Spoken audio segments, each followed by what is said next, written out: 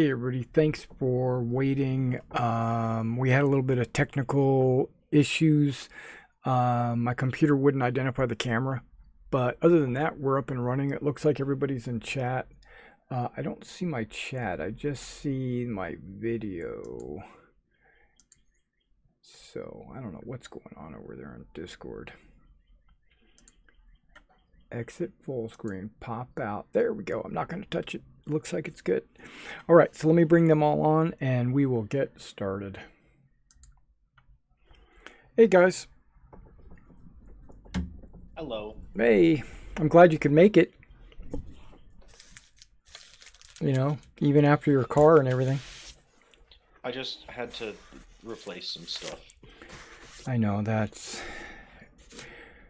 what do they call that? Planned obsolescence? To be fair, the vehicle in question is from like 2001.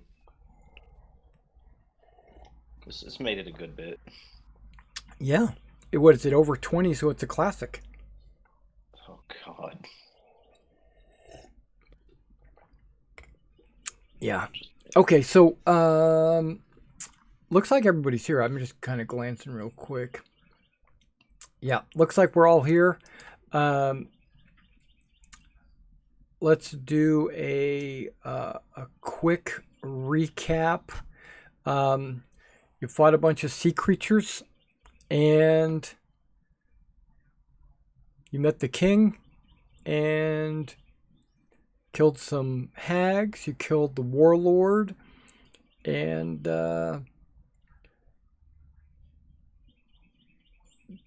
got a staff of fish control or something like that. If I remember right. Another staff, like a trident of fish control or something. And the one Nereid that was that survived stated that that was the king's personal weapon or whatever, and it was stolen from him. He would be happy to get it back. So you're planning on returning it when you got a brain message telling you, if you return it or not, I still want 10% because it's still treasure. Coming from your surface friend who's got the boat. And, you know, that's understandable. But you decided to go ahead and search the area to see if you could find like any treasure or anything like that. And I think that's where we ended it. Yes, I believe so. Okay. Sounds right to me. All right. Someone shopping for a watch? What? Oh, I see a picture in our chat. Oh, no, I'm in the wrong chat. No wonder. Never mind. I'm still at work. Be leaving shortly. I've got your character sheet up. Okay, I was in the wrong chat. I was in one NAS. Okay, so you're still at work. Got it. Let's go ahead and jump in to the Sunken City, or Sunken Kingdom, actually. And I'm going to drag over a party token. Here we go. Not that you need one, but yeah, yoink, as we say. Okay. And so that fight took place around 7, right? Correct. Okay. So I will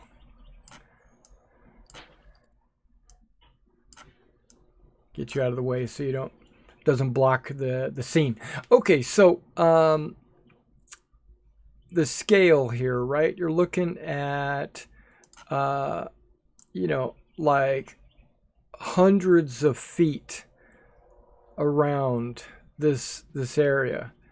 And remember, this is all a city that was on the surface and now is underneath, you know, aka Atlantis. You know, it fell under the water. most of the stonework is marble or stone, and has lasted the centuries that it's been underwater. But just by falling under the water or being drawn under the water, a lot of the buildings have crumbled due to that earthquake, basically. But there are some intact buildings, some rubbled buildings, and a lot of it has got coral or just sea plankton, or sea plants are growing in the various areas.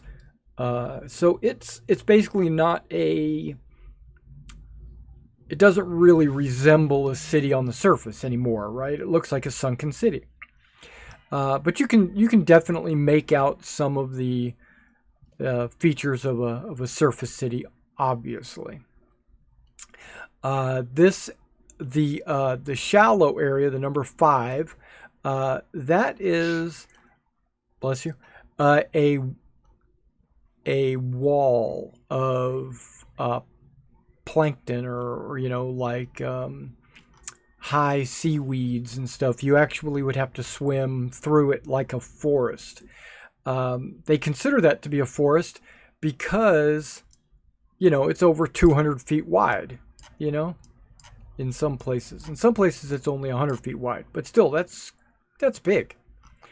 You made it through. You fought in the water above 7, and you've actually already had searched the building 7 and some of its outer buildings. So I would say within 100 feet, or we'll give you 200 feet. Within 200 feet of that building, in that big circle right about there, you've searched that entire area and you found nothing. Zippo, zero, nada.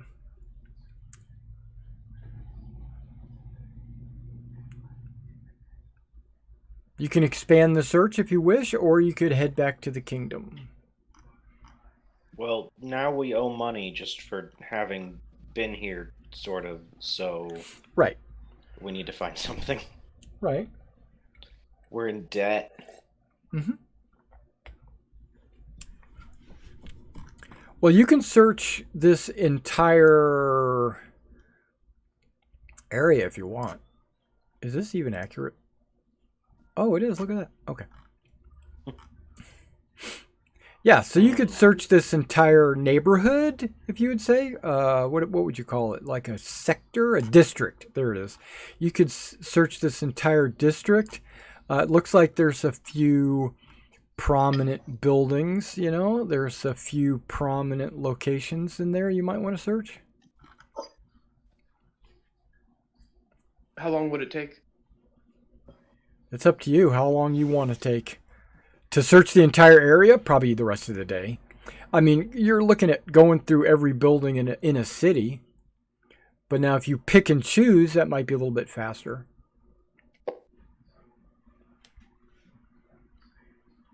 There's a lot of ground. Yeah. Yeah. I figure when we fight Skyla, the ancient monster, she should have some good treasure for us to take back. So I completely forgot everything about Skyla. Giant monster probably has the eternal fire. Ah, right. Probably in the chasm. Oh, okay. It's like I don't remember a giant monster being in this part of the city. No. But yeah, now I remember. Okay.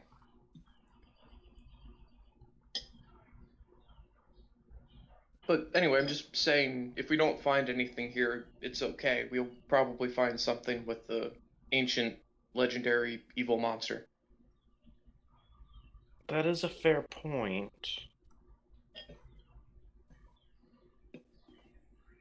Always search it later, too. Doesn't really matter. Oh, that reminds me. Speaking of later, so our whole breathing situation. What would happen, do you think, if we swam back up to the surface and made an air elemental and tried to bring it down with us? I think it just, depending on how strong the air elemental is, I mean, it would just float back up in bubbles if it failed to do so. It'd be strenuous for it. Okay. So you don't think we could use that as like portable air? Portable air. Oh, we got that covered. I mean, Yeah, I mean, we have the water breathing spell. Air elementals are not bubbles of air. They are tornadoes. So basically they're always in motion. And if you're ever inside of an air elemental, you will suffocate. Huh. That's very inconvenient. Yeah, because you can't get a grasp of air because it's taking it all. See, I was hoping either it could be portable air for us, or Right. the whole thing would turn into one big bubble and it would be very embarrassing for the elemental. But it sounds like neither of those would happen. Right, and it also can't swim. It has a 0 water movement speed. Drat. Yeah. Okay. Curiosities aside, so do you guys want to leave the city? It probably has been searched by someone or something by now. unless there's something hidden or something safeguarded behind a lock or something. Okay, the Nereid is a wealth of information, and she's sitting there on her seahorse. All right. Hey, so first off, what's your name again? Jackie. Yaki? Jackie with a J. Jackie. Can you not speak Thylian? I misunderstood. Or misheard. Yeah, it's Jackie. I know it's hard to hear underwater, you surface people. I get it.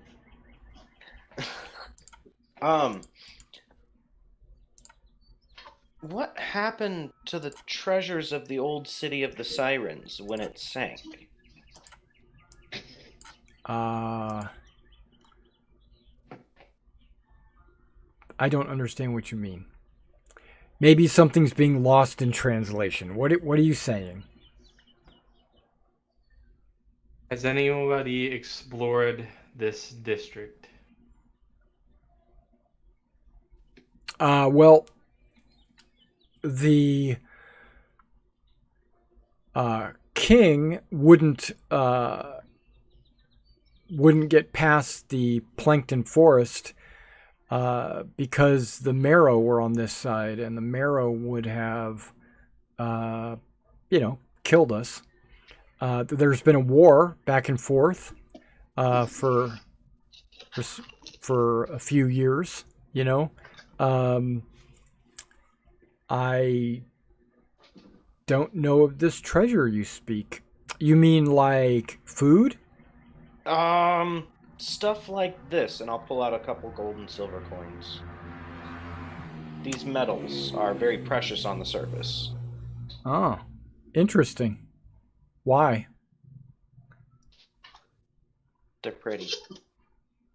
Are they? Beyond that, I have no idea. Yeah,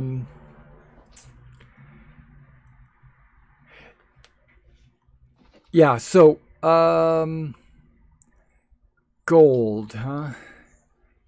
Gold, silver, copper, stuff like that is what you're talking about as treasure? Yeah, metals, shiny rocks. Magical auras?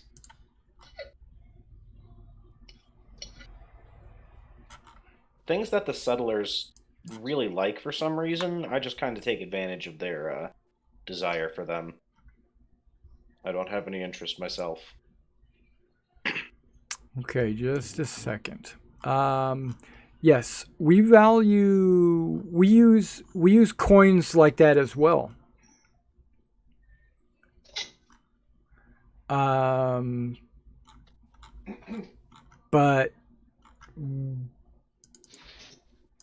I don't think the marrow had any use for coins.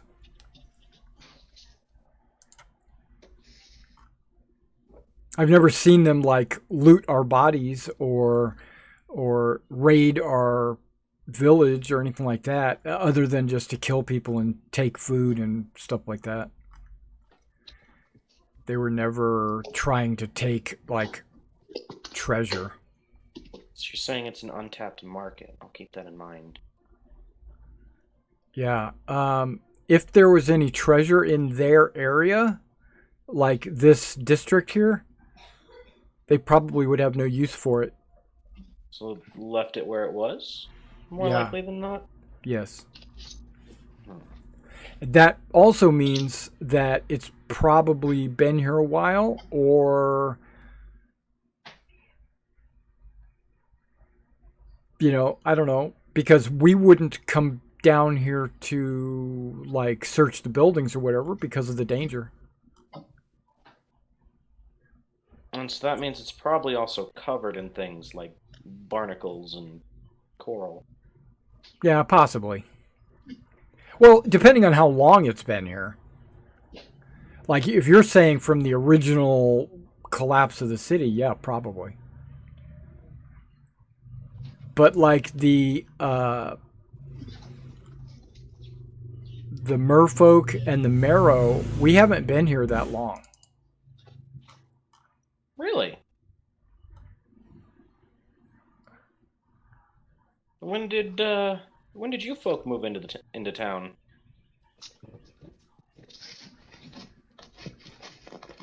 Who keeps moving around? That's Ptolemy. He keeps making noise. What's going on? Ptolemy, settle down. Get settled. Sorry. You will be. Yeah. Oh, goodness. Okay, let's take a look here.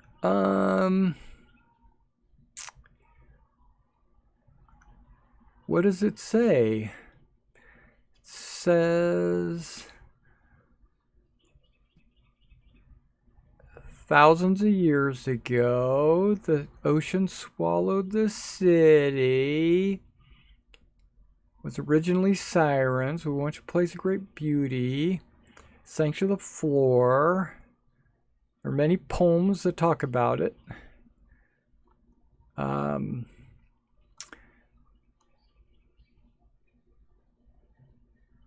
Okay, the city is no longer populated by sirens.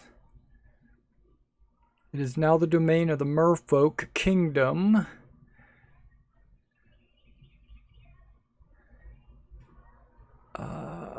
They worship ancient gods.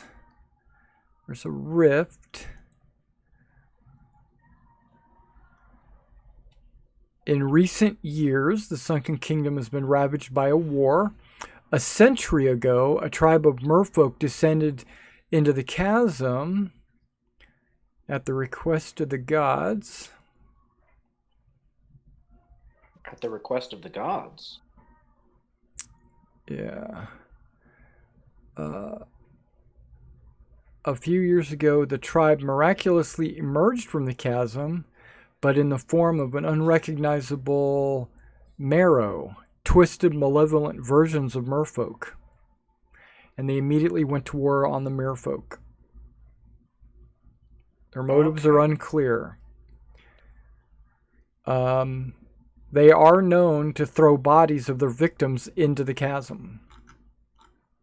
So maybe it's related to what's-her-face, the big monster. And when you say the gods, she's like, yes, the merfolk worship the gods.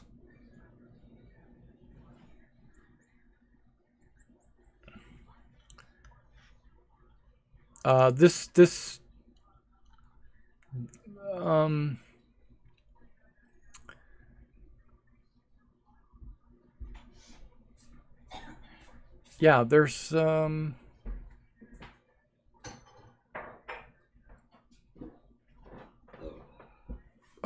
group of powerful gods that are in ancient temples in the ruins.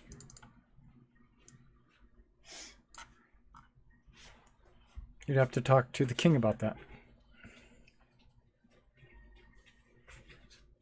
Say we check it out, it's just a matter of when. Wait, so it's a group of gods specific to the ruins? Yes. Huh. Yeah, when you said, when you were talking about your surface gods and how they lost all their powers when you were talking to the king, that didn't affect our gods. Our gods are real.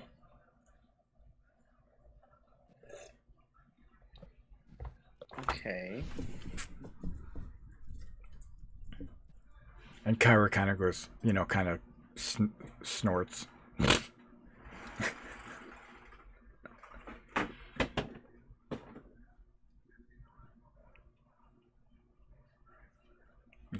That makes Yeah, Kyra says, I've never heard of these gods.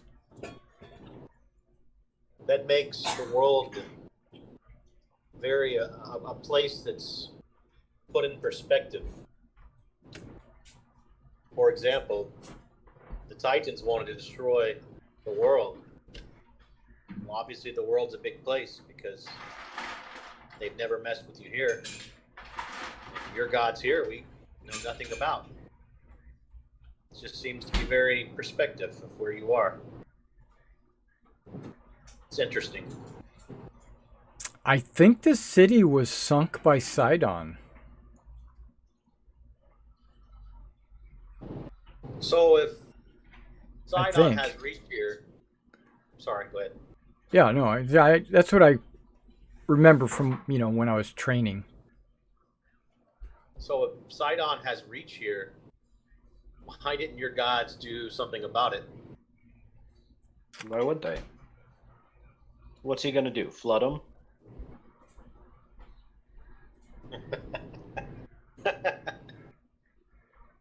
I don't presume to know what gods think or do, but they have immense power. Maybe they just didn't have enough to fight Sidon.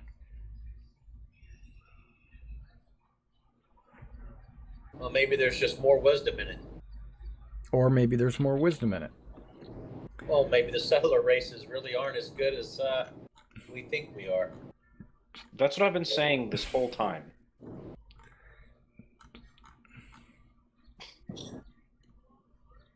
In any case, I'm interested to speak to these gods. Okay, so do we want to go back to the king? Or do you want to search this area? I want The gods are not in this area. This was the Marrow area. And now that the Marrow are gone, I would think it'd be relatively safe. I mean, Yeah, there's I still mean- going to be sea monsters, but you never know. Yeah, I think we should at least search this area. I want to Before, look. yeah. I want to look at this building. Why that building? It looks important. It does actually look very important.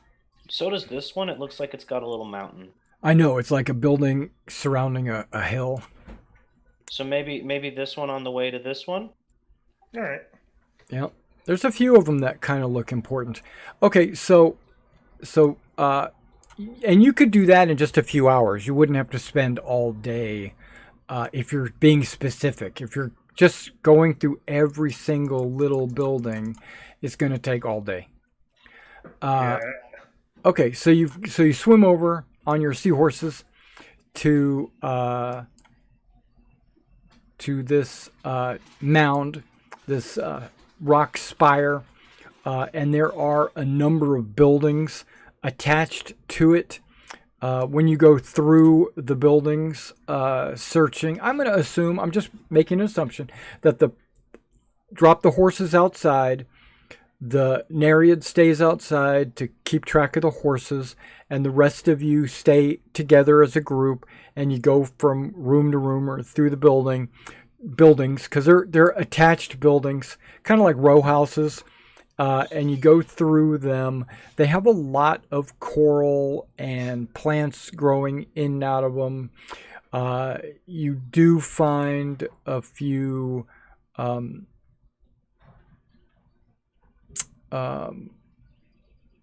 like schools of fish and some crabs running around and stuff like that, but no, you might find like a bedroom of somebody, but everything is like over 1,000 years old under the water, and it's anything that would have been made of wood is long since rotted and gone. Cloth is rotted and gone, but there might be some like a bronze hairbrush, or you might, with lots of corrosion on it or something, but you don't really find anything. That takes about an hour. Curious. I wonder if everything here is so empty. Yeah. Well, you did search all the buildings around number 7, and it was very similar. You searched everything within about 200 feet of 7. And it's very similar. All right. Did you want to go on down to this building here? I'm game. Can I drag everyone with me is the question. I think they already agreed. Yeah, one more building. Okay. So you get to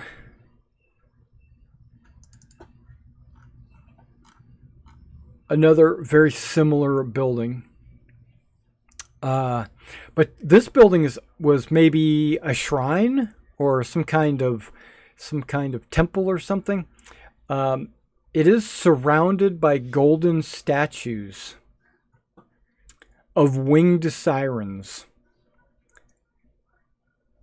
So, if you had a long enough chain and you had a way to like free these statues, they're probably worth something because they're made of gold. In contrast to the surrounding ruins, it appears to be in pristine condition.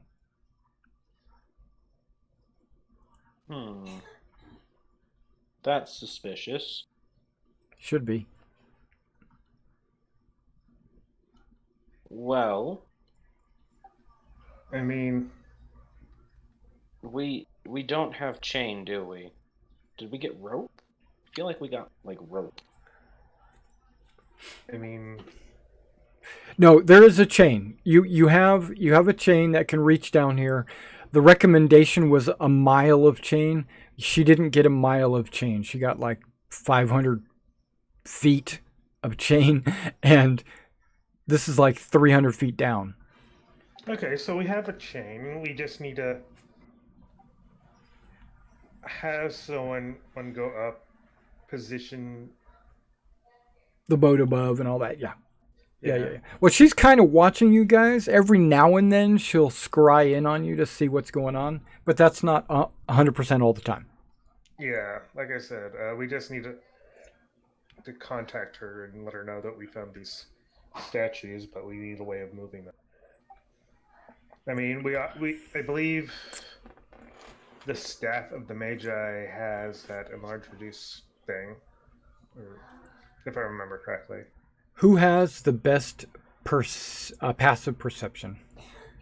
I think it's Scruffle. I feel like someone had one better than me. I have 19. I have 18. Oh, okay. So, I says it. Okay, so while you're standing there kind of like looking at these statues at the entrance of this shrine, you hear the faint sounds of beautiful singing coming from inside. Hey. I'm probably gonna regret this. But I'm gonna go inside. Oh, absolutely. Yeah, let's go. Okay, so they see Hylas just head on into the temple, and everybody else just kind of follows you in. Okay. I'd like to stay next to Ptolemy. Right. I already know my weaknesses. Right. So again, the Jackie and all the seahorses will sit outside by the statues, and inside the shrine is lavishly decorated with marble statues, gemstone mosaics, and silver ornamentation.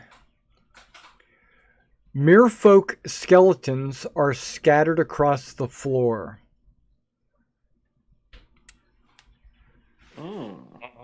No. Yeah, written in mosaics. There's something written on the what is it? The back wall, the rear wall of the shrine.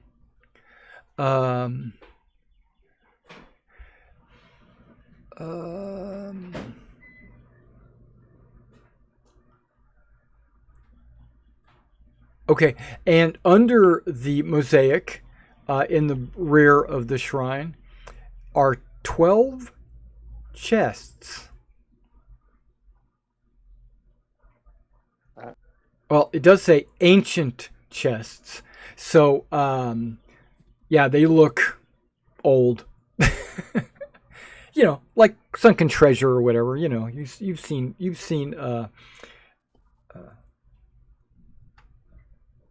what is it? The Caribbean movies. Okay, yeah. And there's bones all around the room. There are bones. There are bones all around the floor because the bones will sink to the ground. Yeah, so the bones are on the floor. And this place is pristine, unlike the rest of the ruins. Yes, it looks like it's well maintained. Before we rush in, let's take a beat, guys. I feel like you looked at me when you said that. Okay, now definitely looked at you. now that everyone is inside, you can all now hear the faint sounds of beautiful singing coming from the temple. And Hylas, as you get closer to where you think the sounds are coming from, which is deep inside the temple, the volume didn't change. So it's not, you don't think you're getting closer, you just think it's everywhere.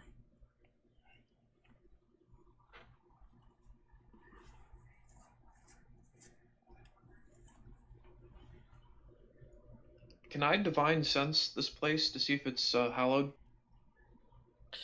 Yes. Anybody else hear that thingy? Yeah. Did you say it was hallowed? No, I Aaron? said you can divine sense it. Oh, then I am expending divine sense. Okay.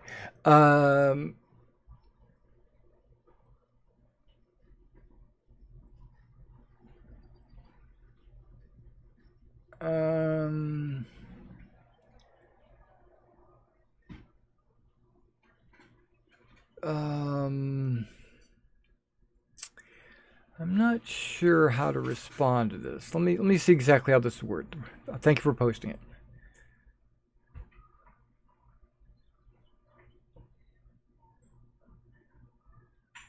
There are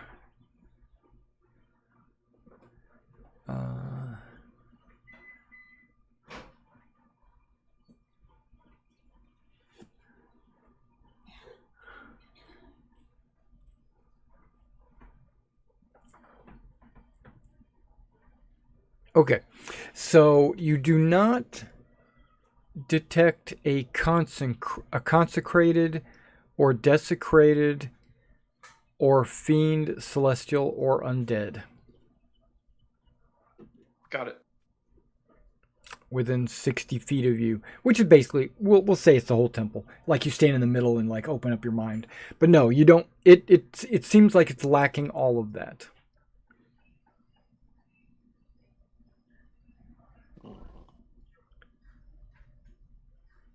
and I cast Detect Magic. Okay. I will post it. Ptolemy, why do you keep sniffing like that?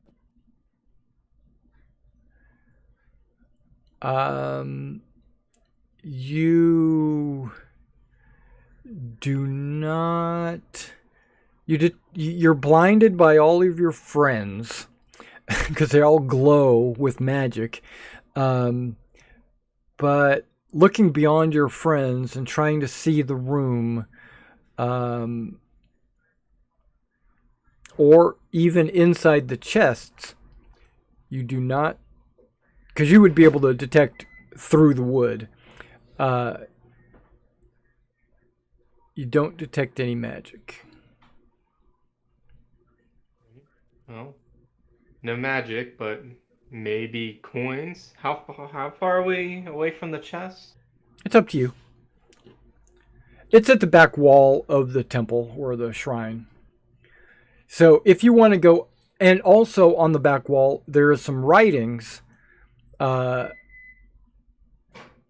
Okay, so there's like this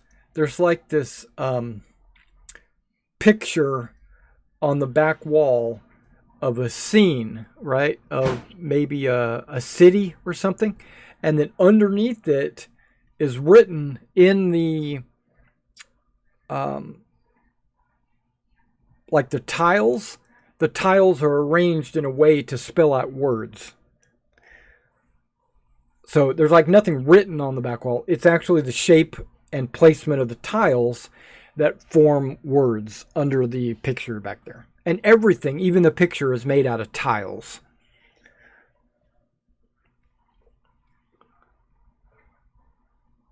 They form words. Can we read it? Yeah, you can read it. I mean, if you can read common, which I think you can. Okay, so you start reading it, and you have to make a wisdom saving throw. Of course, I'm the one that does it. All right. And I'm going to say that Ptolemy is not within 10 feet of you. Oh, God.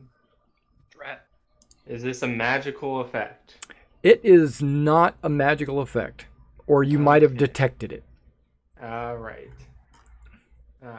Wisdom saving. Oh, at least I have proficiency. Yeah. Okay. So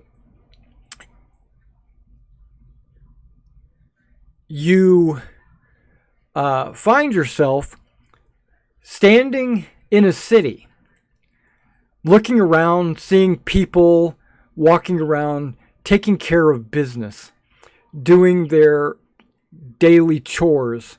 And then a giant tidal wave splashes in from all sides, all four sides, and just sweeping everybody up and completely submerging the city.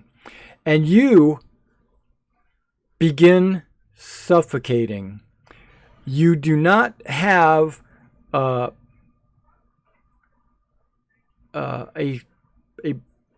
water breathing spell on at that time, and you start grasping at your throat, and you're like, "Oh, I can't breathe!" Right? And make a Constitution saving throw. Okay, so you take 3 points of damage. Okay, and that, now the rest of you all see him walk up to this mosaic. He glances up. This is like what your interpretation of what you see him doing. He swims up, kind of glides over to the mosaic. He starts scrutinizing the tiles at the bottom of the picture on the wall, and then you see him, a bunch of air bubbles come out of his mouth. He grasps his throat, and you hear gurgling sounds coming from him. What would you guys like to do?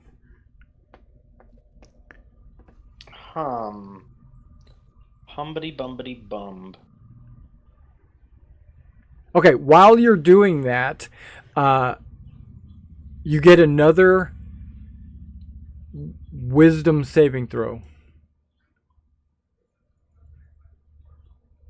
Oh All right. my. And you take another 2 points of damage. Okay, Okay. everybody else, what's everybody else going to do? I rush over. Okay. Now he's within 10 feet of you. But guess what? You're unaffected by him. I have no idea that it's not magical, so I'm going to cast Dispel Magic. Okay. Which I have to use my last 3rd level spell slot on. Drat. Question: what are you using it on? Him. So you're going to dispel all of Elias's magic. Oh. Is that what you're doing? Are you sure that's a smart idea, Scruffle? Because it doesn't target spells. Yeah. You're targeting the creature. Yeah. Yeah, because I don't know what the effect is. I just know he's not breathing, and... Well, So you're going to try to remove all of Elias's magic. Yes. Would you do that? Well, if he's not breathing, then it seems like his water breathing is gone, so it's not like I... Okay, so you could be targeting a magical effect. Yeah... You don't have to target the creature. You can target the magical effect. Even if I don't know what it is? Well, what magic effect do you think it is? What are you trying to dispel? Something's choking him. Yeah, so what are you dispelling? Choking. Name the spell that name the magical effect that causes choking. Suffocation. Magical effect. I don't know. Right, so you don't. Okay. So what else would you like to try to do? Because you don't see any magical effect. You don't see like a tendril coming out of the wall or something, wrapping itself around his throat, and you could try to dispel that tendril. You know, you don't see an aura around him that you can like causing him to not breathe or anything. So you could dispel that magical effect. There's nothing like that. Okay. You don't know what's causing him to no longer breathe. Right. So we give him the kiss of life. Okay. In what way? I'm gonna breathe for him. Okay. How? Uh, By pushing more water in his throat? Oh, right. I'm sorry, but that was... that was just... I'm gonna thump him on the back. He's choking on something. Okay, so you're going to try to give him the Heimlich. It hasn't been invented yet. Right. Okay. Are you trying to cause any damage to him? No. Okay. So that's what Scruffle's doing. He's reaching for him, trying to clear his throat. What's the rest of you guys doing? I know Ptolemy's getting within 10 feet to give him a bonus. I'm also not physically strong enough to cause damage like that. Well, you could crit. I could crit. But anybody else going to try to do anything? Hylas really can't do much. Okay. I mean, he can heal him, but he doesn't know what's wrong, so... Beyond that, he's choking, and he doesn't know what's causing him to suddenly choke. Right. Well, you do know that you can heal him. Yeah, I can heal him, but, like... But you don't need to right now. I mean, he's not close to death. Yeah, like, it looks like he gets close to death, like, passes out or something. Like, Hylas will definitely heal him. Right, I got you. So you're preparing just in case it goes too far. Yeah, in case it goes that far. And Andromaca's prepared to stab him when he turns into undead. Okay. So maybe we let him suffocate and then make him better. Right. And recast water breathing. Okay. Elias, to get another wisdom saving throw. With a bonus this time. Doesn't matter. Okay, well, that was only 1 point of damage. Just let me know if you ever reduced to 0. Okay, so basically, everybody's basically just trying to help you, but they don't really know what they can do. So we're going to just do some wisdom saving throws until you pass. Go ahead. Give me another wisdom saving throw. Or 4 points of damage. Again. Okay, hold on. Why is this open? Why can I not close it?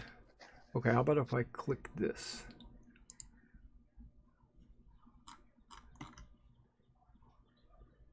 There it is. Okay. Boom. 1 more point of damage. Go ahead. Is that with the plus? No, I don't have any pluses added. So whatever Ptolemy's thing is added Plus to 4. that. It's plus 4? Okay, so you succeed. So, Sorry. yeah, that entire time you were experiencing a terrifying vision of the city collapsing, being swallowed by the ocean, people drowning, you were drowning. And then when you pass the saving throw, you snap out of it. Basically, you were in a you're like, what? And you can now breathe because your water breathing spell had never expired. It was all in your mind. Now, when you're looking at the words, when you read the words, they were in a language that you don't understand. Now that you passed your saving throw, you realize that it literally cannot be read. Even if I knew the language? Well, you don't know what language it is. Alright. Do I feel like I'd have to go through that again if I attempted to read it again? I'm going to allow you a Master of Obvious check. Yes, you would have to do it again. If you attempt to read it, you will have to make a saving throw. Alright, guys, I can read this. I might start drowning again, but give me like 10 minutes, I can read it. Probably a bad idea. Well, I'll stop you from dying, but there's only so much I can do. I mean, we could investigate the ominous. Wait, you were Music. drowning? Yeah, what'd you think I was doing? But yeah, I mean, Oh. I can stop you from drowning, but I can only do that so much. Let's investigate the singing, I think. What should we do if you start drowning again? Well, that's if we're gonna spend the time here and read this, but Yeah, but there could be any number of things that cause that in here. It might not just be the one. well, if it's not me drowning, I can probably help one of you guys, but So what do we do if you're drowning? Just wait and watch like we did? yeah, basically. Okay. Fair enough. Ptolemy, you can't tell which direction the singing is coming from. It's all around you.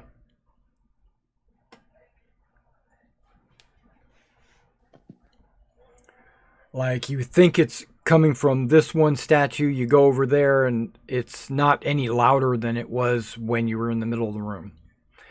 So you go back to the middle room, you try the other side. Yeah, you wander around. It's coming from everywhere. Okay, so we'd have to investigate the whole building, pretty much. Well, you have. This is a shrine, so think of it like a single room, statues lining the walls, and then on the far wall is that big mosaic of the city, and skeleton bones and on the floor and chests in the back wall. And that's it. That's all that's in there. Oh, okay. There's no other like doors leading you to other rooms or anything.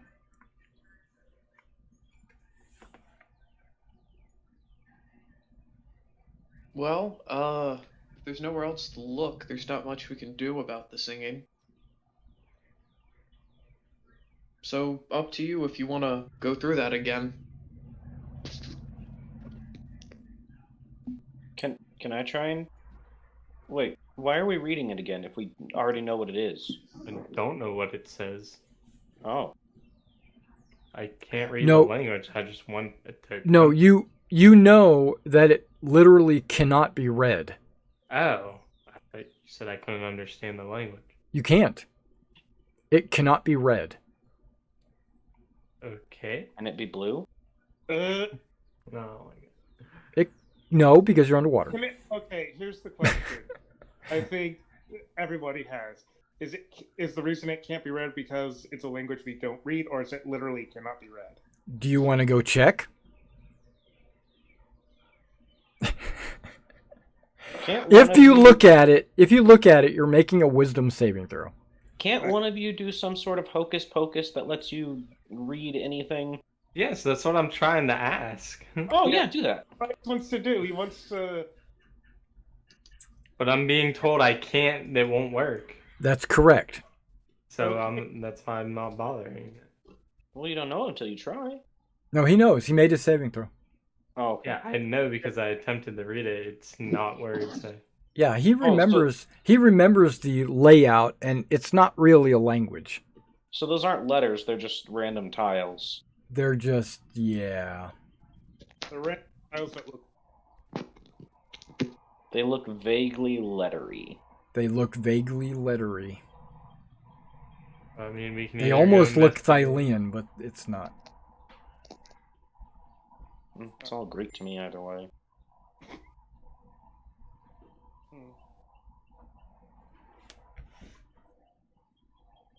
Why don't we take a look at these nice treasure chests and hopefully they don't curse us? Well, you see all these skeletons on the floor? I'm hoping that was from the writing on the walls instead of the chests, but it's anybody's guess. Hoping or whatever's making that sound. Well, if you want to try reading the letters to find out, you can be my guest.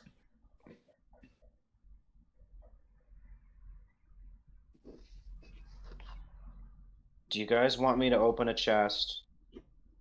Let me get out of the room real quick. I'm fairly expendable, generally. So Elias gets out of the building. I'll stay in case Scruffle needs healing.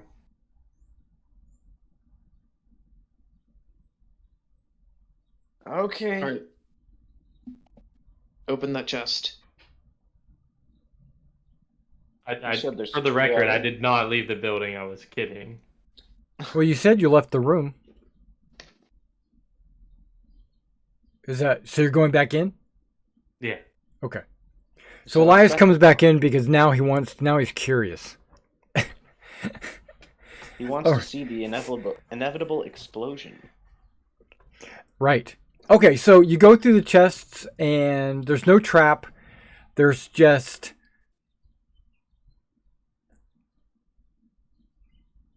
thousands and thousands of coins.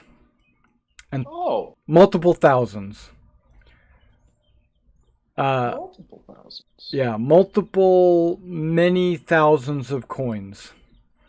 Not as many coins as in the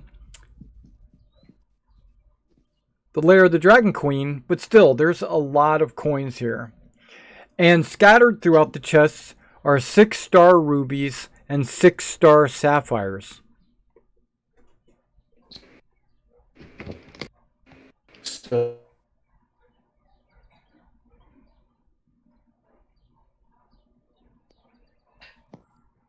Maybe. Someone disconnected.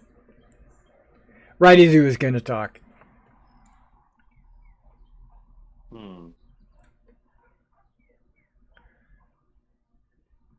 Yeah, he said he'll be back. Okay, in chat. So we found some treasure. Yeah, there's a lot of coins.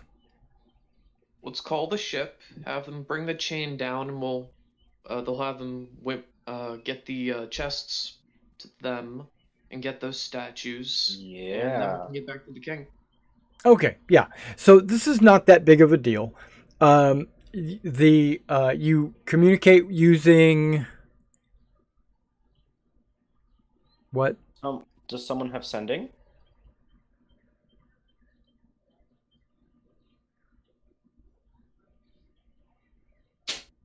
Maybe. Maybe everybody's muted. I don't have sending. Okay. Hylas, did you prepare sending? No. Okay. Message is sending. What? I have message, but message is not sending because it requires me to see the person. Well, I think message is like only 120 feet. Yeah, message isn't that far. It's like you can whisper to somebody across, essentially. Yeah. Okay. So what I'm hearing is we communicate via one or two of us goes up to the surface. Probably me and Kyra, because we can actually get onto the boat, whereas your seahorses can't. And so we can fly straight up out of the water, wave our arms till the ship comes over, and point straight down. Right. Okay, so you go up to the ship. They are already, they're super close to where you're at, a couple 100 feet away. They row over there. They throw the chain overboard, and they're ready to start hauling it up. So who's going to keep track of what's in the cargo of the ship? I gotcha. Okay, it is 12,000 silver pieces. Wait. Okay. Cargo of merchant ship. Yep. 12,000 silver pieces. No, 20. Did I say 12? I meant 24,000 silver pieces. That's a very different number. Got it? 12,000 gold pieces. Nice. And then the 6-star rubies and 6-star sapphires. Each 1,000 gold.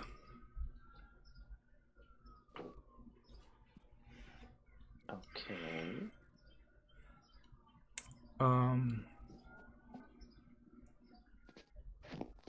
And there are 2 golden statues of winged sirens. Each 1,000 gold. They're not solid. They're basically like gold plated. Okay. And we agreed to give her 10%, correct? You don't take that out. Just put a total. I know. I just want to confirm that. Yeah, and put also in the treasure. Even though you're going to give it away, it still counts as towards the 10%. So I don't know how you want to put that in there, but it's a javelin of the fish command.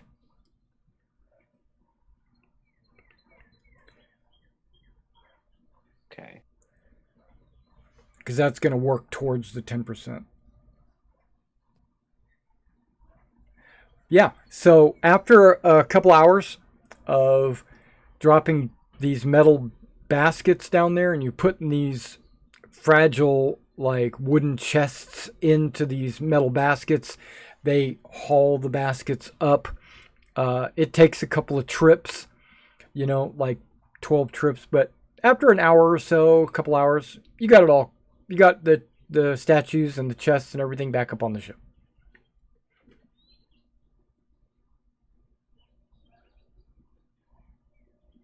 And she says, "Oh, it looks like it's been pretty lucrative. That's good.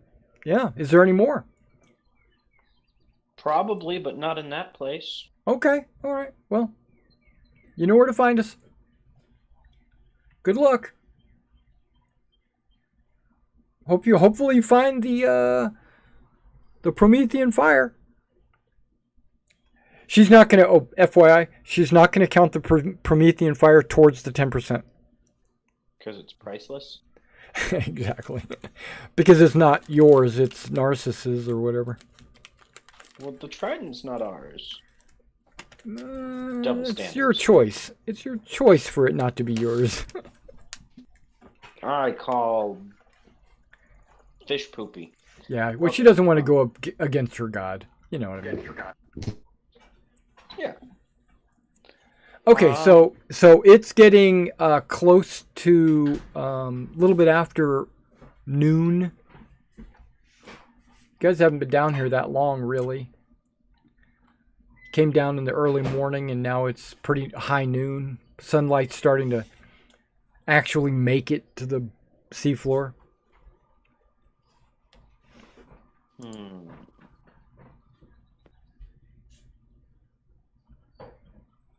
You want to search any more buildings, or did you? Oh, here, let me do this. GM. Boop. There we go. Do you want to search any more buildings, or head back to the king? Give him his staff and find out any other info, or what do you want to do?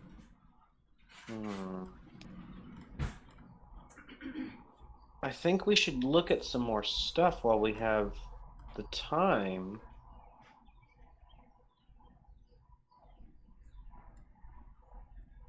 I agree, we should actually look for more stuff at once.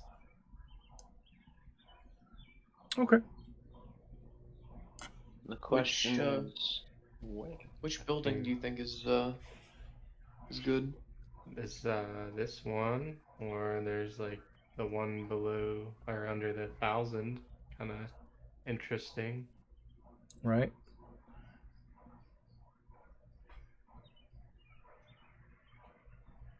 The spiral building next to us is also kind of interesting. what about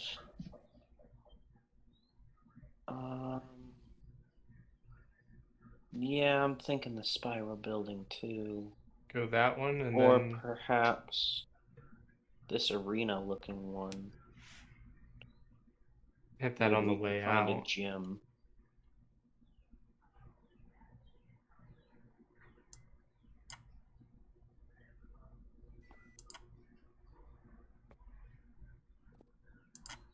Let's go here then.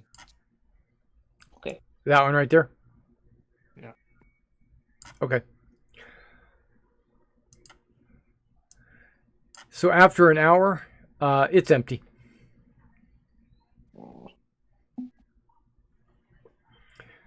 Are you going to go to the tall? That's a kind of a couple of stories. You might consider it to be like a wizard's type tower or something like that. You search that building. After an hour, there's nothing. So I'm counting it as being close to 2 p.m. Say we go down to this one and then go back up to that one and leave. Okay, you search that one at 3, and then you go up here, search that one. It's 4. Okay, so I think we got everything, guys. Yeah. I'm sure we Most of did. the buildings look fairly empty and, run down. Let's head back to the king then. I think that might be wise. Okay, so you go back to Der King. Now, as you approach, I do want to let you know that you can see a couple of 100 feet, maybe in. Whoop, let me get to a select. Nope. Let's go to that. Yep. Yeah. So you can see, like, in this area, looks like.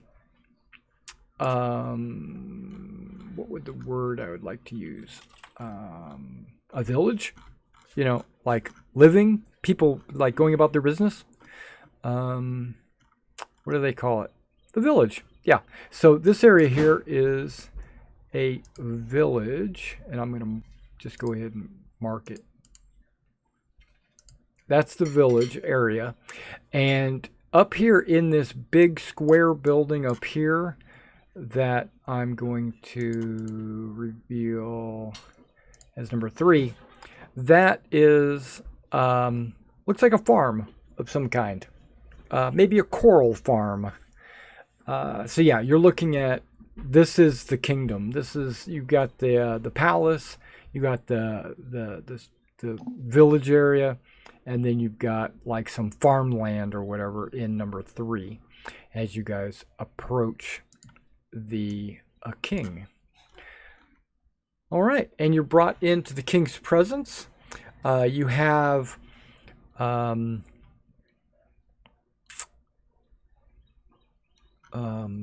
survivor of the Nereids warband that went with you, and she kind of drops off and disappears in and amongst her people as you are escorted in to the palace, led to the throne room, and you see a kingly merman sitting on his golden chair, and he says, "Oh, welcome back." Remember, this is King Pontus. He says, "Welcome back. Were you successful? You've been gone a long time, almost all day." We were very successful. We defeated the... What were we calling them? The... Marrow. The Marrow. We defeated the Marrow, killed their warlord and the hags. Yep. And we brought you your trident of fish command. What? What? You have my trident? Indeed. Oh, and then he waves one of his guards over to get it for him. The guard swims over to you and grabs the trident and swims it up to the king and gives it to the king. And he looks at it and he's like, "Oh, you brought my friend back. Thank you. I didn't even know that the warlord Skeksis had that. That is, you have done me a great service. I would like to honor you with a meal and a place to sleep for the evening. And any other anything else you would desire, it'll be yours. My kingdom is your kingdom." Oh, and by the way, I talked to my advisors, and while you've been away, we've had quite a bit of time to discuss this.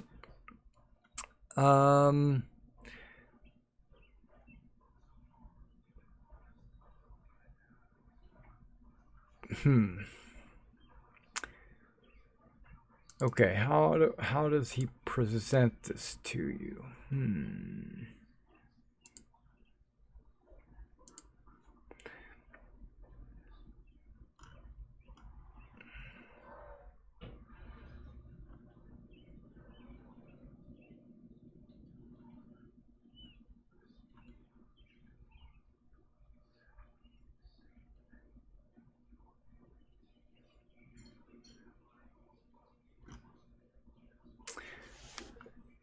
Okay, so my understanding is you are here for the Promethean fire, right? That's what you were looking for this. We were trying to figure out what that was. We've never heard of it. You know, we don't know where that is in the kingdom. And one of my advisors had gone to the temple district to ask our gods. And they came back with some alarming information that we would like to share with you. But also, they request your presence, not immediately, when you're ready, like when you're rested or whatever. But they would like to speak with you about the Promethean fire. They believe that the Promethean fire was eaten by Skyla. And so it would be inside of Skyla.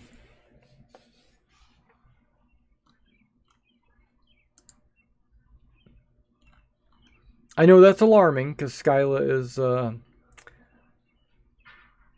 powerful monster and all.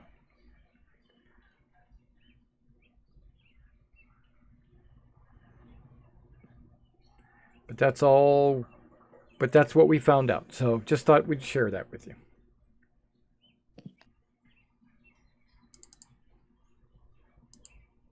Well, we appreciate the information. And don't forget, we're getting ready to have a meal here pretty soon. You're welcome to it, and you can eat with me here in my court, and we'll set you up with rooms at our local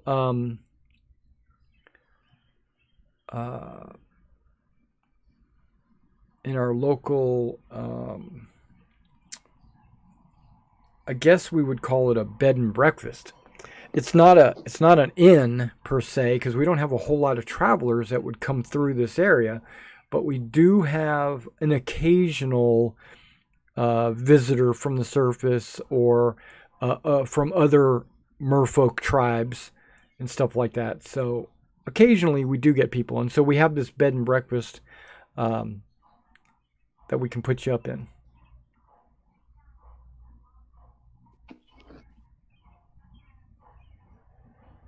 I think we'll take you up on that offer. Okay. So you have about an hour before meal, so you're welcome to wander the village or whatever you want to do for the next hour or so, and then just come on back and we'll feast and we'll have a good meal. The hunters brought in a good shark the other day. Excellent. Okay. All right. So you guys are escorted back out of the palace area, or at least out of the throne room, and you guys are free to go about do whatever you want to do. It's about 4 p.m.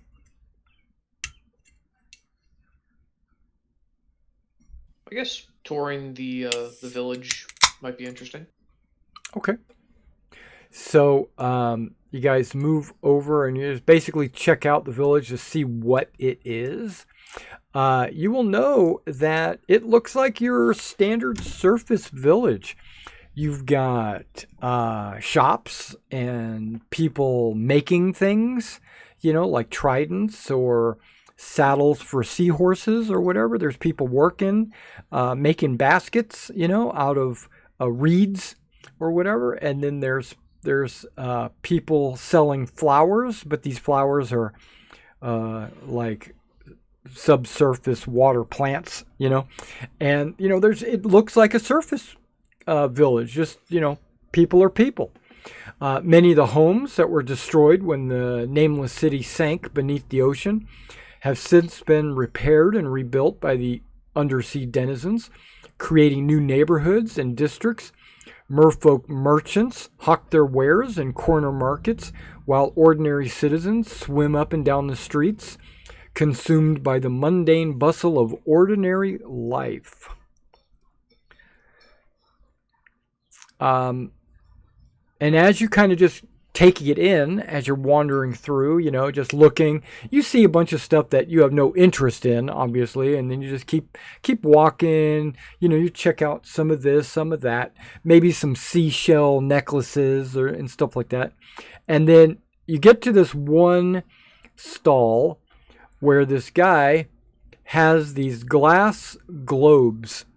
Okay, as a sailor, you, having learned the ropes per se, you know that it's a thing where you would take a glass globe and put like rope around it, and you could throw it into the water and it would float, right? So it might tell you where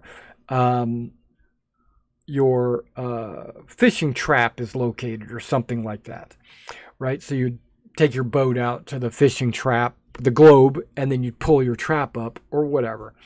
And these globes are not floating, they're actually underwater. But what's what's unusual about these globes is they're glowing red. So there's like this red light emanating from inside these globes. And they're for sale. Hey, you guys look strange. You guys look like you're from the surface. You probably need to be able to see in the dark. Check this out. I've got these ever-burning globes right over here. Ever-burning, right there. Check it out. What's an ever-burning globe? This. What does it do? It burns forever. Gives you light. How much? Now, if you look around the city and he points, now that he's pointing, you see that there are street lights that he's pointing at. And they have these globes attached to them. You can't really tell that they're glowing, right? Well, you can now that you're looking at them. But before you were really looking, you just thought it was sunlight coming in. But now when you look at that globe, it's glowing. So even at night, we can get around because we've got these ever-burning globes. We have street lights, and they're all over. I mean, you could probably steal one if you wanted to, but he's selling them.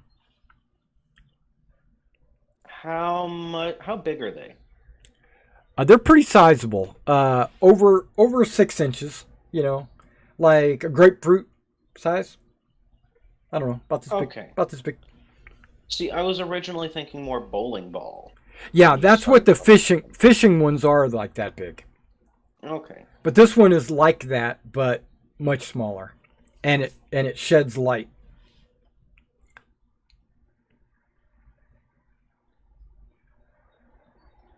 Oh, you're interested? Oh, it's 10 gold. 10 gold, and it's yours.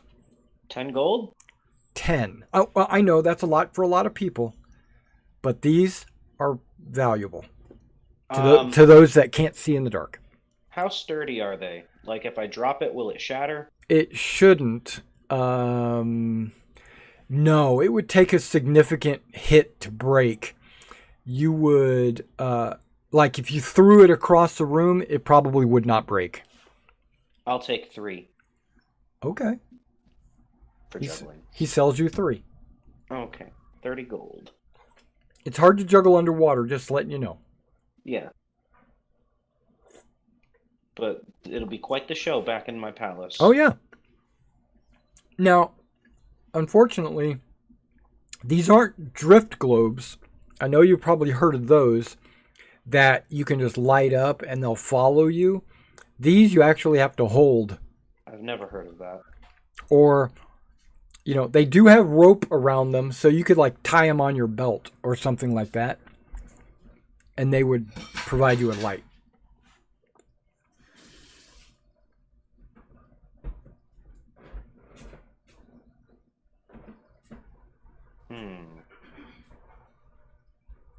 They have a rope. Like a rope or a string? Rope. Wow. That's unfortunate. Still, can I drape one around my neck? Yeah. Awesome. It'll interfere or possibly damage your musical instrument. I will not do that. Well, I just have the horn with me. Would it? Mm-hmm. Oh, okay. It's solid. Think a solid glass ball. No air inside of it. Okay. Like a crystal ball, I kind of think it's hollow, but this is smaller than a crystal ball and solid glass.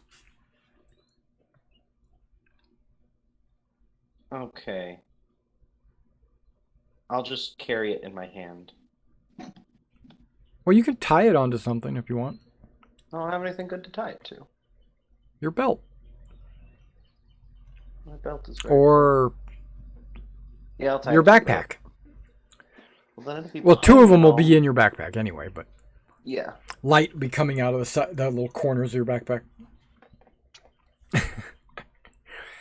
And it is also red light. This is specific. It is not like white light. It is red. That's fine. Yeah, but it is light. It prevents you from being blind or, like in a dark area you can't see anything. Okay, so you buy 3 of them. You tie one on your belt. Does anybody else want an ever-burning globe? He's looking at you guys. They're only 10 gold each. I'll take one. Okay. He's got basically an unlimited number of them. He also provides them to the city, the village, to use as street lights and whatever. So he's kind of a well-liked person for that. Yeah, I'll take one. Okay. Yeah, anybody that wants one can have one. It might even help you in the darkest fathoms of the chasm where light doesn't go. I'll get one. Mm-hmm.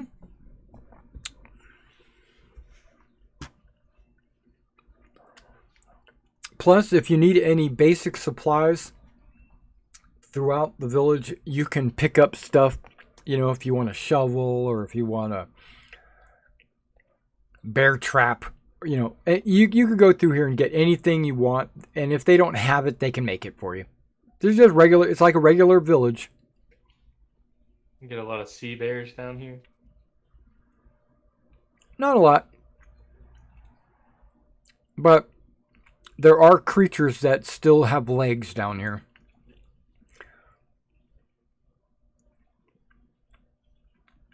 Like crabs. Hey, do you have any of these glass spheres that haven't been made into ever-burning spheres yet? Yeah. Can I buy one of those? Yeah. It's going to be 10 gold because I would need that to be able to get 10 gold or sell, so. But yeah. Yeah. So yeah, I'll say one that's not lit for 10 gold. Okay. Okay. And then when nobody's looking, I'm going to duck behind something and cast light on this unlit sphere. Red light. Hey, Ptolemy, I got you an ever-burning sphere. I bought my own like a minute ago. Oh, I didn't notice. Did anybody want one?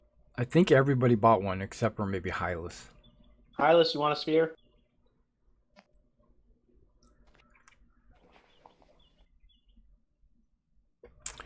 I saw his thing light up, but I didn't hear him. No, I'm thinking. Okay. You know what? No. I don't want a sphere. I guess your joke didn't work. Okay. Yeah.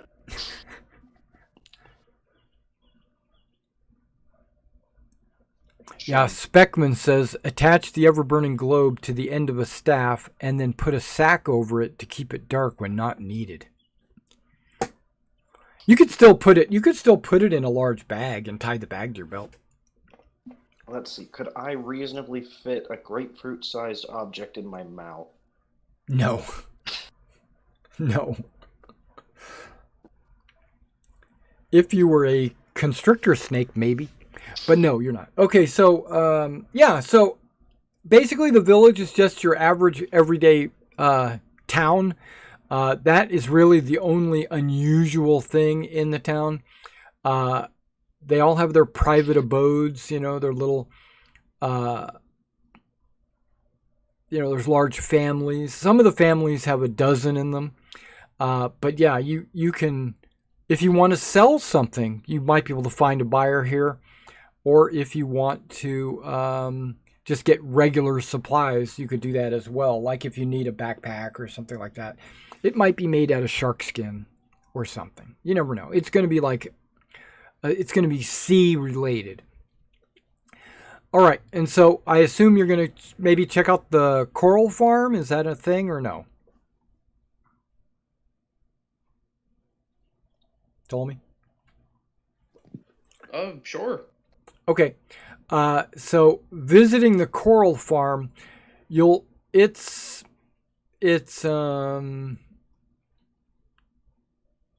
tall, delicate towers of coral rising up from the ocean floor. They look like they are being groomed,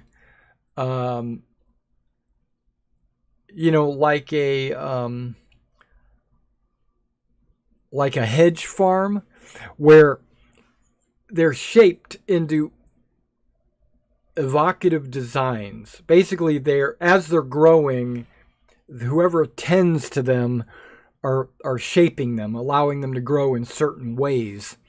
The colorful growths resemble a beautiful meditative garden. Okay, so it's not really a farm per se. It's more like a garden. You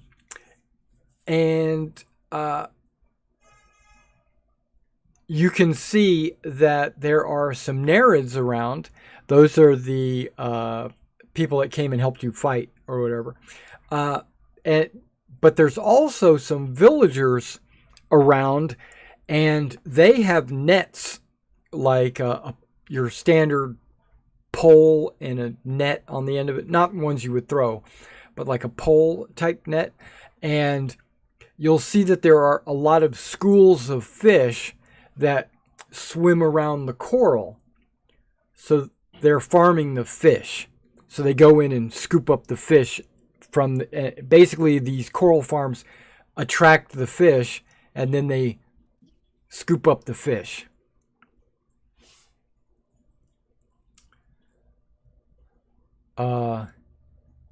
This young Nereid, probably in her late teens, 17 or so, swims up to your party excitedly.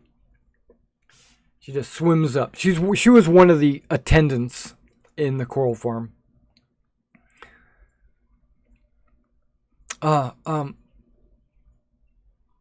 Who are you guys? My name is Kayla. And who are you? Noting that you have like legs.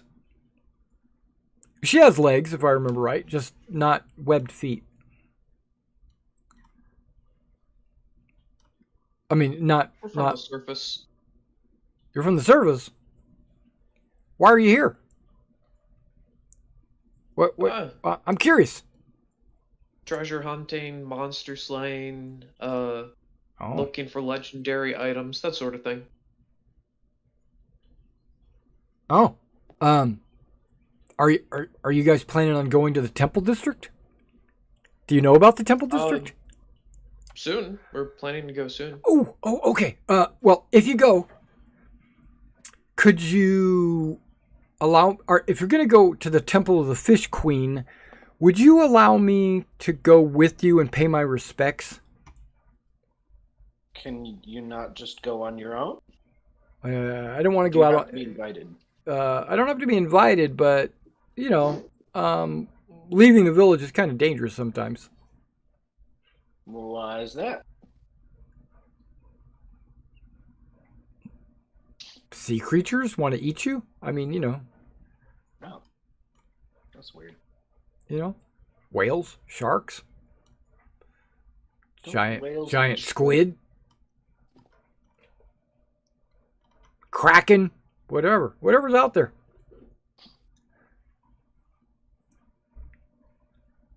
Remember, she looks like she's young.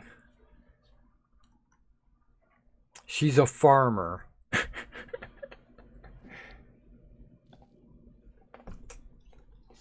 Yeah, well, if you can't, don't worry about it, but I don't see any problem with you coming along. okay. When are you going? Well, it's late. Are you going tonight? I think we're going tomorrow. Oh, okay. Well, I'll be working the farm tomorrow if you want to come, grab me. on the way. That'd be great. And she points towards the east. She points in that direction. Like, it's over there.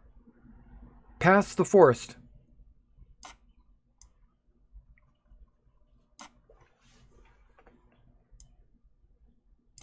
Okay. So it's not, well, so it's not we'll, super far. It's just, unoccupied.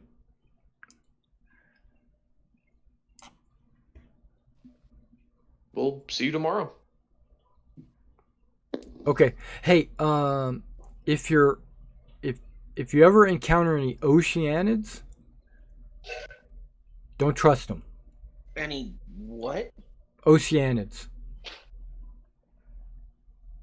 What is that? What's an Oceanid? Yes. How do I describe an Oceanid?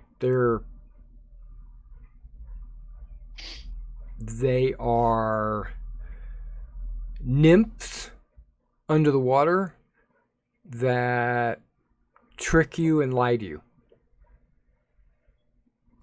Underwater nymphs. Well, one shouldn't trust nymphs in general. No. Why's that? I'm a nymph.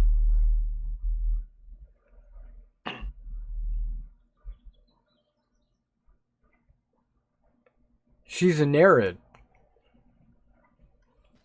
What he means is he inserted his foot in mouth and now tongue tied.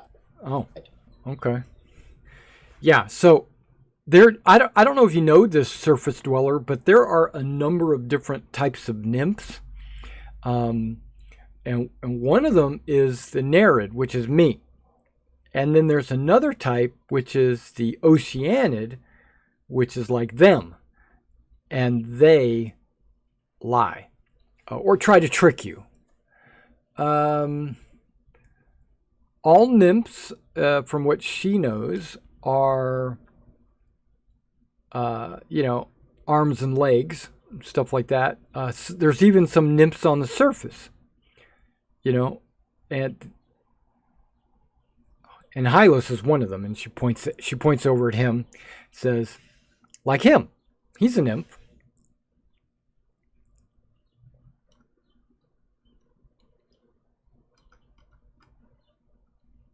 Yeah, he was one of the inspirations for that. Oh, okay. Maybe I've dug too deep. I'll see you tomorrow. And then she swims back to the farm.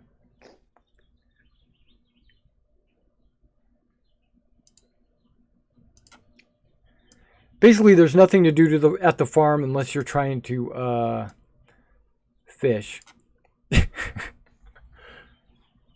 So your time is up. It's time to go back to the temple, or I should say the palace. You go back to the palace. You get a healthy meal. There's a bunch of people there. There's some singing. There's some merrymaking.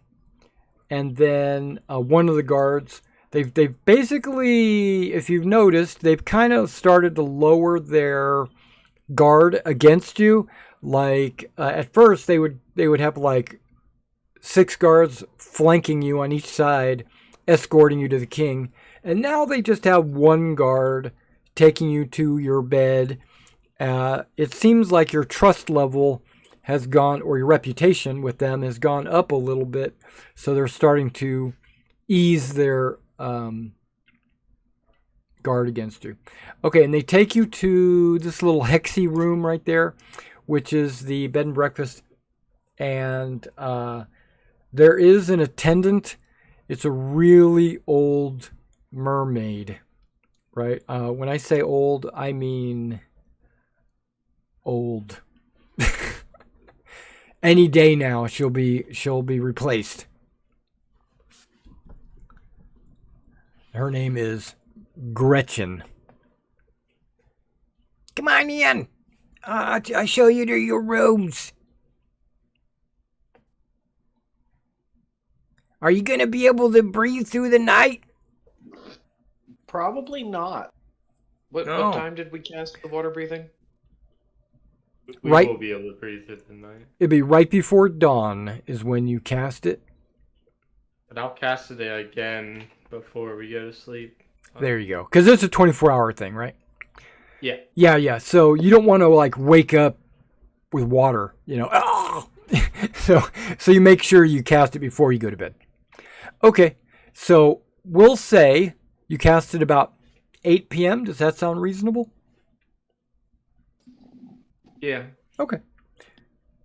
All right, guys. Yeah, there will be seaweed in the morning.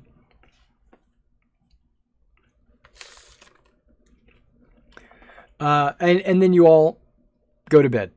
Waking up next day, still being able to breathe water because it's only been a few hours since he cast the spell, and you're back in the morning. Dawn-ish.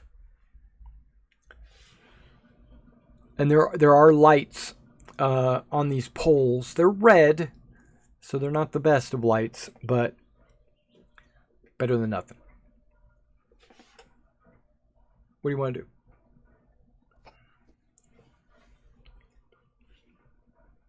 So I didn't ask yesterday, but is everybody okay with that random farm girl going with us to meet their gods? I don't see why not. Same.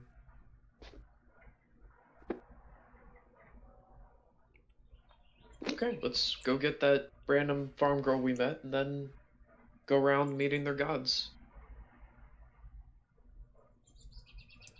Okay, so you go over to the farm, and she says, do you have permission to go over there?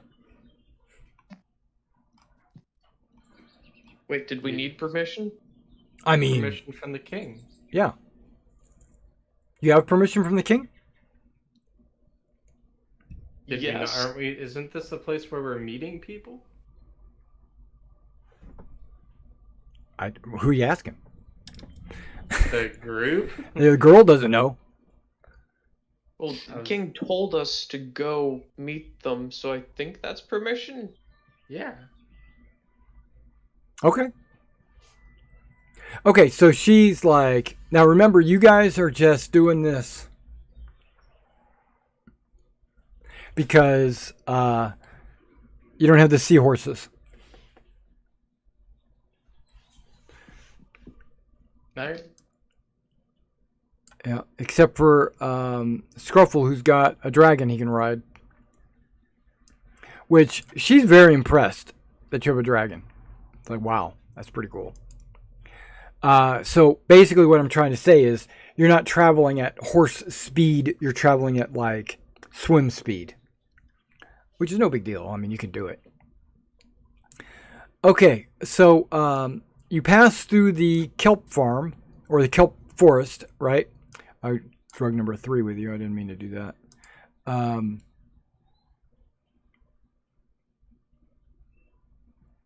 as soon as you get through the, well, I'm gonna do this. I'm gonna put her token because you never know. She might get attacked as well. Boop. I'm gonna. Whoop. Okay, I'm on the wrong thing. I'm gonna copy the party and her over to another map.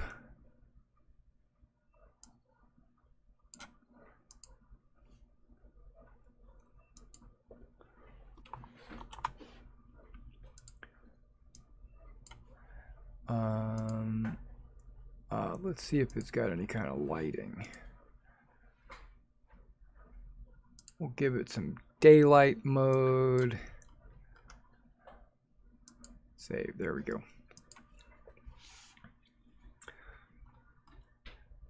Okay. So, this is the Temple District. Okay, and I think I'm going to provide this just to cut some corners here. the Temples District. I don't think this will hurt anything. Yep, so let's give you this map. That map, the player's map that I just provided you, has numbers on it. Those numbers are the active temples. Okay, I think that might be true. But basically, let's just say they're points of interest.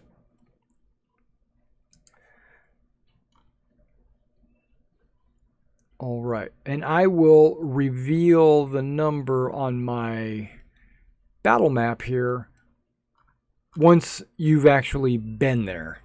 That way, we'll know where you've been. All right, so you in a party, and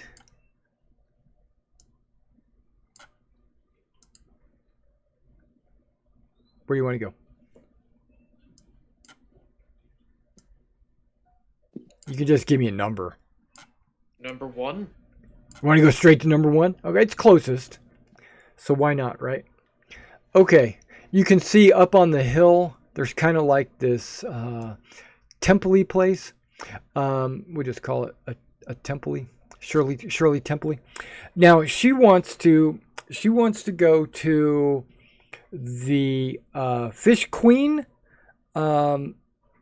She's not exactly sure which one that is, but once she's been to the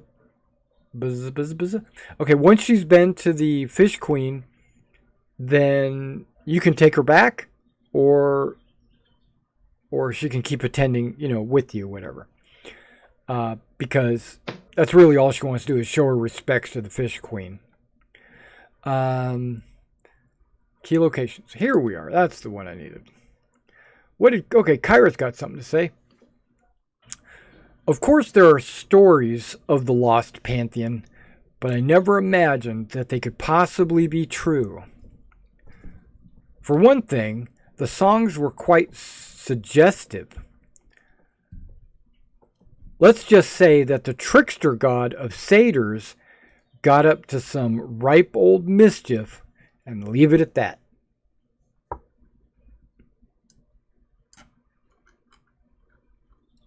Scruffle. Okay. Yes. No. Okay, so you get to this temple. I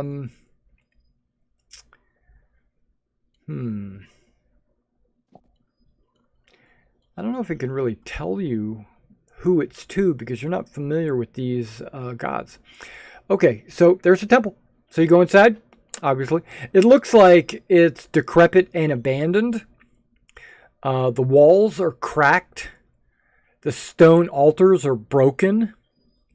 In the middle of the floor is a toppled statue of a large centaur. The entire place has been overrun by thick seaweed. Tall strands of weave gently back and forth in the ocean currents.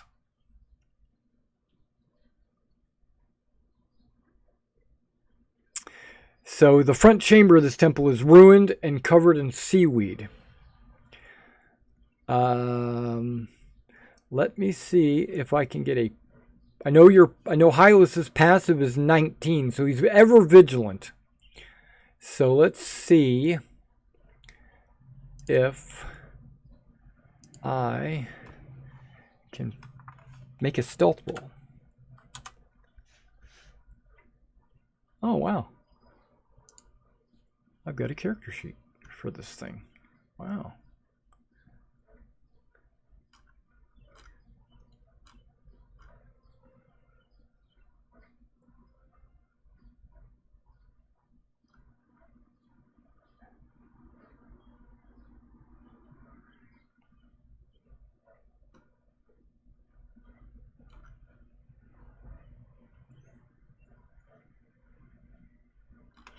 Okay.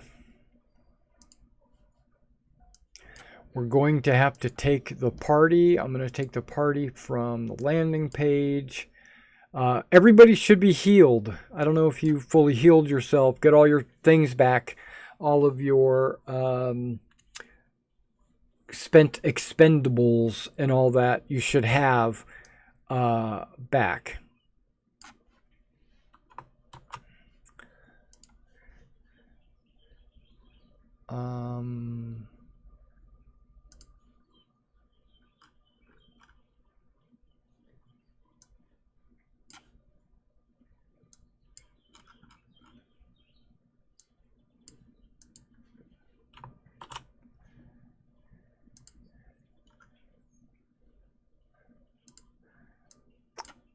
And the reason why that's important is because this thing that was trying to hide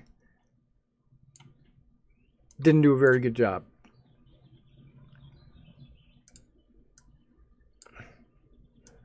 We'll put Ptolemy somewhere in the middle.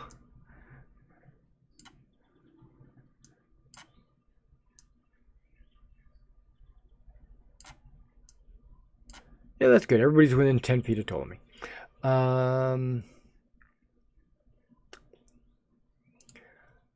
Let's just drag you all over to this map.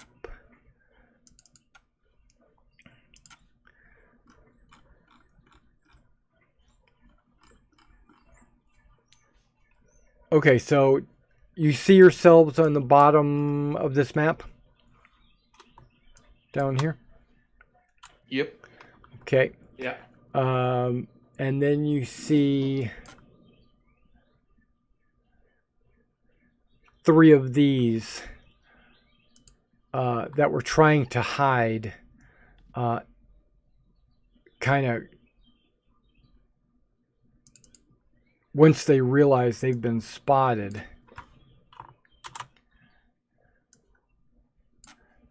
What? Wait, what? Okay, there we go.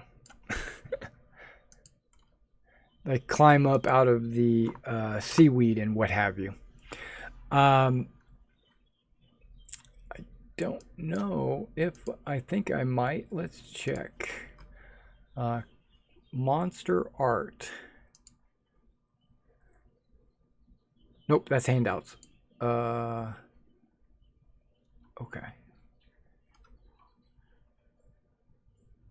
I mean, I need a handout, but not the ones I've already given you. Okay, hold on here. Appendices, monsters. Is it a sea monster? It is.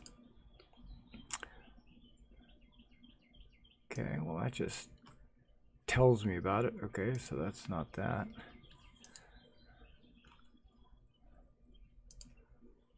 Ah, here we go.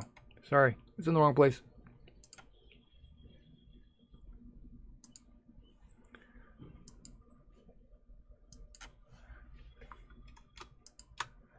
There we go. Kind of looks half crab, half crazy man, half vampire. I don't know.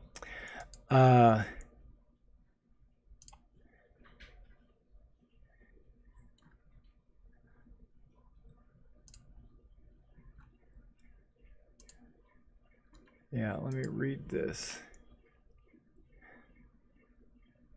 This is something you might know about it. With an appearance that treads the line between comedic and horrific. The Ichthys is a twisted centaur-like creature with a humanoid upper body that protrudes from a shell of a massive crab.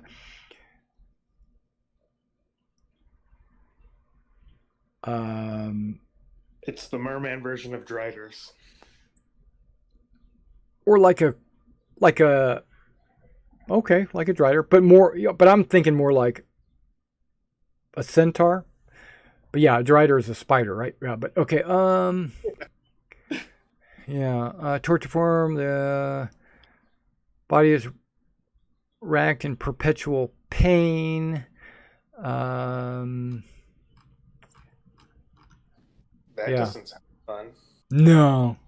Okay, so we're just going to go straight into initiative because they leap to action as soon as they see you come into the chamber. So, Whoa.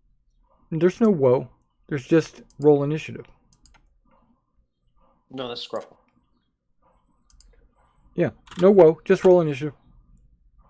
That's what Itch This One says. He says no whoa. Just initiative.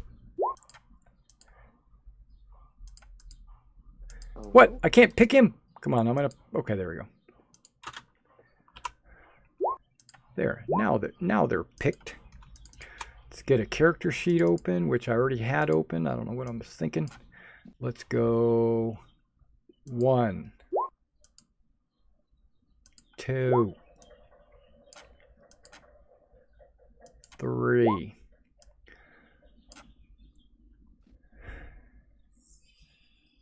I'm not gonna make macros for all of that.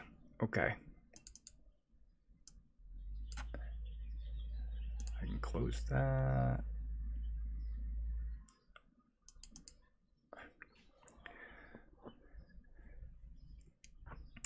Yeah, the front chambers are ruined and covered in seaweed. Hidden amongst the seaweed are 30 Itch This. These creatures were heroes. Okay, you don't need to know all that.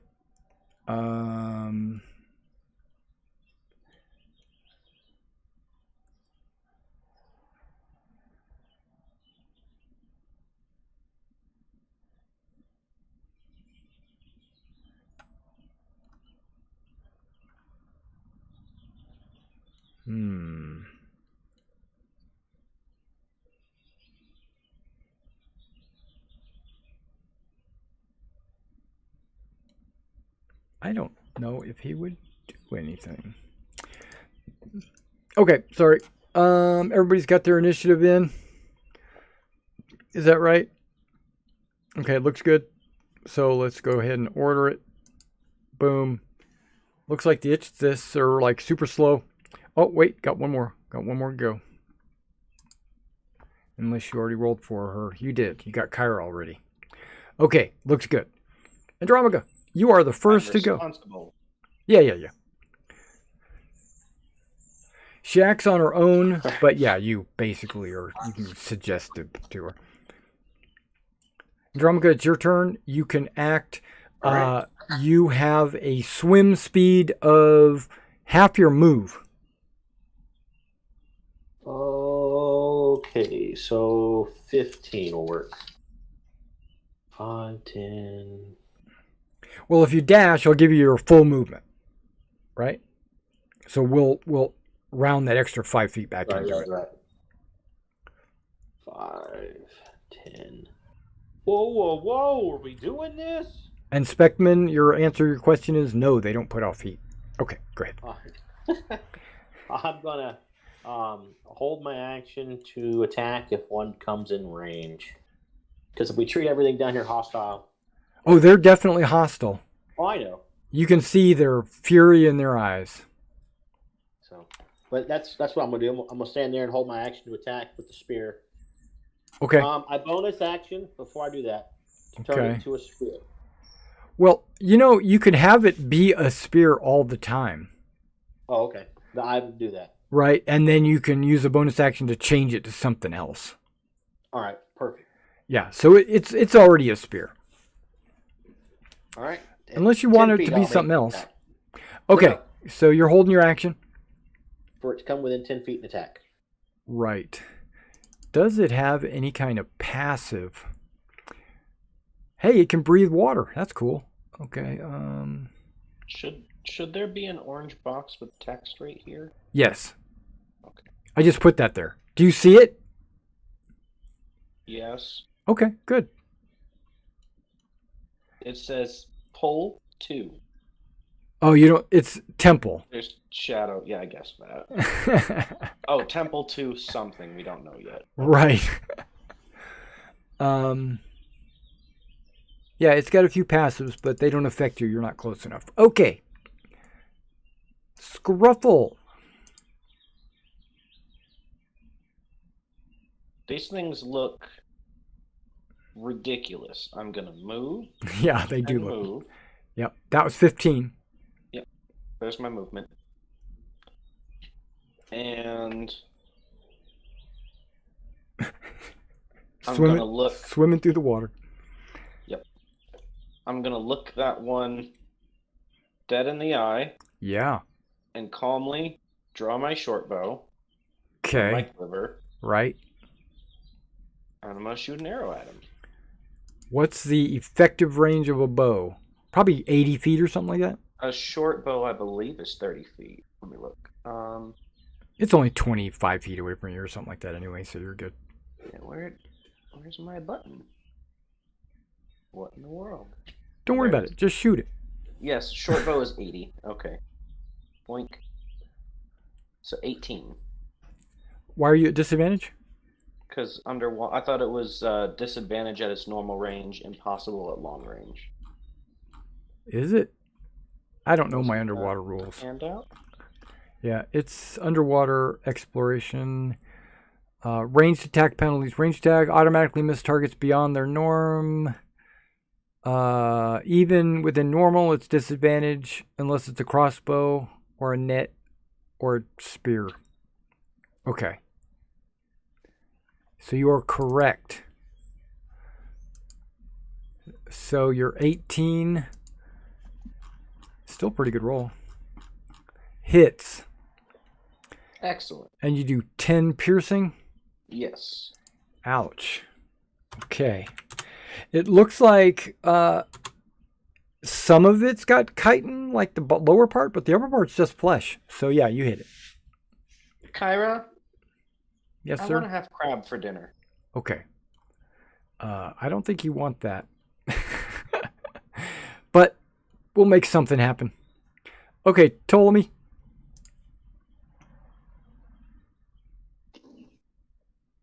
One sec.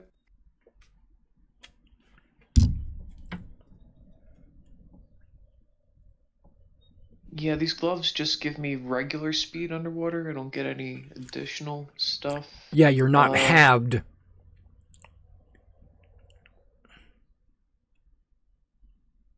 So I think I'll just move in front of Andromaca and also hold an action to attack when I get within 10 feet. 10 feet? Or within 5 feet in my case. Okay. And yeah, that's all I'm doing. All right. So, itch this one. That's right. Itch this.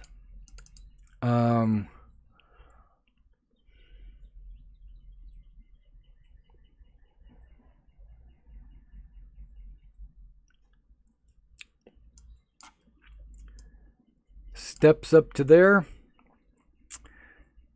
It'll do 2 claw attacks. So we'll take the first claw. Rolls a 23.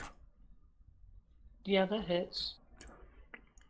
As you can see, you take 8 bludgeoning, but I because... cannot see.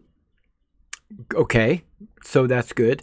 So you take 8 bludgeoning, and because you are medium-sized or smaller, you are grappled. Oh, And then it claws you a second time. 17. misses. Okay. And then it will use a trident. Two-handed. Oh, another 23. This time it hits. So that's an 18 piercing. Ouch. And then it tridents again. Does a 13 hit you? No. Sir, please calm down. But you are grappled. Yeah. But you are not restrained. So it didn't get like advantage to hit you or anything. All right. Kyra doesn't like that. So I will have to say that she moves to right there and uses her lightning breath. Oh, good.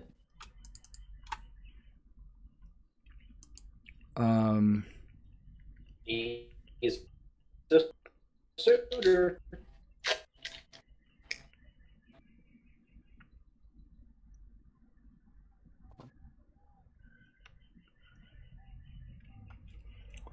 which is 10d10. Wait. That looks like it's been edited. Oh, yeah, I added that so when you click it, it rolls the dice right there.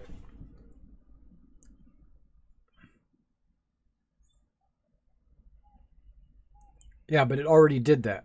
Oh, it did. Okay. Oh, yeah, I missed that. I'll take that off. Oop.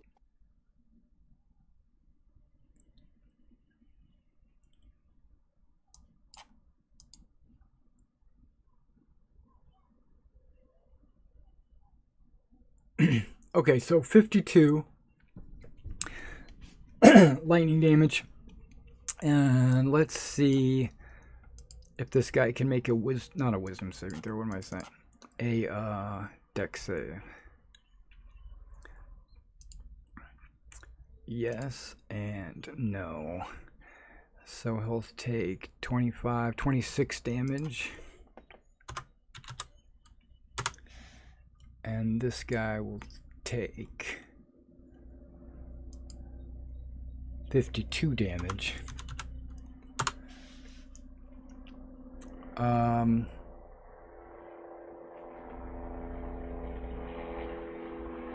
Yeah, now she still has repulsion breath.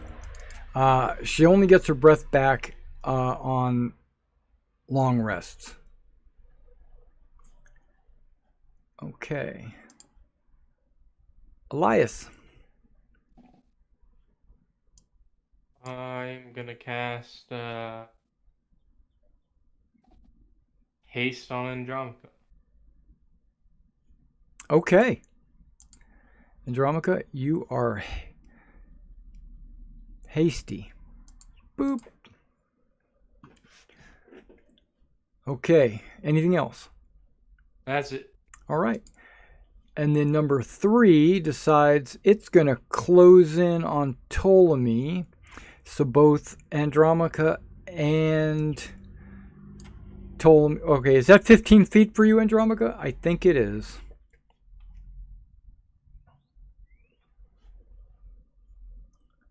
Let's do a little measurement.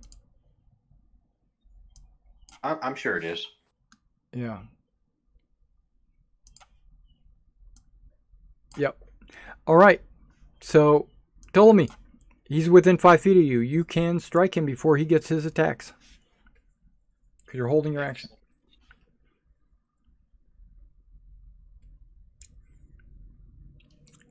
Do you get a disadvantage because you're using a sword? No, I'm wearing the gloves of swimming. Okay. Right. Okay, so a 20 hits. And you did 19 damage? 19 damage. Okay.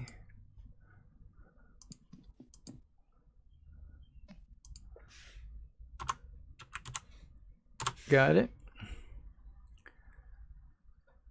And then it's going to attack you with 2 claws. 1. Does a 24 hit you? Yes, it does. Then you take 11 bludgeoning and you're grappled. And then it swings again.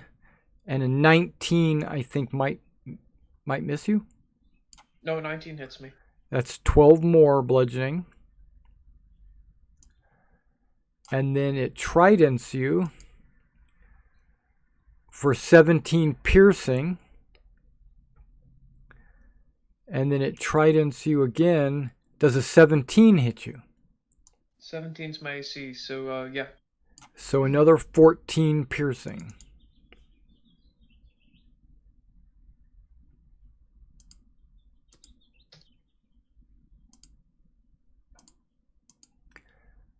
All right, so he is done.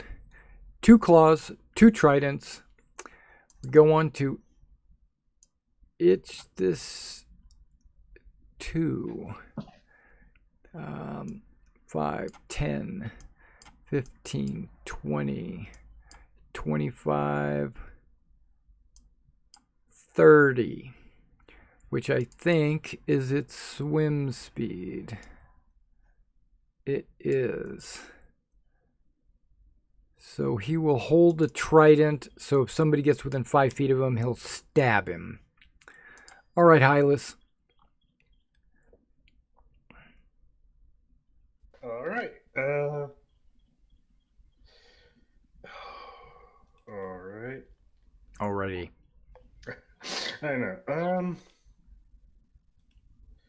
Okay. I think I know what I'm gonna do.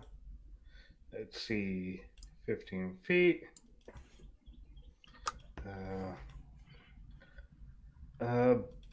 Bonus action cast a spell weapon next to that one. Let me find the hammer. So I can drop it down. Okay. I got you. Make your attack.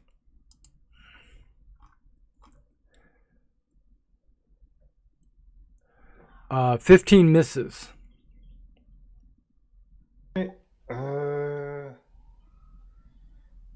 And then for action, try Sacred Flame on the same one. Okay, so that's a dex. Okay. 15. So I take 17 radiant. Yep. Okay, he's looks bad because the lightning really messed him up.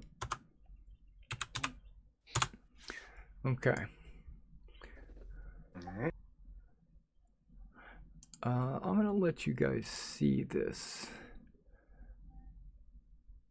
See. Save. You should be able to see the health bar now on that guy anyway.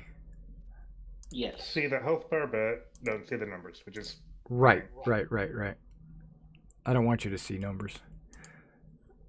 the only numbers we should probably see are our own. There you go. So they're all damaged, but not like a huge amount. Is that the end of your turn? Yep.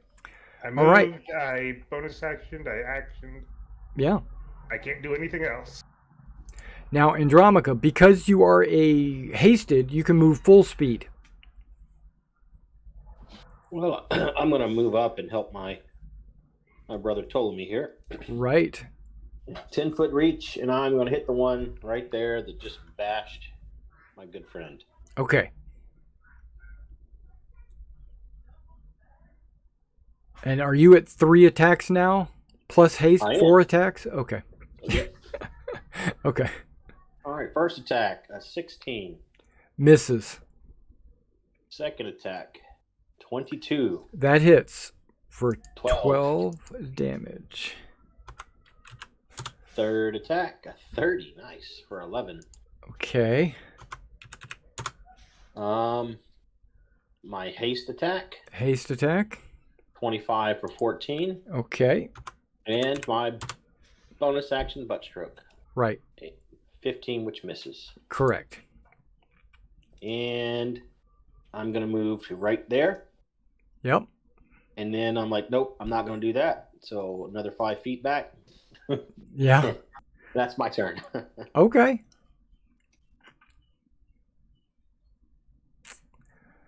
Okay, so that was fairly impressive, right?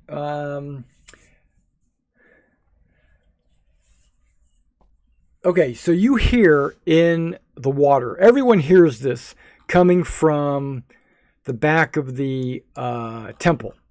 You hear, oh, I think I might have found a successor.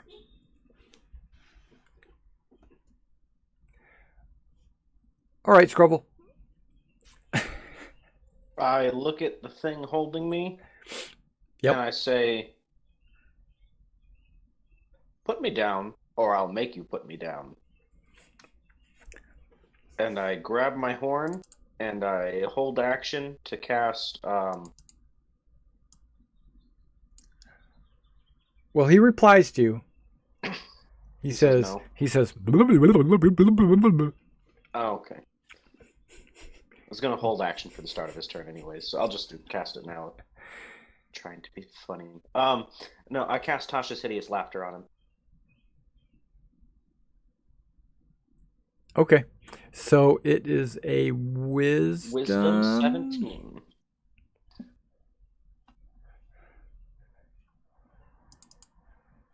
Okay. Make a fart noise with the horn.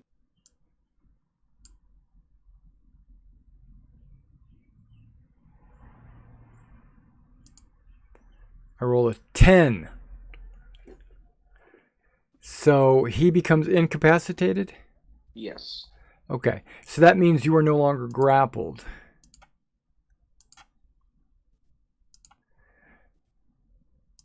Okay. Yeah, he lets you go and hits the ground, rolling around, giggling to himself. And all you hear is...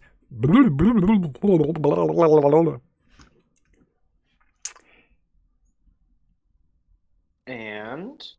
You were That's it. grappled. You had 0 movement. Oh, grappled does movement? Okay, my bad. Yeah. Grappled is 0 movement. Yep. Okay, then that's it. Okay. Ptolemy. So I'm just grappled. I'm not restrained. Correct. Basically, grapple just puts your speed at 0 for the turn.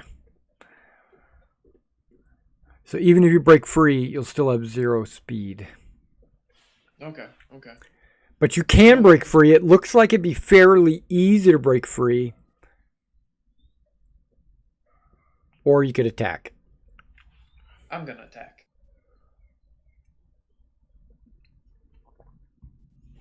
Okay.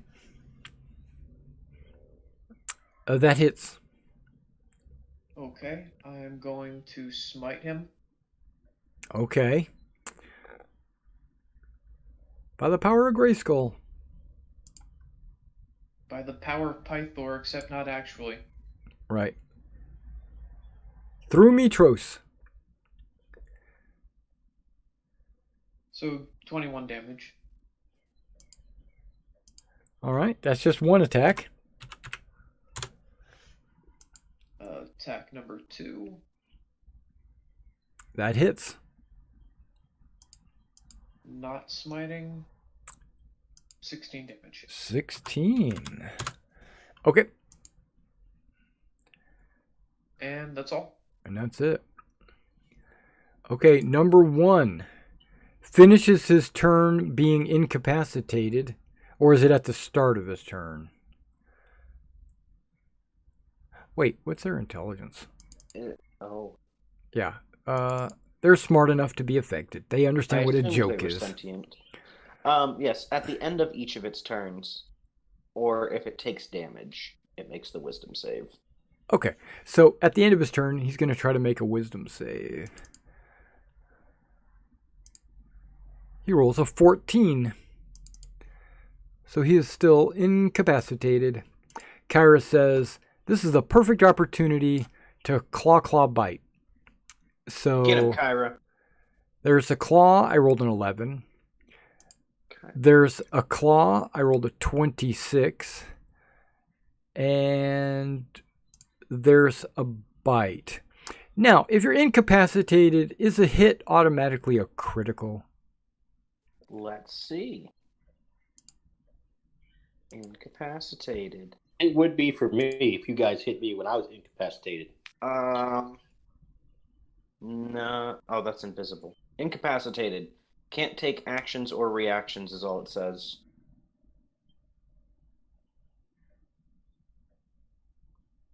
So he's prone and incapacitated. Yeah. Unconscious is the critical one. Okay. Because he's probably still moving around. He's just not... Yeah, okay. So she did... I don't know why I clicked the attack again, but she did 17 slashing. Okay. Get him, Kyra. Okay, I'm trying. You get him. I did. All right, Elias. It's back to you. Alright. Oh wait, Pass. he took damage, so does he get a save? Yes. I think with advantage, actually. Let me see. Yes, if it's triggered by damage, it gets advantage. Well, he already got advantage, so that's no big deal. I clicked it. Or did I? Oh, yeah, here it is. 18! Oh, yeah, he passed. Yeah. Still prone, though. Yeah, still prone. Just not incapacitated. All right, Elias, back to you. I'll do magic missile. Oh, At, what? uh, What? Magic missile? You have that spell? Okay. Yeah, just use it and upcast it one level. See if it lets me do. Okay, you don't click all those. Stop clicking. Well, Yeah. Who are you targeting? the one near the spiritual hang. With how many missiles? All of them. Right, all of them. How many? So 4 because it's 3 regular and I upcast it one level. Okay, so it takes 3 times 4. You roll once, and that applies to all your missiles. All right. Yep. So anything that affects multiple targets, which in this case is all the same target, yeah, it's there's an argument or a dispute, I should say, between various people about magic missile. It should be, do you roll for each missile or do you roll once and multiply it by the missiles? And the official word is you roll once and apply it times the missile. So 12 damage. Still pretty good. That's above average. Oh no, I guess it's not. Minus 12. Automatic hit though. Anything else? That's it. That's it. All right. Number 3. He is still holding Ptolemy. So he's going to claw, spear again against Ptolemy. Here we go. An 11 misses. 20, I think, hits. Yep. So that's 6 bludgeoning. Oh, never mind. And then an 11 misses. And then an 8 misses horribly. It was very awkward. And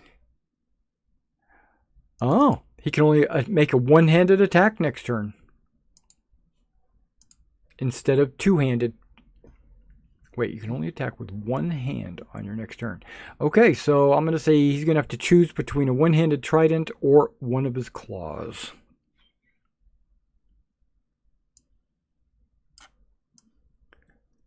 There we go. All right, he's done, by the way. And you're not dead. You should have taken some damage, though.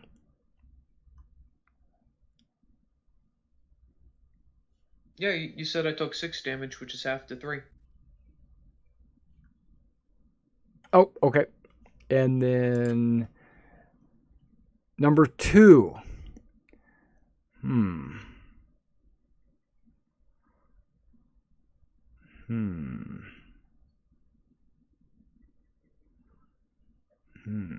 I'm seeing Hylas is what I'm thinking. He steps forward and attacks Hylas with 2 claws, a 22 and a 24. Do either one of those hit?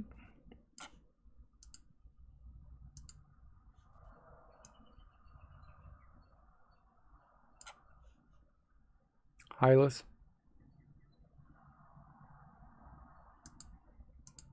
He's got a 17 armor class, so they do. So he takes 14 damage.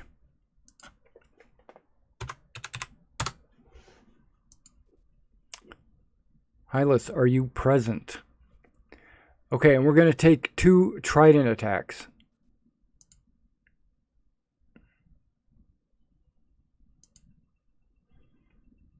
A 15 misses, and then an 8. is also awkward. Room is spinning.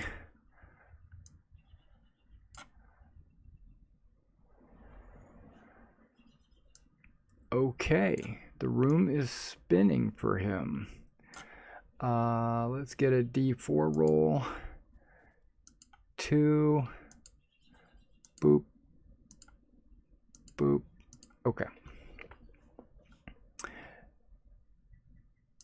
And then we'll go back to Hylas. Hylas, are you there?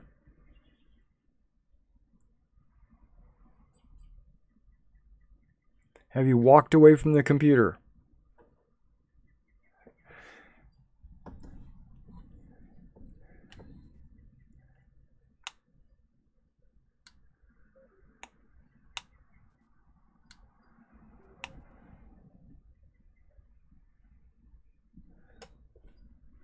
I even turned my headset back on just to make sure that it wasn't me.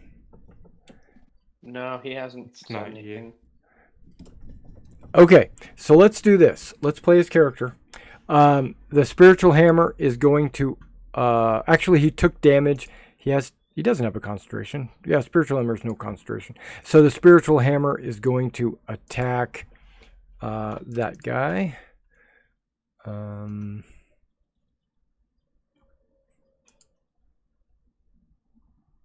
I think he upcast it, which is good.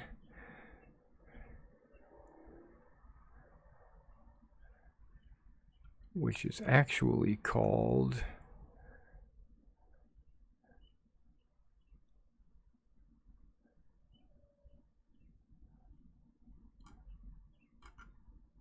spiritual weapon. Here we go.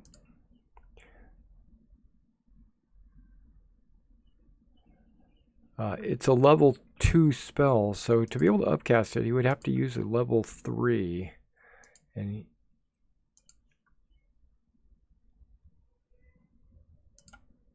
there we go.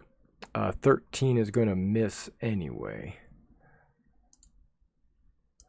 Not keeping track of his spells. Okay, that's a miss.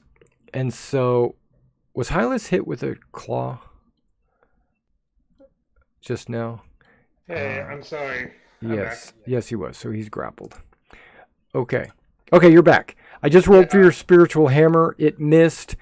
I marked off a spell slot from the last time you cast a spell, and I already marked that off. it wasn't. So I went ahead and did it. It was because I upcasted it to 5, not 3. Ah, okay, okay. Fix that for you. I marked off a 3. And then... spiritual weapons at 2 anyway, so, but yeah, I get it. And so, you're grappled. So what do you want to do? All right. You know what? I'm gonna cast Spiritual Guardians as... Okay. And I know it's not gonna affect him until his turn. Yeah. But I'm still gonna mark up the spell slot. Yep. Very good.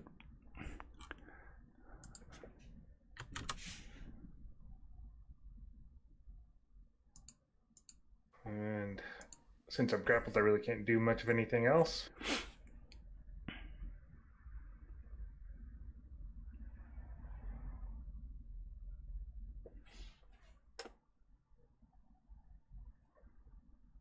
Right. So, yeah, that's it. Yeah, I can't really do anything since I mean, I could try to escape, but... That's an action, and you're using that to cast your spell. Yeah. Okay, so Andromica? Andromica is going to once again attack this one. Okay. On my screen... Oh, okay, okay. I wasn't sure if it was just a glitch. Yeah, I can see it. All right, I'm going to attack that one. Okay. And attack 1. Misses. Attack 2. Misses. Once again, attack 3. That hits. Haste. Yep. Hits. For And 11.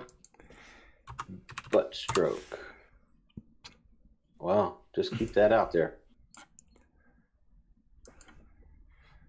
It's not that one. You want to reroll? I have 4. No, not this early in the night. Okay, that was an awkward attack. The room is spinning for you. So for the next 4 rounds, and I'll mark you for that. 1. Hold on. What the heck? I can't. Okay, for the next 4 rounds, you have to make a Constitution saving throw at the start of your turn. On a failed save, you are blinded. I like that magic one at the All right. bottom. Your nose grows to 3 times its original size. Yeah, Pinocchio. So there's a lot of fumbles happening right now. Okay, so that was your butt stroke. That was the end of your turn. You're done. Unless you want to move. No, just next time when they attack, if they attack Ptolemy, I'd like to use my reaction when they do so. Do you have to be... well, why didn't you use that last time? Because I forgot to tell you about it, and I didn't want to interrupt. But that's what your reaction is for. It's for interrupting. Oh, okay. Yeah, you don't pre-plan it. You say it when it happens. Okay, but Scruffle, what are you going to do? I'm going to cast Phantasmal Force Really? on the one holding Hylas. Okay. Do you think that's going to push him back? No. And Okay. I actually meant to drop this, but there's the roll for it. Yeah. He sees another dragon behind him Uh-huh. if he fails. Right.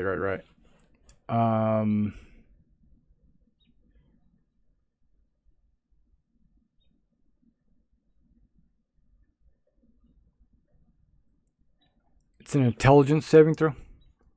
That's what it looks like. Very first sentence. Oh, yeah, it is. I rolled a Intelligence. 21. Oh, so it did nothing. What else would you like to not do?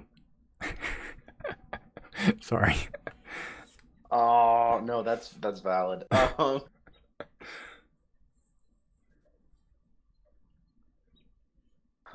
What am I gonna do? I'm gonna sit here and twiddle my thumbs. Well, at least you're not diddling. Okay. Yes. Scruffle's done. Ptolemy, you are grappled. Andromaca's Yes, I waiting am. for you to be attacked so he can lash out. Not gonna be grappled for much longer. Because I'm gonna stab that crab man. First. Okay. Yeah. Stab him. 22 hits. I'm going to smite again. Alrighty.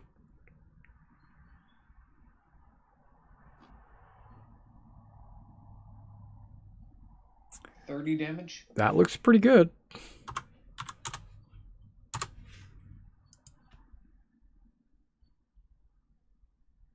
Alright, one more stab. That hits. And I'm not smiting this time. Okay. So 15 damage. Okay.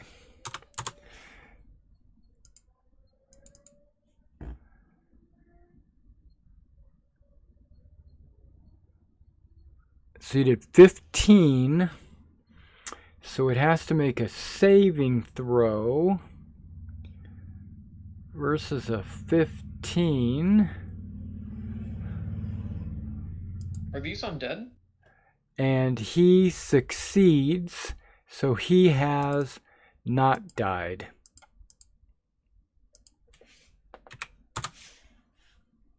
Boop! He has 1 hit point. It could be a half work. That's true, that's true. It's just, my smites do more stuff against undead. Yeah, he's definitely not undead. Okay, then that's my turn. Drops to 1 hit point instead and enters a rage. While raging, they have advantage on all attacks. Okay. So let me mark this guy with some rage. And there we go. Anything else? That's it. Yep. Number 1 over here. He is prone. So I guess he will right himself. And Does he get affected by the... yeah, he would. Well, he's got to make a saving throw to be half damage, right? It's wisdom. Yep. He rolls an 11. So he takes 29 damage. Yep.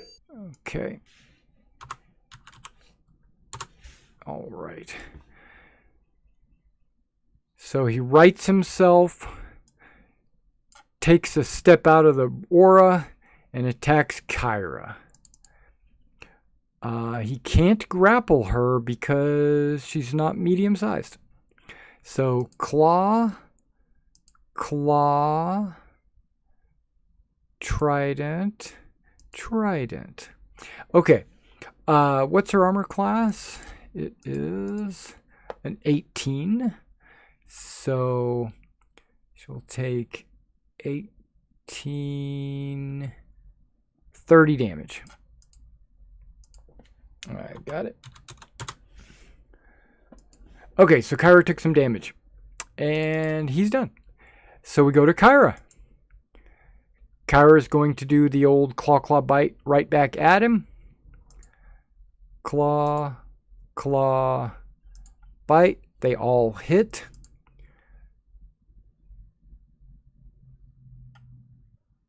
Oh, wait, what am I clicking on?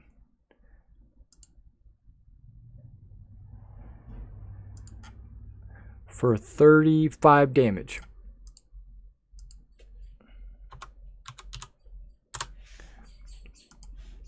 All right, now we're back to Elias. I'll magic missile, and I'll send one at this guy and the other 2 at the guy by Kyra. Okay, just a regular magic missile. So Regular magic. yeah, so just go ahead and roll. Okay, so this guy takes 4, and this guy will take 8. Okay, minus 8. Now, because that drops him to 0 hit points, he has to make a Constitution saving throw. And he has to get a total of 9. Okay, he's good. He's at 1 hit point.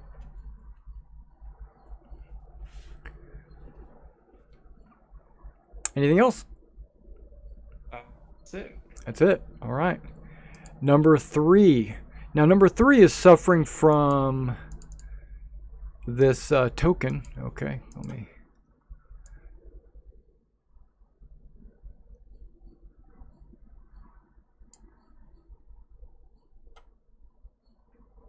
You can only attack with one hand.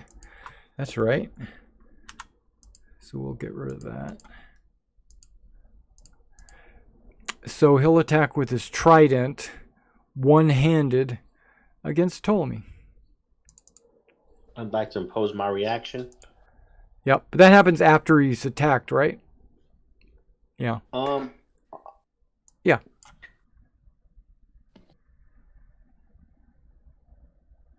After he attacks is fine. I'm not sure what the order is, but yeah. Yeah, when a creature you can see attacks another target. Okay. Add proficiency bonus to his target's AC.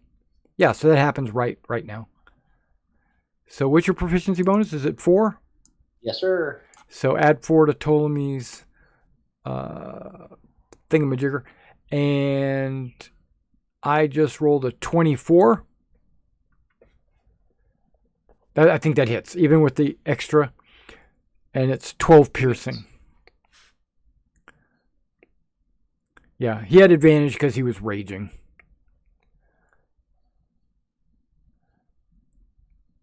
I guess he's still raging, so let me just keep that on there. Okay. but just doesn't have the thingamajigger. Okay, but he only had one hand that turn, and then we go to itch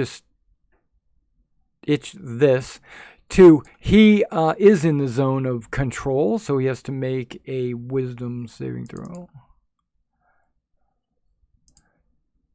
And he rolls a 16, which I think fails. So he takes 27 damage.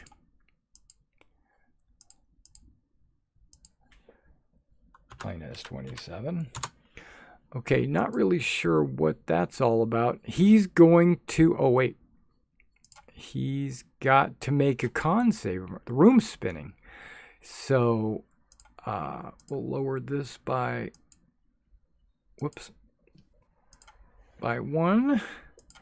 And con save, huh? Con save. Yep, he rolls a 24, so he's unaffected by it this turn. So he does 2 claws and 2 tridents at Hylas. A 26, a 19, a 9, and a 22. So I think 3 of those hit. Yep. So 12 bludgeoning and 12 bludgeoning and 11 piercing. So 35 total. And yeah, exactly. Okay, so it drops. Yep. Okay.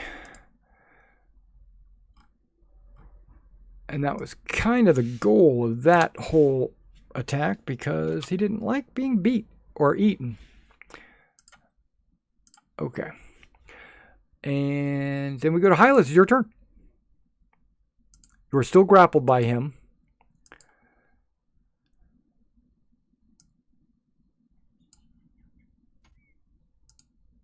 All right.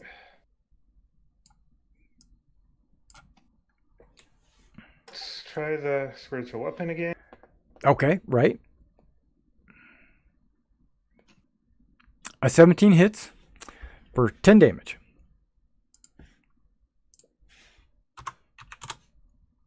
Got it. All right.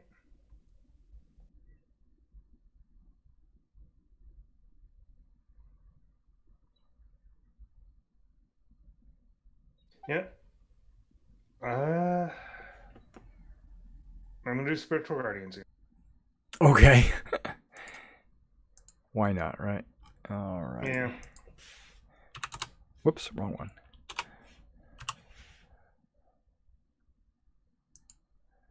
Boop, they come back on. Anything else? No, that's my turn. Yep, there we go. Andromaca. Attack this raging one. I mean, Right. grappling just means I can't move, so... I gotta roll a Constitution saving throw. It's a 12 target number. You are good. That reduces your time by 1. So there we go. It goes down to 3. Nice. Is that because it was a... It's 4 turns. Oh. I rolled a d4 and just happened to roll 4. Now, yeah, you can attack him. You're not blind this turn. That misses. Correct. Second attack. Okay, now that hits, right?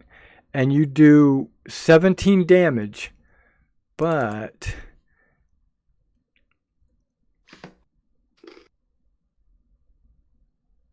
because it was a critical, he cannot make the saving throw. Nice. He dies, and you are no longer grappled, Ptolemy. Okay. Yeah, so he can't make saving throws versus criticals. 5, 10, 15. Yep. And attack this one. Okay. Third attack. Yes. 24 for 10. Yep. Haste. Yep. 20 for 8. Okay, yep. Bonus action butt stroke. 30 for 11. Okay. He's hanging in there. 20. And that's it for me. You know you get your full move. Yep. I'm trying to give advantage to people. Okay, I Distract. Gotcha. Okay. Scruffle, he now gave you advantage on a melee attack. Okay. I released my grip on my horn, Okay. and I draw my Xiphos, Right. and I give him a poke. Okay. That hits. 8. Yeah. So, he's still alive. Then I take one step to the side. Okay. Making room, maybe. Yeah, hopefully. Okay. And then it would be Ptolemy's turn.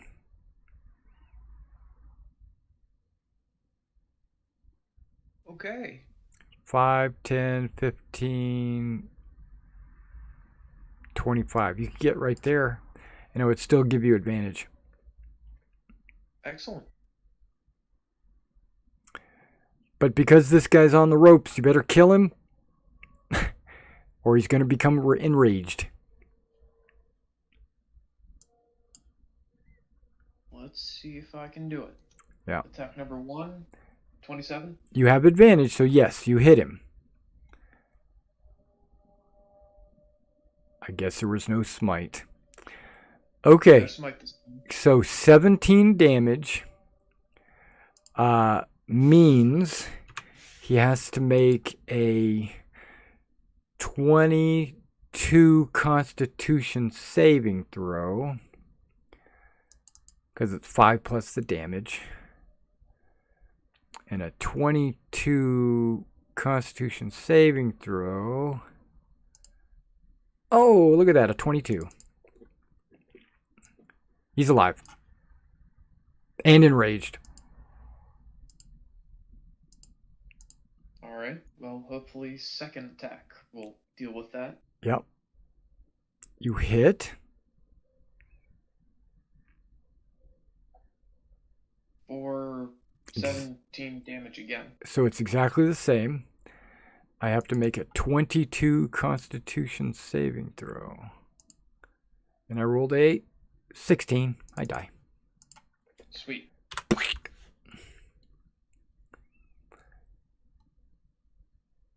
Still have 5 feet of movement. If you want to use it. There we go. Now Now what? I'm done. Okay, you're done. Got it. All right. There's only one left.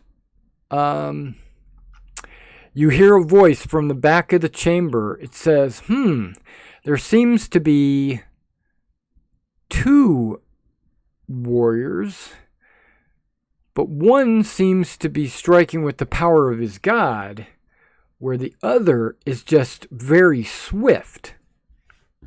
This guy's making an evaluation. He's giving you a year-end evaluation review. Okay, so if this decides to attack Kyra with, okay, wrong claws, with 2 claws. No, wait, room spinning. Got to make a Constitution saving throw. No, wait, what? Hold on. No, the room and spinning was the one that you just killed. Okay, got it. Okay, so this guy goes 2 claws. Boop. Oh, too bad I don't have advantage. Man, I rolled 2 almost exactly the same things. Okay, trident and trident. Okay, so Kyra's going to take 5, 13, 28 damage. Okay. And then this guy's going to take a fumble. And his last fumble was on his trident, so that is swing wide. Your target may make an opportunity attack against him. Oh, okay, Kyra. So, what do you think Kyra would do? Whatever does most damage, right? The bite. Bite does way more damage. And misses. Okay, well, at least it was a try. Now it's Kyra's turn. So Kyra is going to do the claw, claw, bite thing. Claw, claw, bite. Okay, the 2 claws hit. For a total of 25 damage.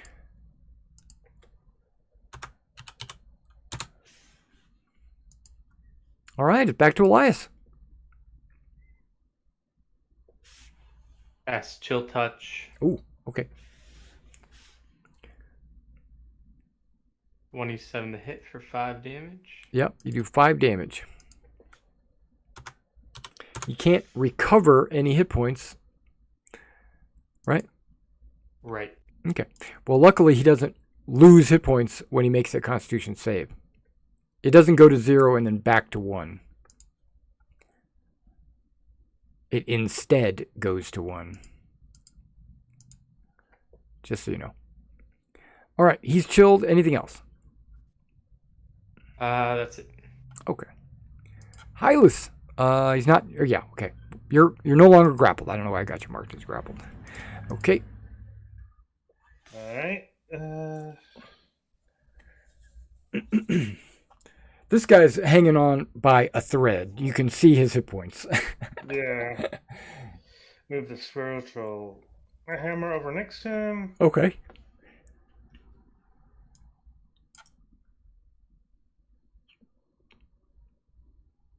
A 17 does hit for 16 damage. Now, because I'm going to add 5 to that, making it a 21, he has to make a 21 Constitution save or die.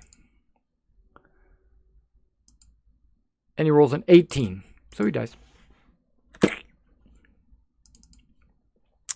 Alright.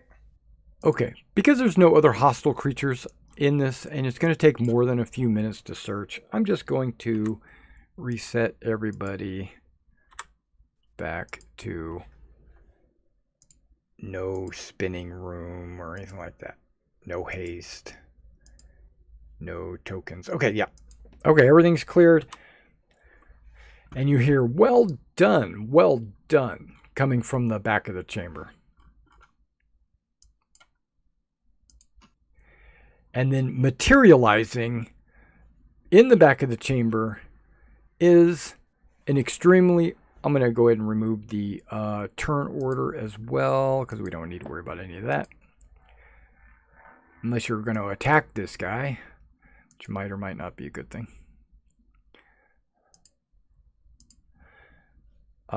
Materializes in the back of the chamber a god. Which god? Let me get myself oriented. Okay.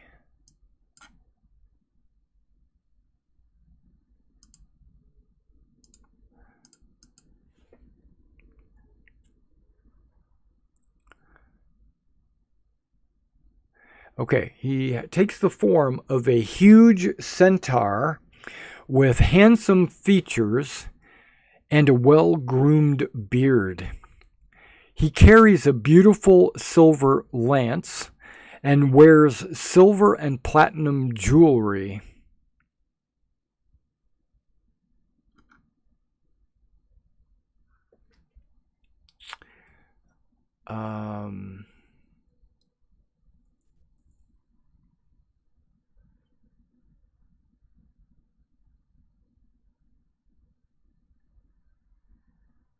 Come forward, you mortals.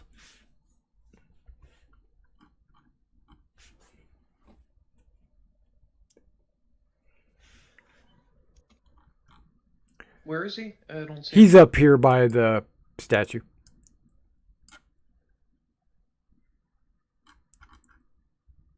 I don't think they have a token for him since he's indestructible. Let's just give me a second. Let me see. Maybe they do. Maybe they have something like monster art for him or something. I don't think they do though. He's just basically a giant pretty centaur. You can imagine. NPC portraits, maybe? No, there's only like 3 in there. Monster art. Let's see. Is he a monster? Not really.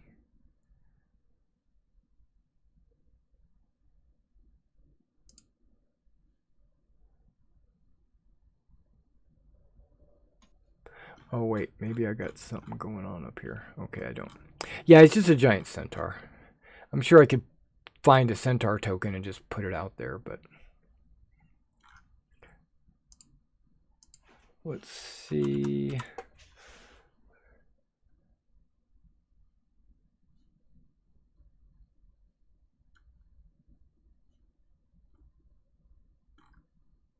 Yeah, so just imagine that statue is him.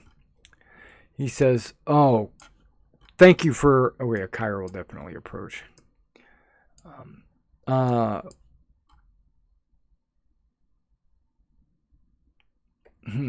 He's trying to make a decision. You could tell that his mind, you could see the gears turning.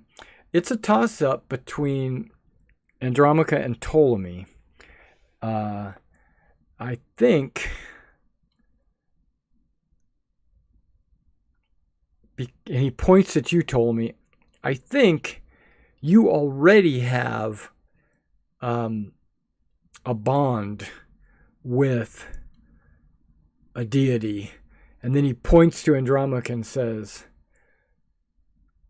but you seem to be just a very strong warrior, and I would love to choose you as my successor.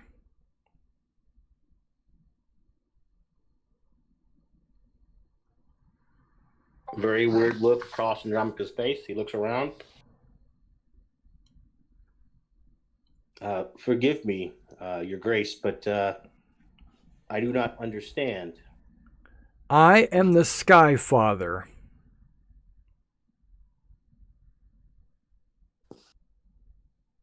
I rule over the other gods.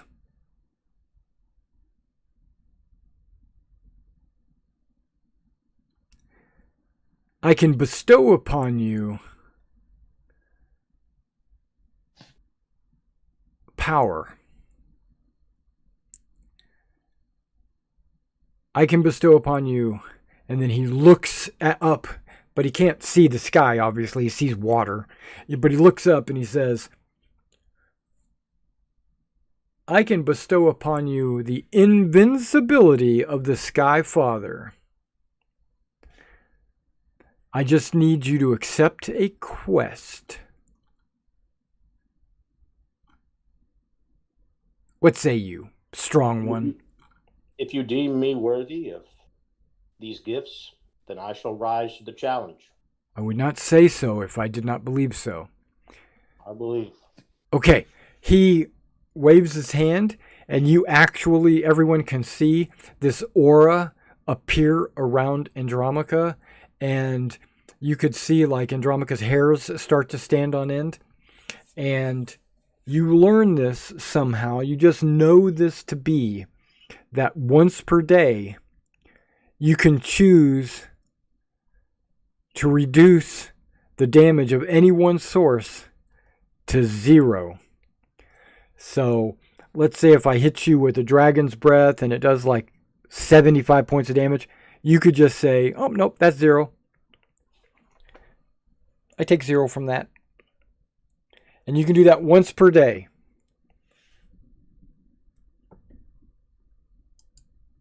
For 1 week. In which time I expect my quest to be fulfilled. The quest I grant you is not an easy one. I need you to kill Skyla.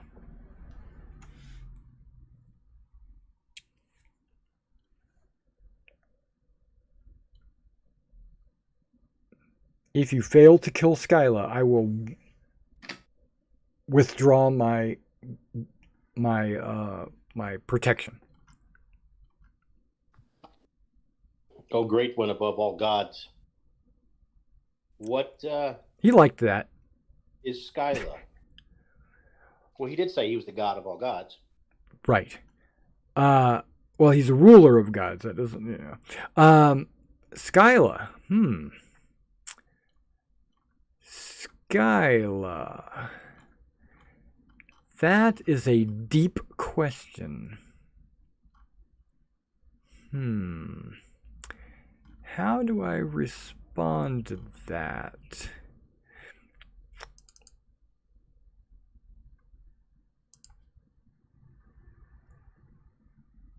First is that it is an abomination in the chasm. But I'm sure you probably already know that. You want other information. Okay.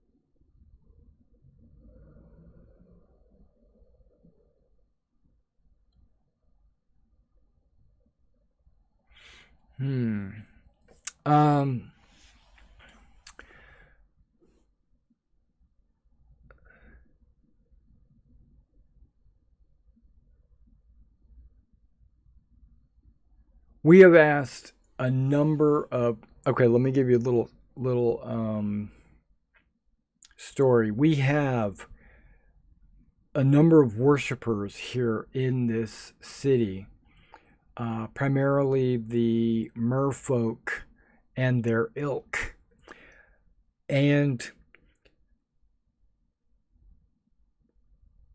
they have attempted to help us by killing Skyla, and they have failed. Killing Skyla will free us from our temple prisons.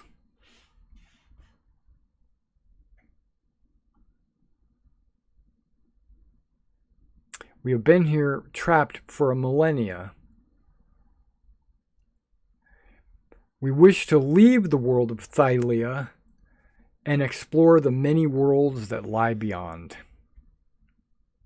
But I want to leave Thylia in capable hands, pointing at you. And I feel you are a good candidate for that responsibility. Other gods in these temples might have similar goals.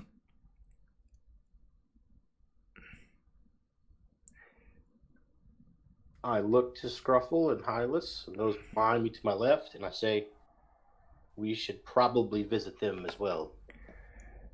Now,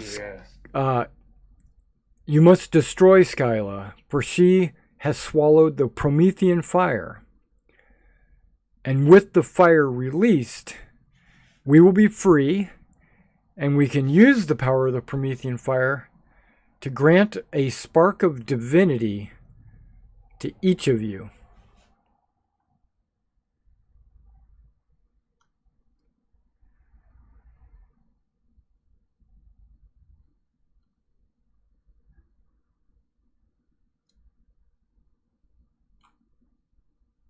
That is why we're punting the Promethean fire.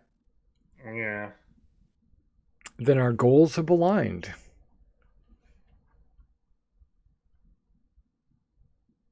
Do you have any advice on combating Skyla?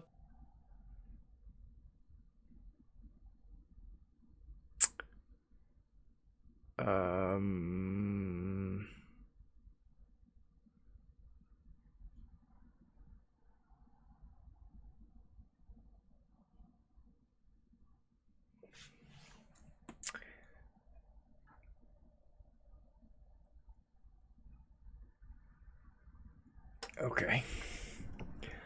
Let me see what he knows that he can share about Skyla.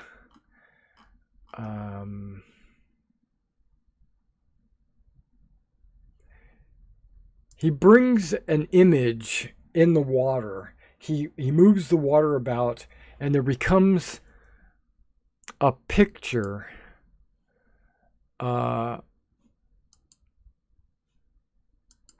in the water.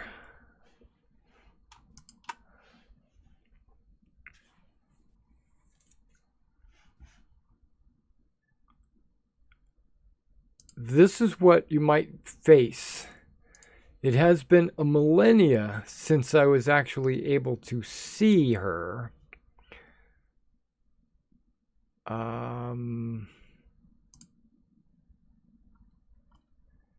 Would that be considered a sea monster? I guess it would.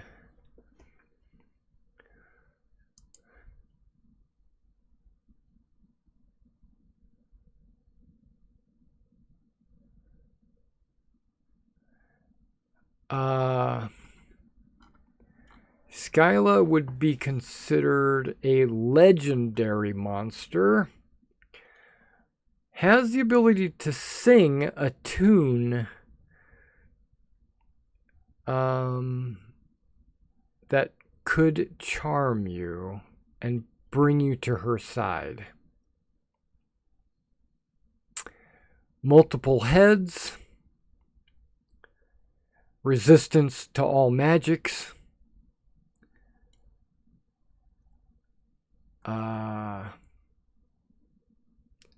very large creature,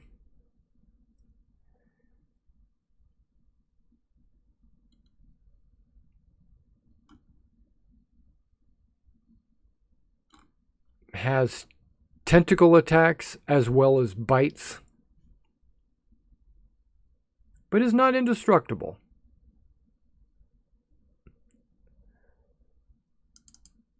Normal weapons can damage her. Kentamine was not indestructible either. Yes, Kentamine, the one that caused the city to fall. Was defeated by this group before you. Okay, he doesn't believe you. He's like looking down at you like, boasting? Search my heart, I'm not lying. I don't know, I can't mind read. What if we're willing to swear that we beat Kitamane? That's not really it. I mean, you could do that. You could swear. That's. I thought it was Sidon that sunk the city.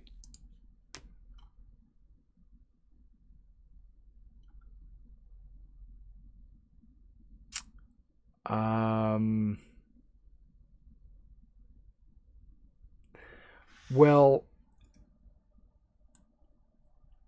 okay, a little bit of Pantheon history.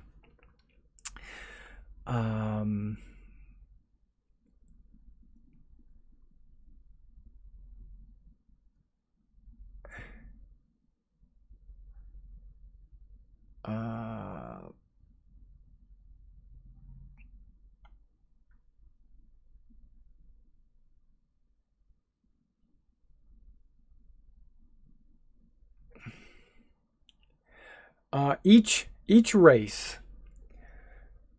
their greatest champion were brought to the city of the Sirens, and with the Promethean fire were elevated to gods.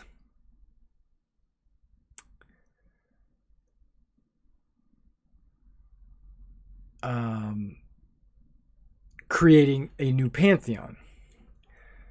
The Sirens built great temples to each of us and sent missionaries out into the rest of Thylia to bring news of this new faith. But the twins called upon their father, Kentamane, Sidon and Lutheria saw this as foreign invaders who intended to subvert everything they have created. So Kentamane released the great beast Skyla from its imprisonment on Typhon. Then Skyla and the Titans waged war against us. The battle raged for weeks, but finally the Promethean fire was devoured by Skyla. In the aftermath, Lutheria convinced the remaining gods to return to our temples, where she would offer us redemption, a chance to atone for the sins. This was a trick. Lutheria used her magic to trap us in our temples.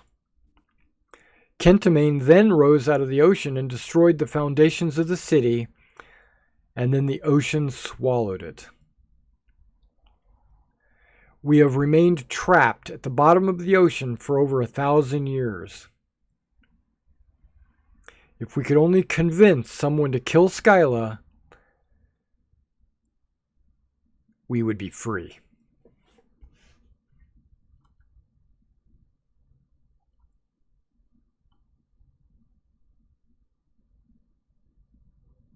Now, we've attempted to recruit the mermaids and mermen and the nereids and the oceanads and any other creatures that would come in to do this for us, but none of them seemed, let me rephrase, some seemed very competent but failed. You seem competent as well, and hopefully you will not fail.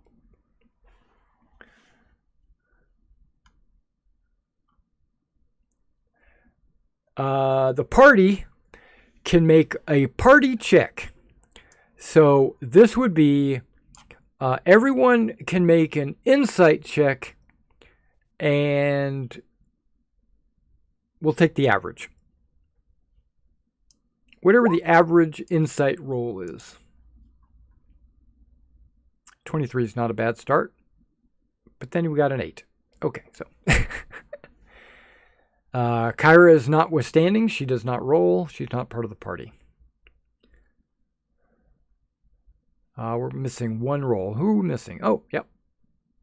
Scrovel. Scrovel. Insight. Insight, Scrovel. I have a feeling he stepped away. No, sorry. Issues with the headset. No problem. Insight. Insight, yes. I need a new headset. Okay, 6. Yeah, that's a great roll.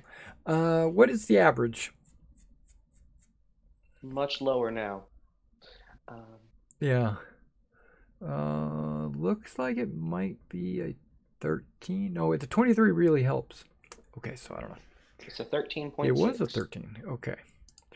I will say this. He's not telling you the whole truth. He's keeping something. He's not telling you everything about that story. The story where they're trapped, or the story where they're attacking, they sent heroes to attack Skyla? The whole thing. The whole thing, okay. Yeah. He either,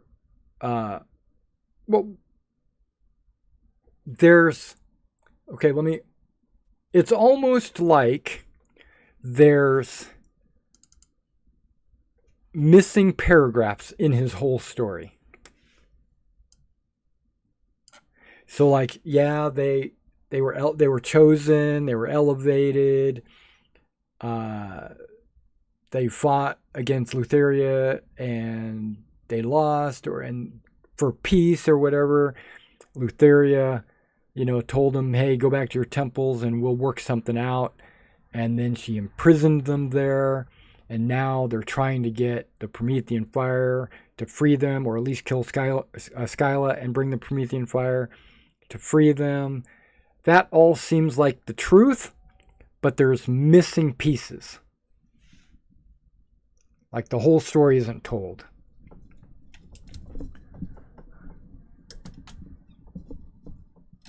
With a higher insight, maybe you would learn more.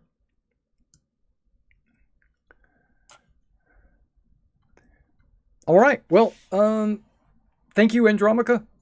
I will remember you, and I will protect you once a day, as best I can. And if you wish to speak to the other of my kin, and maybe they will see fit to offer you elevation like I have.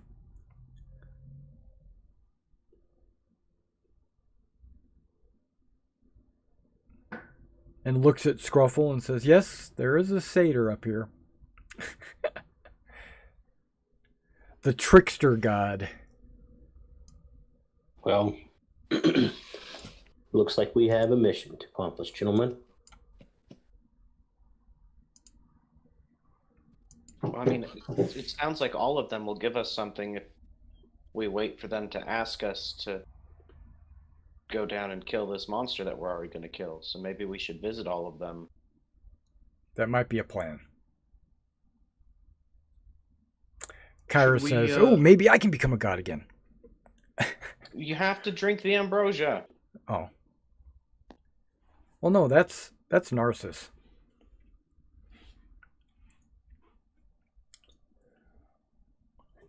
Should we take a short rest here? You're welcome to. Why?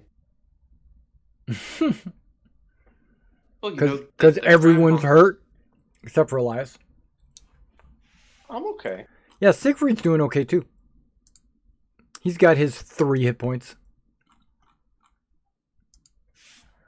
Yeah, you're doing all right. Really Andromaca's doing all right. I mean, what are the odds that every temple is going to have an ambush waiting for us? I wish I could tell you this, but I've been trapped in my temple for over 1,000 years. Can you tell us anything about the other temples? Like, who they're dedicated to?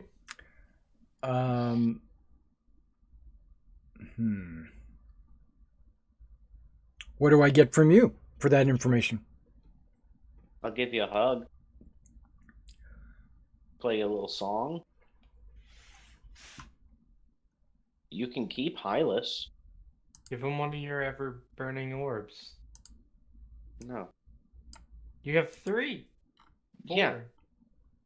It's embarrassing to only juggle 2. Okay, so the Lord of the Sky looks at Andromaca and says, do you have to deal with this all the time?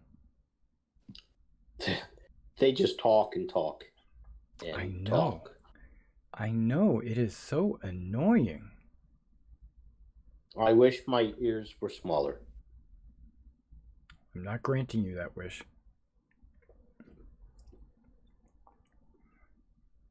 And I cast Thunderclap. No. Yeah, he's not a statue. He's an incredibly large centaur. Well, no, I meant to deafen Andromaca. Okay. Yeah, so you get the impression that you guys are mortals and Andromaca is his successor.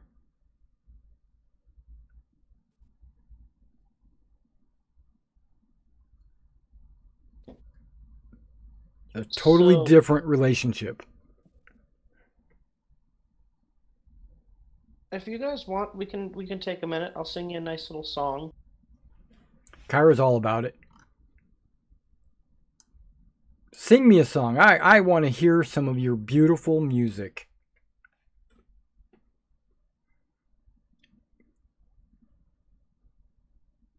So are you guys going to take an hour or a half hour? What do you want to do? An hour to get some of your stuff back? Well, dang. I think an hour. Okay, so that's 2 dice if you want to roll them, plus the extra die from Scruffle singing. Which I believe is a D8. I'm going to drop it. Bang. It sure is. So an extra 3. I If think you they spend rolled a, their own. if they spend a die, they get an extra 3. Okay. Right? Right? Beginning slowly, you can use your.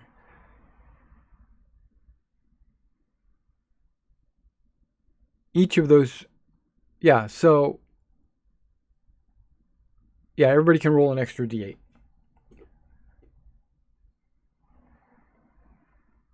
You just don't add your con to it.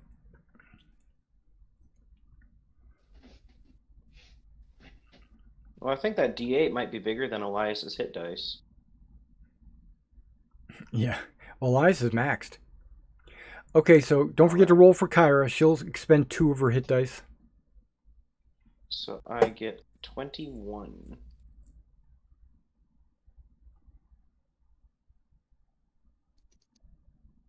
Kyra. The I don't know what her hit die is. I think it's a D100. No, I don't know. She's got 15 D10. Yeah, Is it a it's D10? D10. Yeah, Okay. and she has 15 of them. Well, that answers a lot of questions. So she gets 20. Don't forget her con. I added it. Oh, okay. She has a +4. Okay. Well, plus the D8.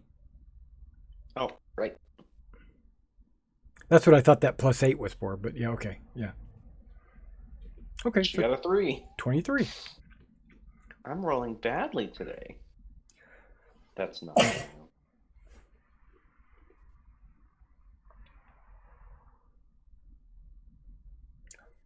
Hylas, don't forget to do a short rest.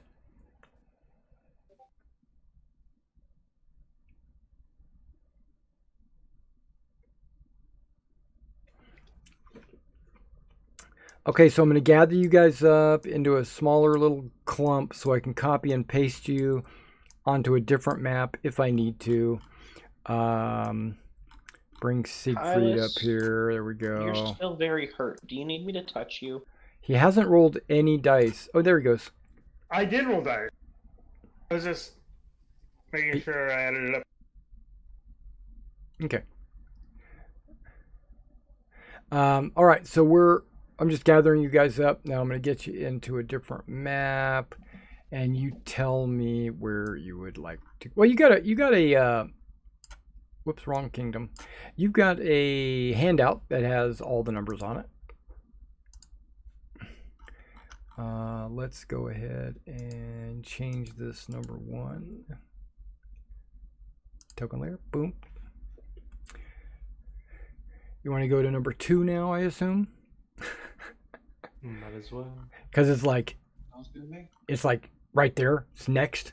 Okay.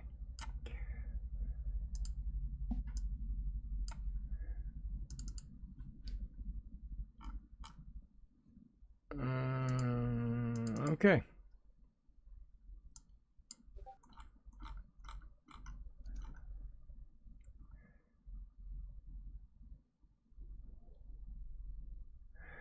Okay, so you go to this other temple. Now, while you're traveling in the temple district, you will notice something that's just a little bit different than the, let's call it the kingdom, right? On the other side. Where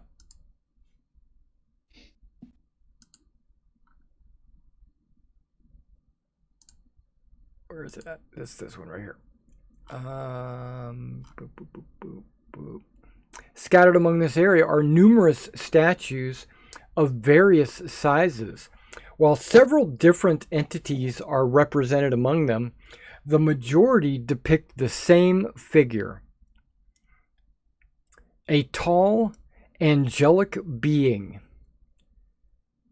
He is commonly shown brandishing a flaming sword with his broad wings outstretched. So You see other statues of random randos, but this one seems to be a reoccurring theme. You see him everywhere. Many of the statues have a name inscribed upon them. Plus, you see statues, every now and then you'll see a statue of like a giant centaur, right? And you recognize him. It says the Sky Lord or something like that next to it.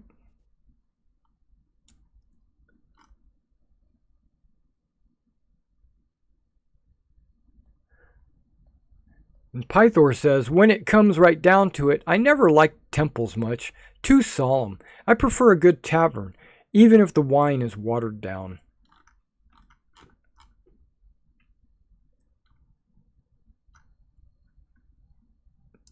Did you want to do anything with that information, or just go to number 2?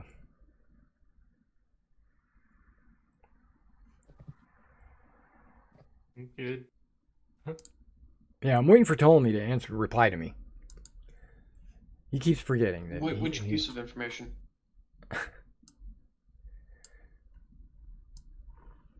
Okay. Derek, can you hear me? I can hear you now. I asked which piece of information. The whole thing? I only heard the part about Pythor not preferring Okay. taverns to Yep. To temples. Yeah, the question is, did you want to do anything with that information, the previous information, or do you just want to go to number 2? Well, like I said, I didn't hear any information besides the Pythor saying he preferred taverns to temples. Okay, so you didn't hear all the information I mentioned about the statues? I heard the beginning of it, I think. Okay, no worries. About the statues depicting most of the gods we've seen here, plus the Skyfather, I think you said. Right, and there's one reoccurring statue you see all over. It's of a angelic figure with outstretched wings and a flaming sword. And most of the statues have like inscriptions on the bottom of them.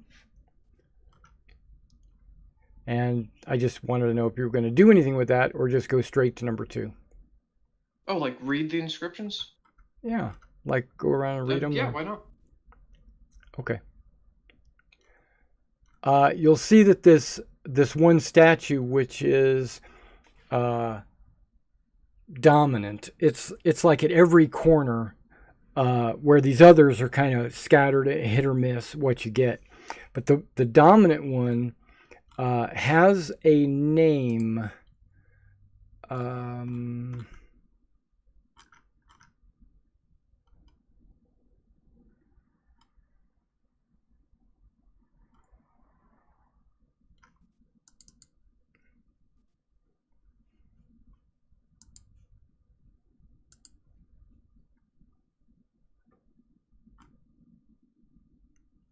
It's Pharos. Phaeros.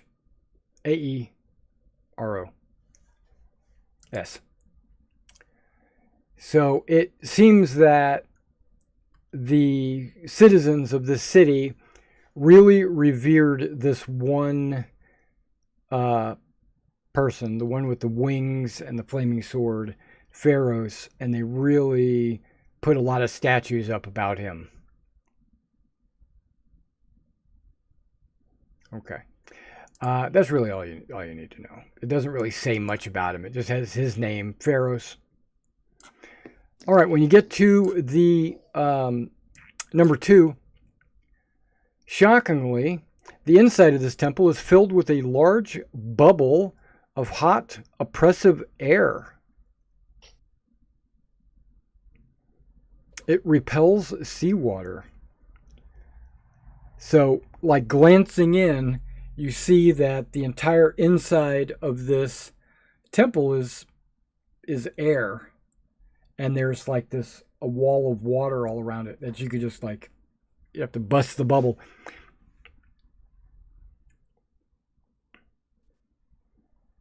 Inside the temple's large bubble, repel sea wilders.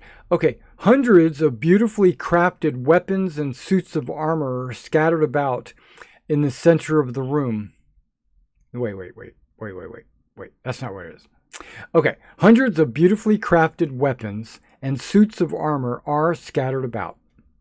Period. Okay, in the center of the room is a heavily muscled cyclops working at a massive forge that belches heat and smoke.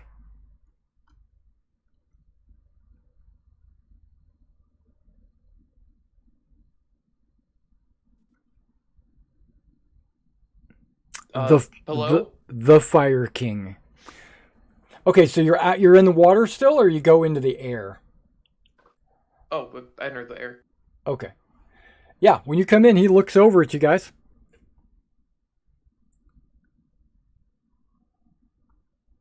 Are you the only one that goes in? Go in as well.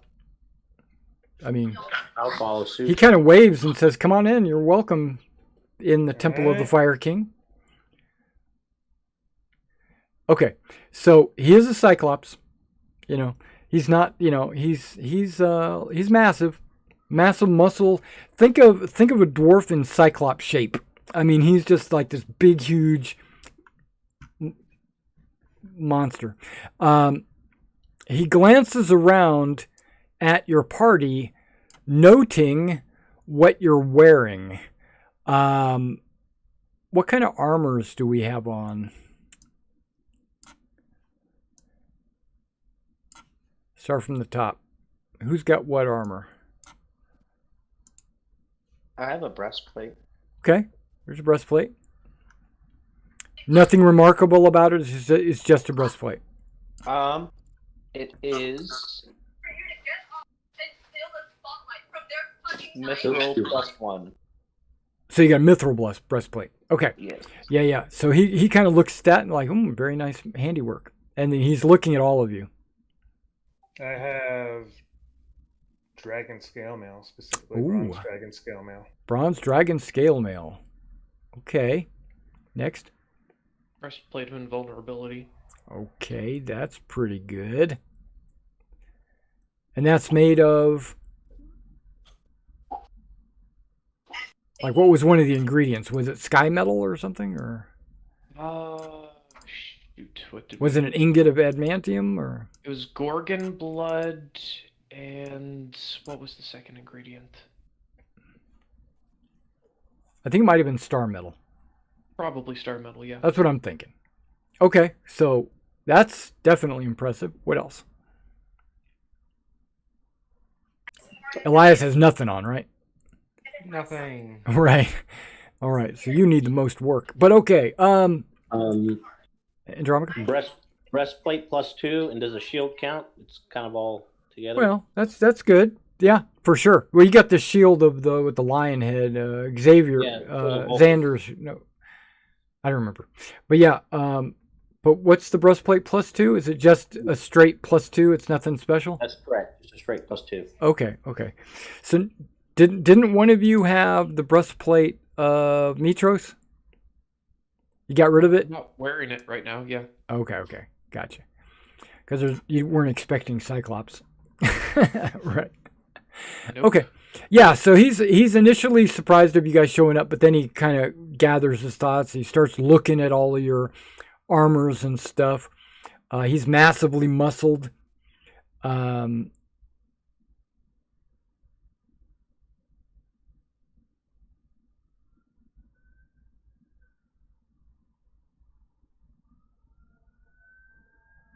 So, who are you guys? Who are you? How did you get here? Well, we're surface dwellers. We're actually heroes on the surface. We're kind of a big deal. Really? Like, where are you from on the surface? I'm from Astoria. We've got a couple from Mitros. I don't know. I don't know this Astoria. What's in Astoria? It's a city.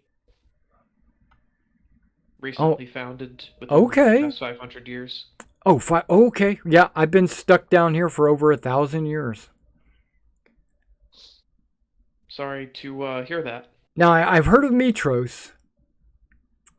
A passing merchant vessel told came down here. I don't know. That was a couple hundred years ago. It was a big deal back then. Is it still strong and surviving and everything? It is, and I am the king. Oh, damn. Okay.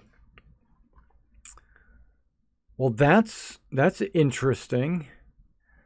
I see you brought a dragon with you. That's also very interesting. And you're wearing dragon scale armor.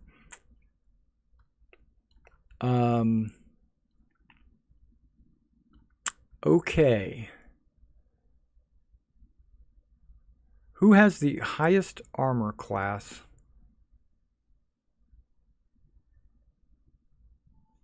Probably. Probably Andromaca, right? Yeah, I'm 20. Okay. Yes, mage armor, haste, and shield. Well, you can't add the shield or the... I mean, don't add the shield and don't add the haste. So what's your armor class without that? You know. Nah, I don't have like any of those spells. No, I mean him.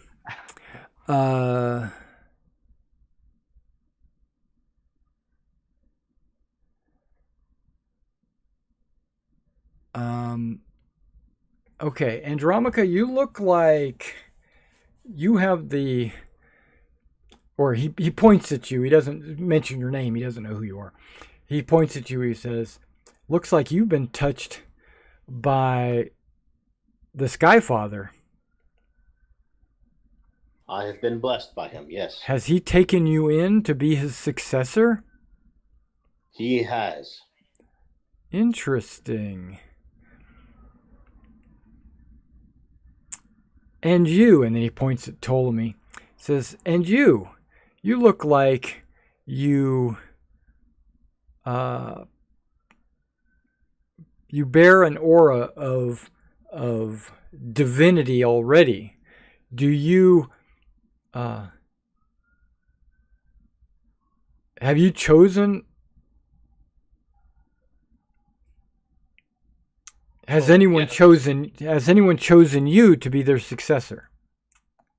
Pythor. Well, I don't know who that is. He hasn't chosen me to be his successor, but I'm his representative.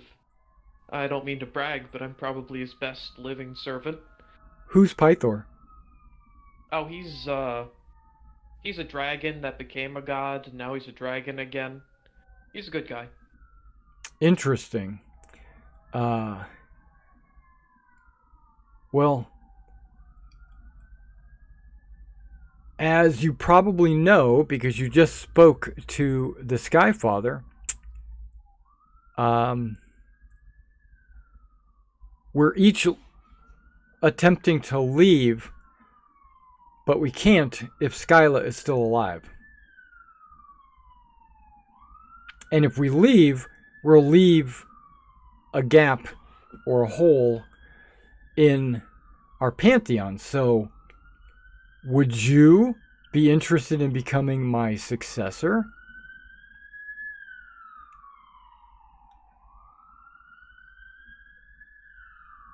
What do you mean by a gap in the pantheon? Well, if we leave, there would be no gods here. Okay. Right? Because we're planning on traveling the universe, going to different dimensions and different, planes of existence and things like that. And if we do that, we're going to leave a hole here on this plane of existence. As long as it doesn't have the requirement of pledging allegiance to you or anything, I suppose I can help. No, you wouldn't be aligned to me other than the fact that we would be friends, but you would take my place. Well, we're trying to get the Promethean fire to ascend in the first place, so I don't see the problem with it. Oh, the Promethean fire. Yes, that would definitely help that whole transformation. So would you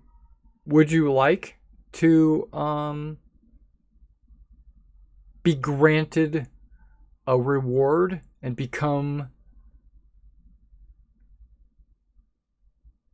my successor? Very well. Okay. He tells you to look around the room. Do you see anything that you would like? And he points, there's all kinds of different weapons, different armors.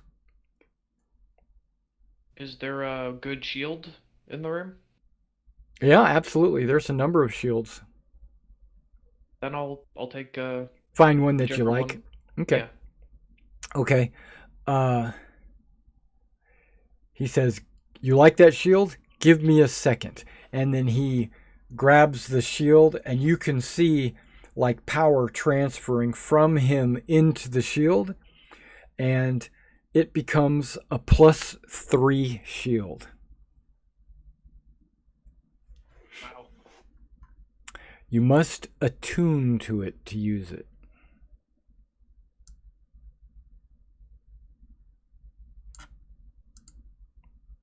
Do you have an attunement slot? I'm checking that right now. Okay.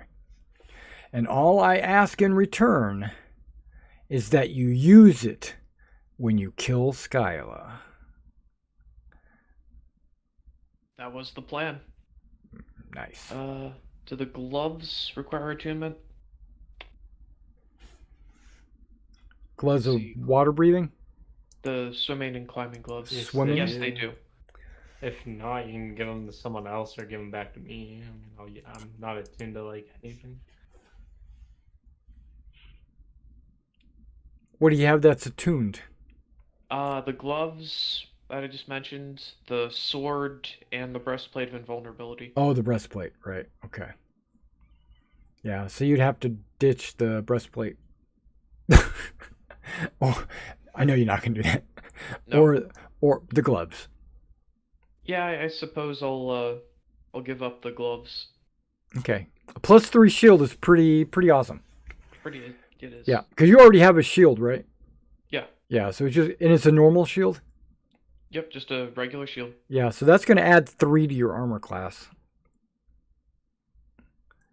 It's going to put you up there. Okay, so you get it. Now you guys need to attune, I assume. And whoever's taking the gloves needs to attune back to that. So would you like to stay in this fresh air for an hour? That's fine. Maybe get another short rest? Does anybody want the gloves? Yeah, it gives you free movement underwater. If anybody wants the gloves, speak up now. I'm not going to be the first one to say anything, so I'm going to wait. I don't want them. I don't want them. Then go Andromica, ahead, how Andromica. many things do you have attuned?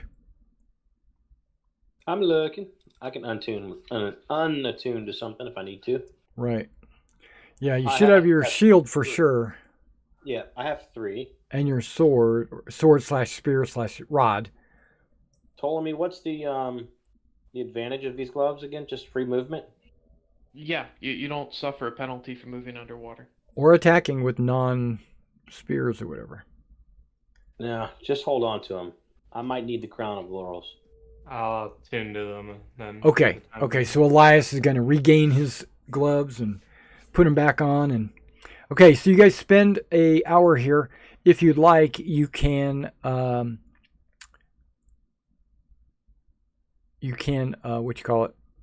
regain more hit points if you want to roll some dice or not. Your friend Jackie is staying outside in the water. She doesn't come into the air.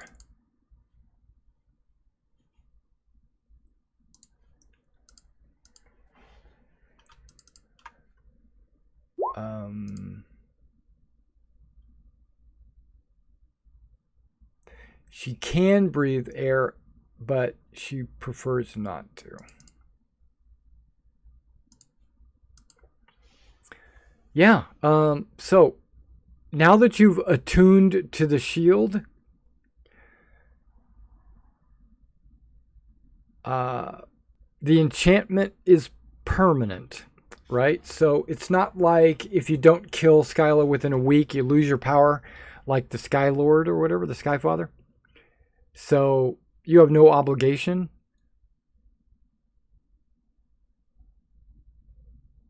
But I'm a paladin. Of course I'll follow through.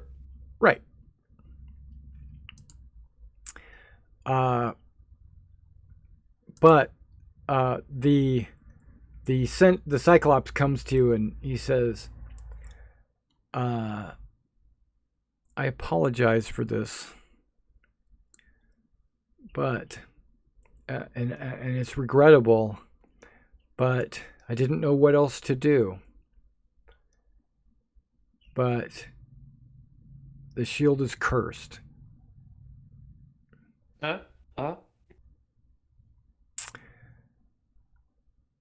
But only if Skyla doesn't die in a week. Well, that's no problem then. If she dies, the curse is removed. If she doesn't die and a week transpires, then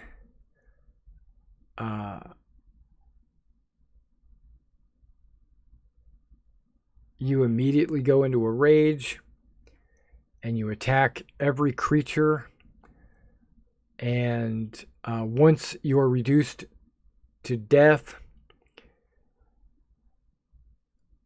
no, wait, back up. You'll regenerate 1 hit point per round.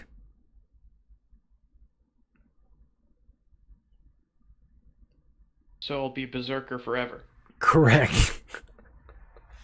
You'll just be constantly attacking whatever people are around you. Forever. But if you kill Skyla in a week, that's all moot. You don't have to worry about it. You'll just have a +3 shield. Don't worry, Ptolemy. If we hit 6 days, I'll put my handcuffs on you. Thanks, Scruffle. And then find a way to kill me, please. Oh, yeah, no, we'll just leave you down here with the handcuffs on. Well, if you cast Remove Curse 3 times, it'll be removed. Yeah, but that's a really high-level spell slot. I can just use the handcuffs, come back for him in a couple days. Stop trying to justify the handcuffs. No, I mean, we leave Ptolemy with He'll no still water. be raging, and he'll still be attacking you, even if his hands are cuffed. He's stuck at the bottom of the ocean. I like my odds. Right, and then you stop casting water breathing on him, and he just... Yeah, and we leave him for a few days. He doesn't die because he gets a hit point back every round. Oh, that's perfect. So, what do you got? Davy's Locker, or whatever they call it. Oh, we'll just lock him up like the vampire. Okay, well, your friend is swimming around outside like she's nervous. If you want to rejoin her, or... Remember, you only have a week. I know you probably want to visit some of the other temples. Let's keep visiting temples. Because 2 of you have become successors. We need everybody to become a successor. I don't like that it's do this or be cursed. We're gonna slay Skyla anyway. Yeah, but they could just take away the things. They don't have to make the alternative be cursing. I mean, that's true, but... We're wasting time here. We can walk and move at the same time. Well, if you have these Promethean fire and we make you gods, then you can remove your own curse. But then again, you won't need to because the thing will be dead. Yep. Yeah, I mean, we won't get cursed if we defeat Scylla. All right, looking at your map, did you want to travel in a circle, like by going to number 4, or do you want to go to the center, which is number 3? Because, see, I was doing the number thing. I say go to 4. I don't know about the others. Right. What about the rest? Do you think that's good? Just go clockwise or counterclockwise? Works for me. Doesn't really matter. Me. Oh, All right. I wanted to go to the big one. Too bad. Ptolemy said you're going counterclockwise.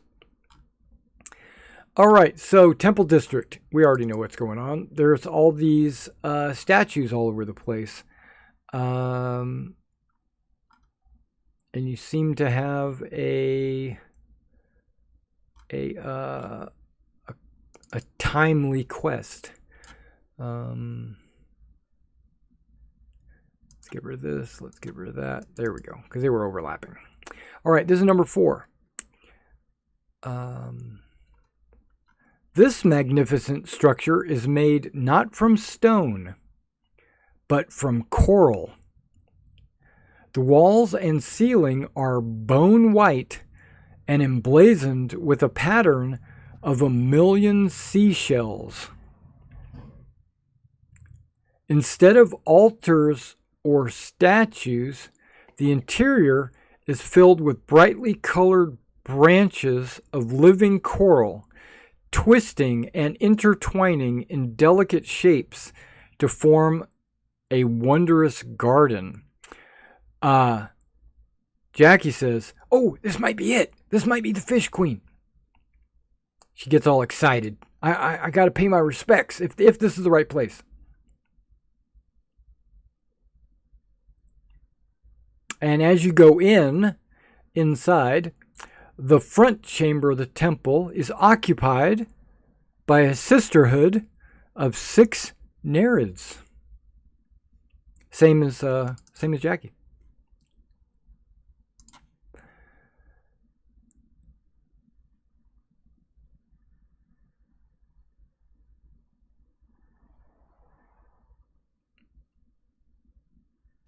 And they stand and they present themselves as like guards, not to let you past, basically.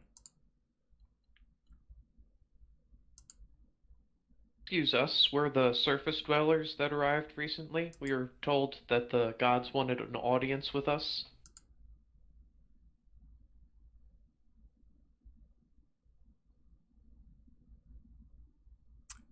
You want to see the Fish Queen?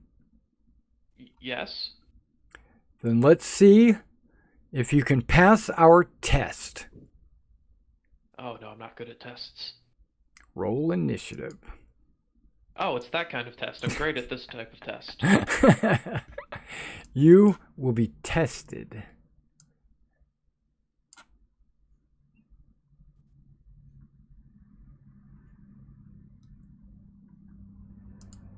I can't do.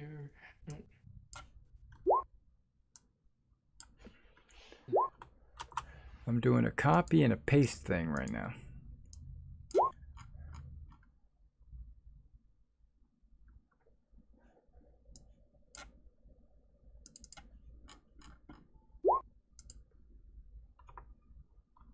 Ow, Wow. 3 criticals in a row. Is that possible? Nah, that's ridiculous. 3 20's criticals. having a thing. 3 criticals initiative.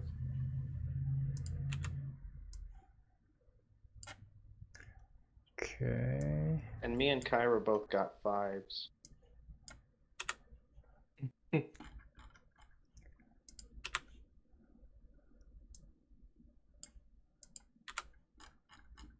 Cleaning up here a little bit. Just bear with me.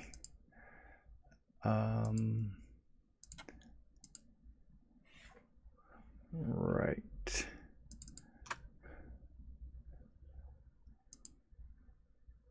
Yep, there we go.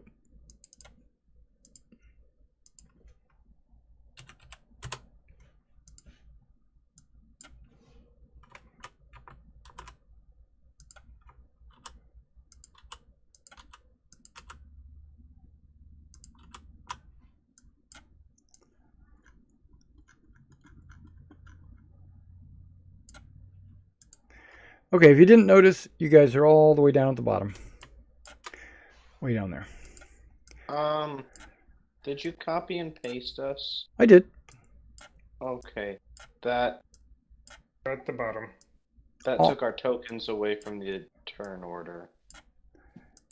Yeah, the turn order hasn't been rolled yet. Oh. You guys were clicking tokens that didn't exist. But they did exist. Haha, no crits for you guys. That's right. No crits. If you get a 1. All right. Start initiative again.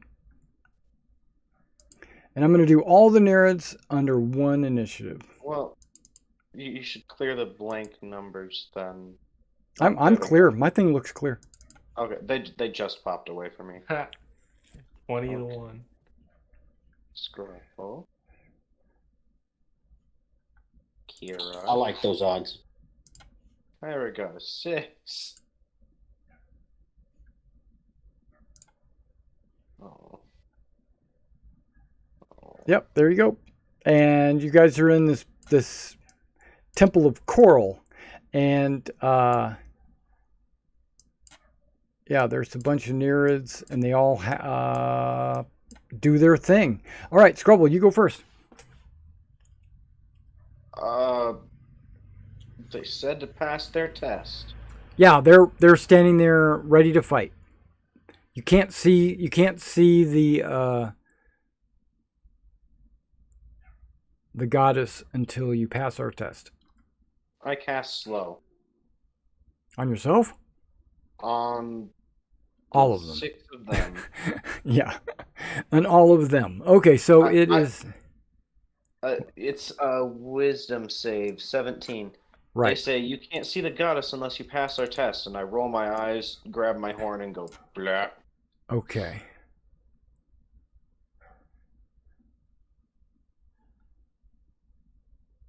Okay, wisdom. Let's go left to right. 20, Oh, that passes.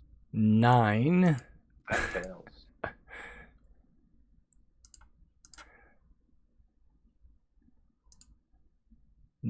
10. Fail. Still fails.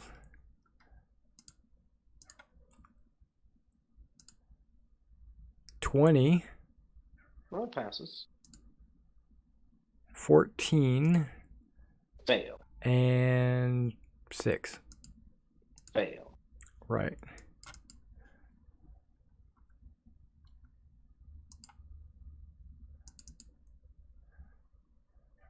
Yeah, Roll20 just added some stuff on my drawing shapes and stuff, and it was like messing me up. Okay. Okay, there you go. So there's a bunch of them that are slow. Some of them aren't. What else would you like to do? No, I'm good. I'm gonna sit back and watch now. Okay. Does that have their movement as well? Yes. Okay. Sounds good. -2 to AC and Dex saves, half movement, no reactions, only 1 action. Yep. 1 attack. Yeah. Yeah. Yep. Okay, so Andromica, it is your turn. Well, I'll be 5, 10, 15. Hold action for when one of them comes within 10. I will hit them with my spear. Okay. Ptolemy. Hey, I should have asked the rules for this duel before we started. You Maybe still just knock can. them You out. still can. They're just standing there with their weapons out. Brandishing So them. are you guys immortal? Should we try to kill you? All right. No else. I'll reply when it's their turn. Okay.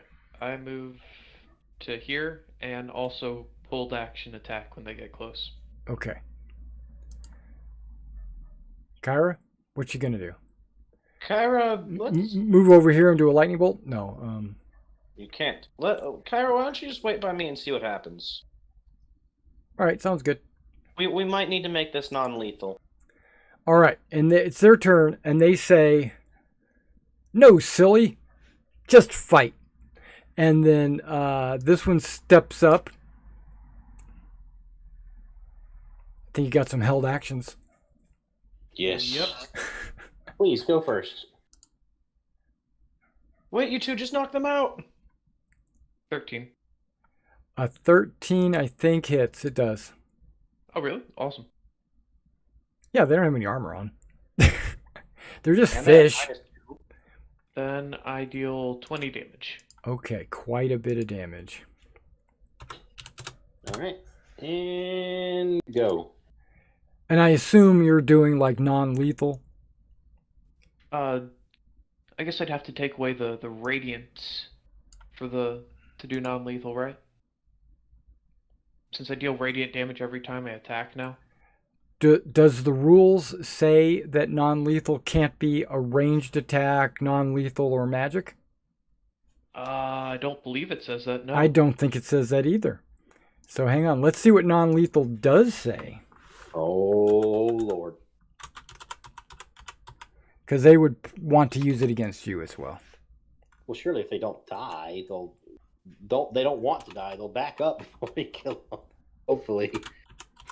Well, it says it has to be a melee attack, and they make the choice the instant the damage is dealt. What's that under? Player's Handbook, page 198. No, I don't care about Knocking a creature out. Non-detection. No, I'm in the thing. Oh, Combat options, maybe? if you type in knocking, it's the first result. Combat, knocking a creature out. Oh, maybe? okay. Well, that brings it up in the search, but not. Yeah, that's it. I'll find it. How do you spell knock? Okay, there you go. Maybe. Oh, the damage and healing one, the second option. That's fine. If you click the first one, there's always the next page. Yeah, but I hate going through those because sometimes they go to weird places. Yeah, that's all right. I'm working it. I'm already there, so. The other one just takes you straight there? Yeah. Oh, okay. So we'll do that. So Okay. It doesn't say it can't be magic, but it does specify melee. It has to be a melee attack. The attack can knock a creature out. The attack can make the choice of the instant the damage is dealt, the creature falls unconscious. So, as long as it's part of your melee attack, I don't see a problem with it. Okay, excellent. Yeah. Yeah, so like ranged attacks and magical ranged attacks can't. Because I guess you're hitting him with the bottom of your sword, but it's still glowing. Maybe the flat.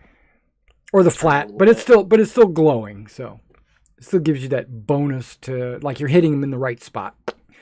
Okay, so you did your 20 damage. You want to attack again? No, wait. That was a held action. Oh, that's right. And then Andromaca hits for 9 as well.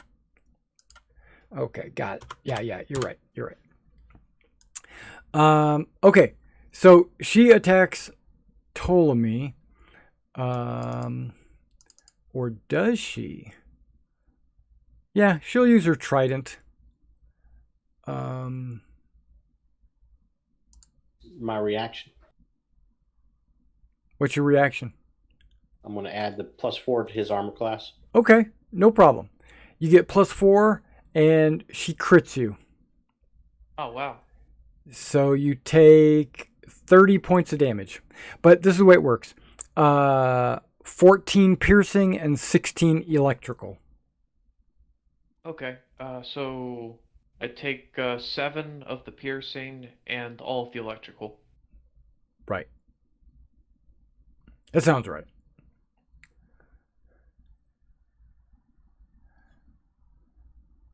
Now, the ones that are slow, because I'm holding her for last. Oh, that's a bonus action. Okay. But they can only perform a bonus or an action, right? Not both? Correct, but 2 of them are not slowed. Right. But the ones who are slowed, yeah, have to pick one or the other. One or the other. Okay. And they remake the save at the end of their turn. Right. I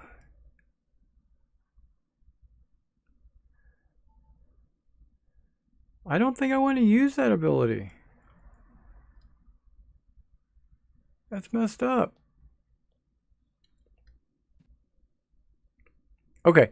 She uses her bonus action to cast a song of battle, which she's singing a song of battle for this Nereid, the one that's not slow. So the one that's not slow moves forward to engage Kyra and uses her trident. 1, 2, 3. I just got 2 criticals and a 16. So 16 armor misses. Okay. Yes. But the 2 criticals, Kyra takes 10, 20, 30, 49. 49. 9? 49. Jeez. Yeah. Remember that's they're going to try to knock you out. They're not going to try to kill you. Okay. The other ones move forward, but only get 1. Wait. How fast can they move?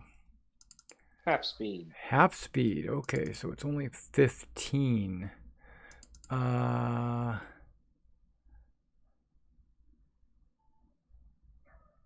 Doesn't have a reach. Okay.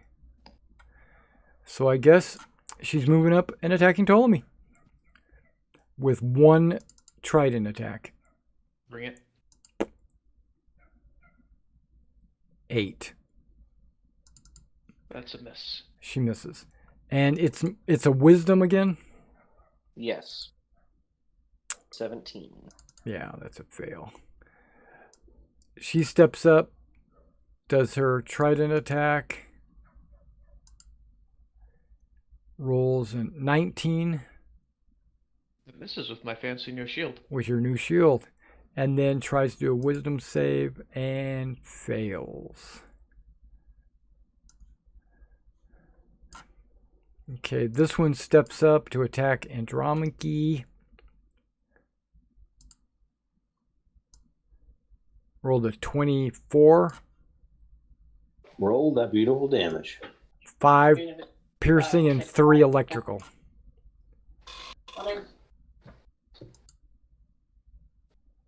And then gets rid of her slow.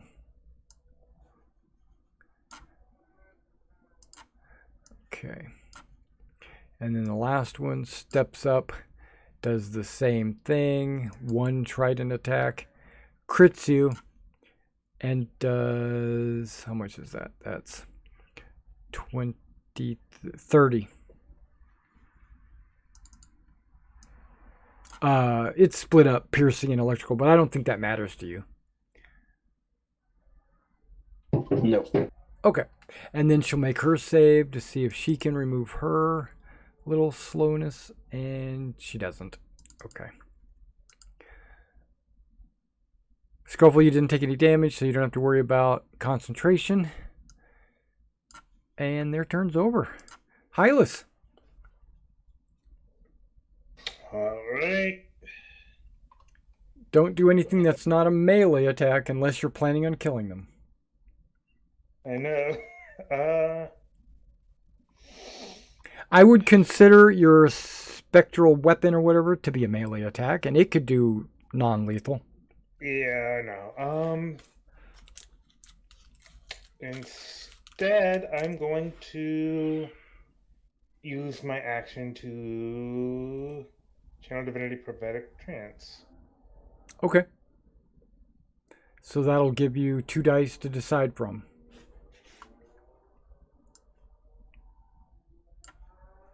A 10 or an 18. Okay. Yep. And I think I will go ahead and because that'll be my action, and then my bonus action I can still summon the weapon.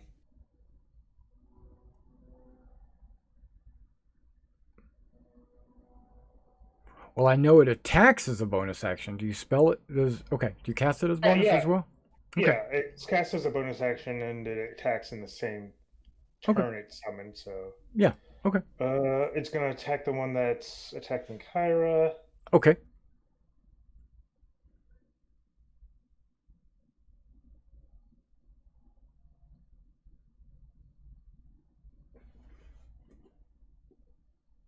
That hits for 18. Okay. Okay, Elias, it's up to you. Oh, well. Useless. We'll see who gets knocked out. Yeah, I'm gonna. Nothing I can do really. I'm just gonna polymorph into a shark. Okay. Specifically, I believe the ones that we fought earlier, the hunter sharks. Giant shark? Yeah, it's like a giant hunter shark. Is it a hunter shark or is it a giant shark? Hunter shark, I believe it's like a CR5. No, it's a giant shark. That's what I want. You're going for a giant? Yep.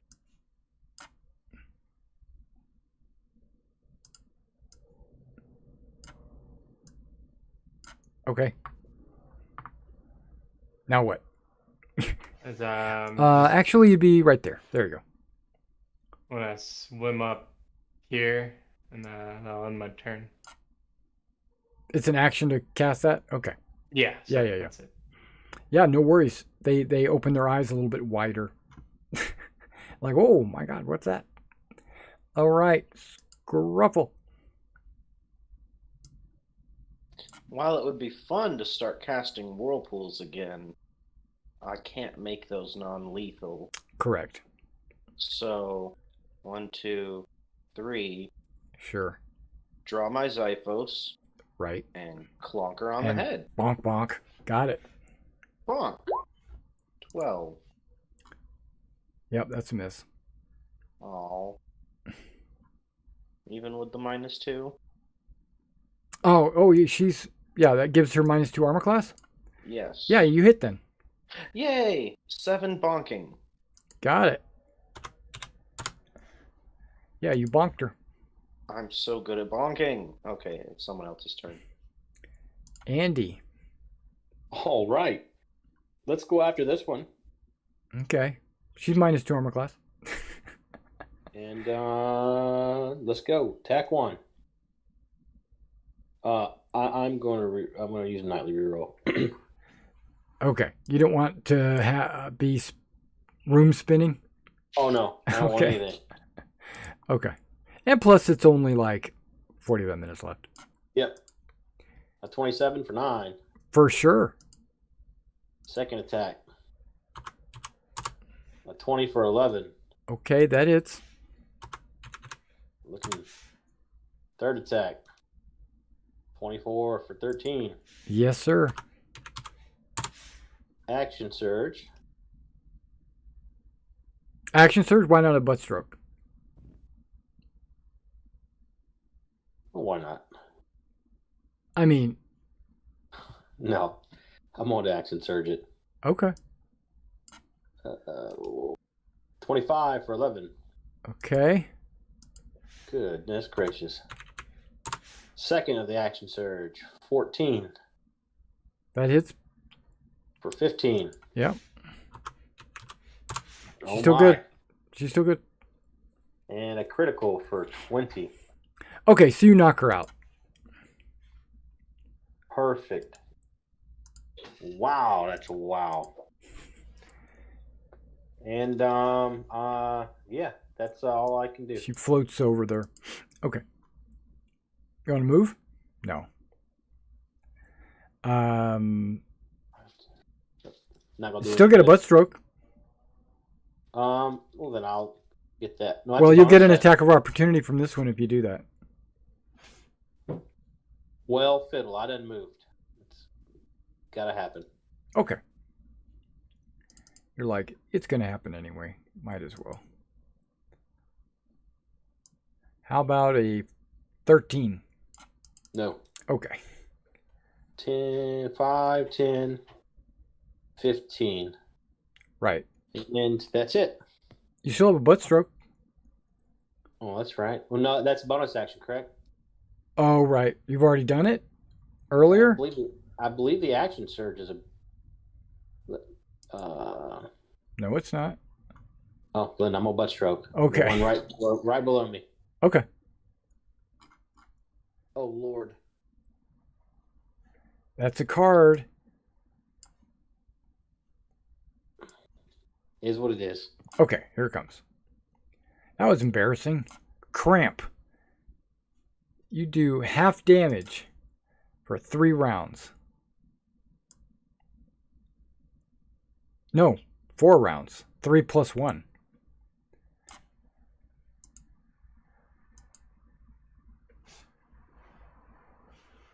That looks like half damage. Okay. And your turn's over. Yes. Ptolemy. Okay, the one in front of me is the one that me and Andromica hit earlier, right? Correct. Yes. All right. Let me But take but the down. 2 to the left are slow. That's true. I should focus on the one that's already injured. Okay. All right. Titan's Bane at disadvantage. Critical fail. Want to re-roll it? I would. If everybody's all right with it. Yeah. Okay. Reroll. Nightly reroll. Yep. Or 18 this time. Yeah, 18 hits.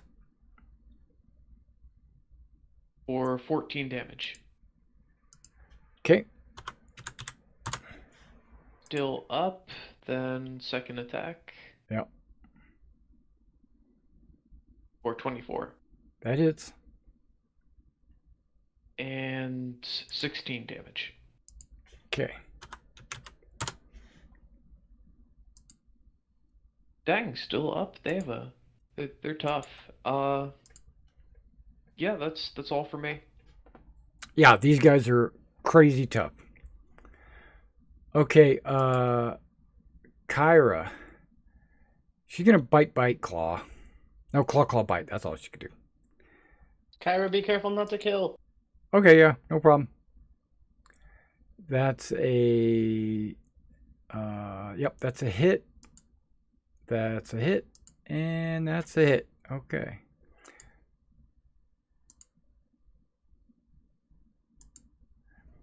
She does 45 damage.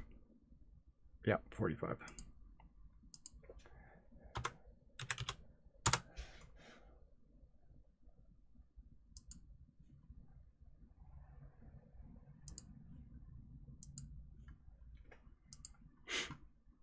All right, she's done. No, she's not done. She moves to there. Okay. Now they go.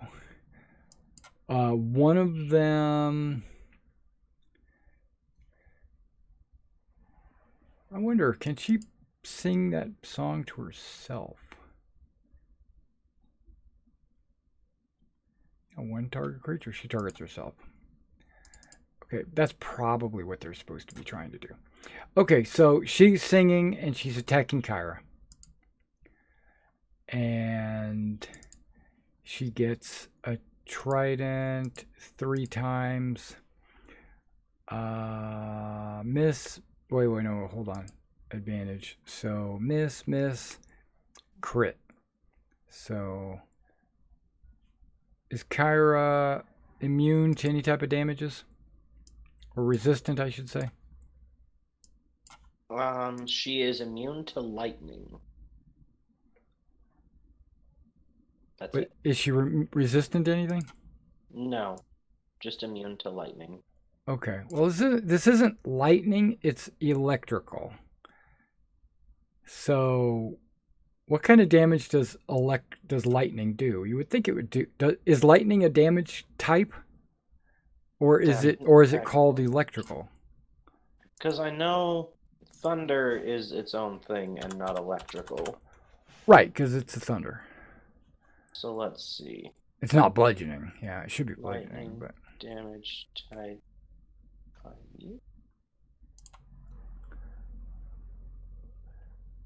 well, I just look at damage types. Oh, is that a thing? I searched lightning and didn't find anything. Damage types. Yeah. Oh yeah, look at that. Lightning is a damage type. Electricity is not listed here. It's not. Okay, so that's a mistake in the book. Because it should say lightning damage then. So she's immune to the lightning part of this this electrical attack. So the crit only does 14 Okay. because she's immune to the electricity. Acid, bludgeon, cold, fire, force, lightning, necrotic, piercing, poison, psychic, radiant, slashing, thunder. Right. That sounds right. Okay. So that Nereid's done. This one can't do a bonus action and attack. So it just attacks Scruffle and hits him once with a 19. Yeah, that just barely hits. So 11 and 10. Boink. And then a wisdom saving throw. Still slow. Okay.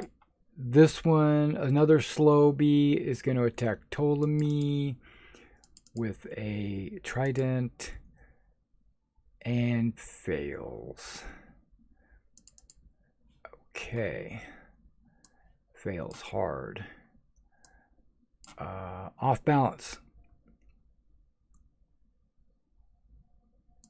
Anybody that attacks her before her next turn, you get an extra d6 to your attack roll. That's that one. Yeah. Will help my half damage. And then this guy, she sings her bonus song, which gives her advantage, and then she sings to strikes at Ptolemy with 3 tridents. Wait, did I do a saving throw? I did not. Let me do a saving throw for that other one. She rolled an 18. She is no longer slow.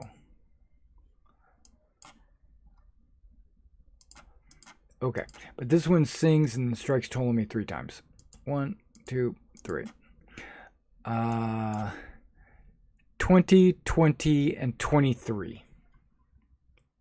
They all hit. Even with your shield? Yeah, the shield gives me 20. Oh, okay. So, okay, so let me just add all the damage up then.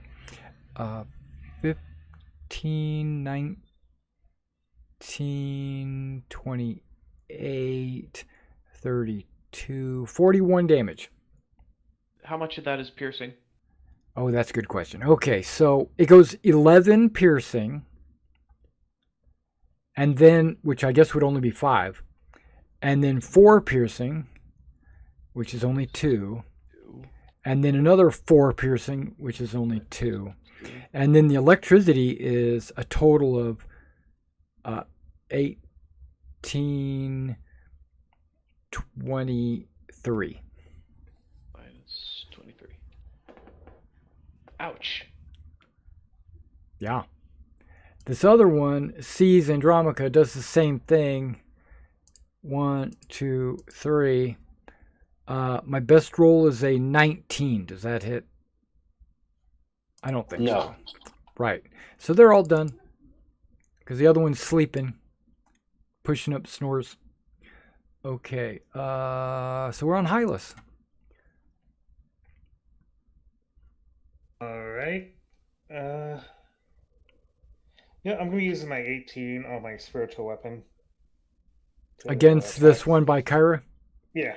Okay, just roll damage then. I will. Okay, so 14 damage. Yep. Okay. What else? Still conscious. She didn't get knocked out. Yeah. That was a bonus action, so. Yep. Yep. Swim forward. Okay. Smack her with my mace. There it is. You knock her out. Bird. Alright. And she drifts off. There we go. Are you done? Yep. All right. Elias. Shark. Shark Elias. I'm gonna move up to that closest one. There Shark it is. Elias. And I'm gonna bite. Okay, so you don't have a shark character I'm sheet. just gonna. It's a D20 plus 9 to hit. Yeah. Well, I could click it for you, but Alright. why don't you add +9? Why didn't you put D20 plus 9? I didn't think about it. I can do the math in my head. Yeah. So you hit. 24. Yeah, you hit. And then the damage is. 3d10 plus 6. Okay, I'll put that one.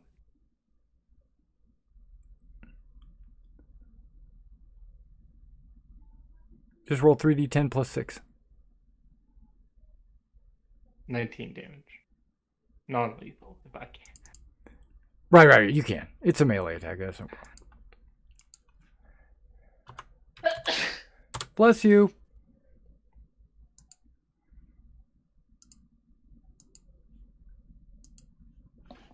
All right. That'll be it. Yep, that's all the shark can do. One attack, which is weird, but okay, maybe not. Scruffle. Scruffle indeed. Yeah. I'm going to draw in my free hand my adamantine short sword, Sure. and I'm going to give the. I already forgot the word again. Anyways, I'm going to give this one a clonk with the Okay. short sword. Sure. Clonk. 26. Nope. 6 damage.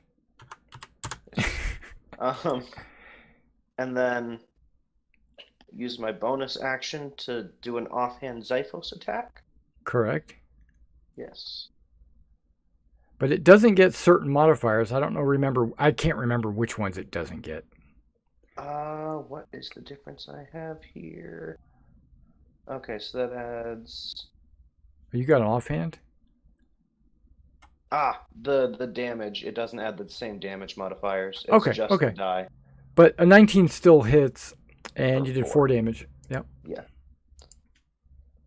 Yes, you don't add your Strength stat or thing. whatever. Yeah. Dex, yeah. Okay. Anything else?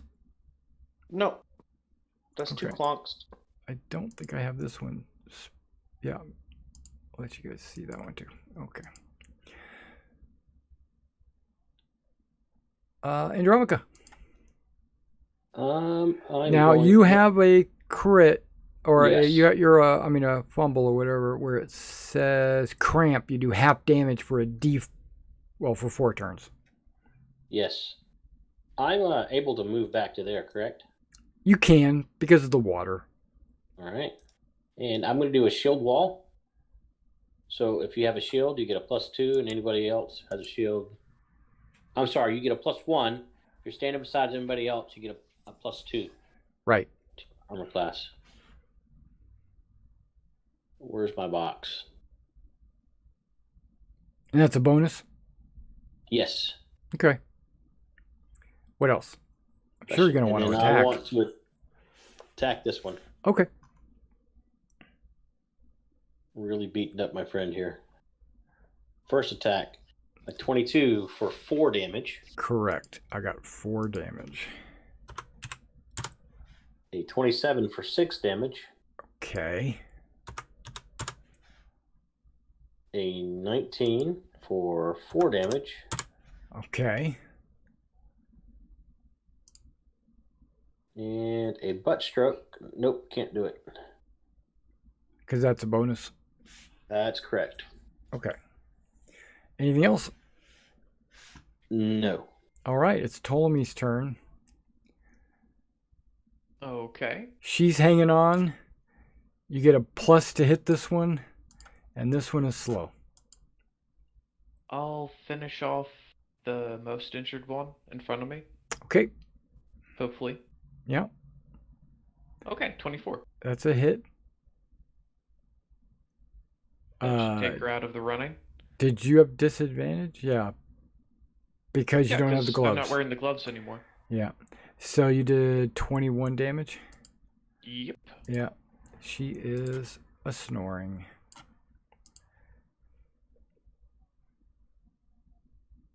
All right. Second attack, off balance. You get an extra d6 to your attack roll. If you attack this one.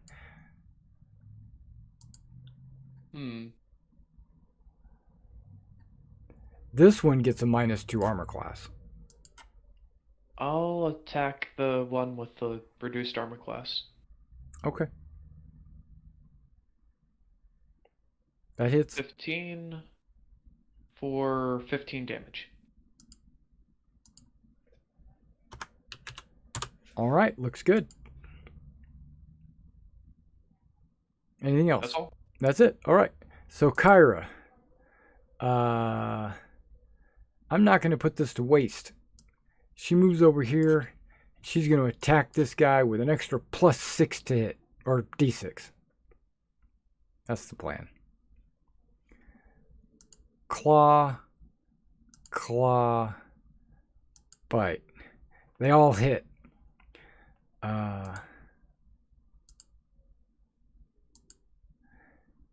38 damage.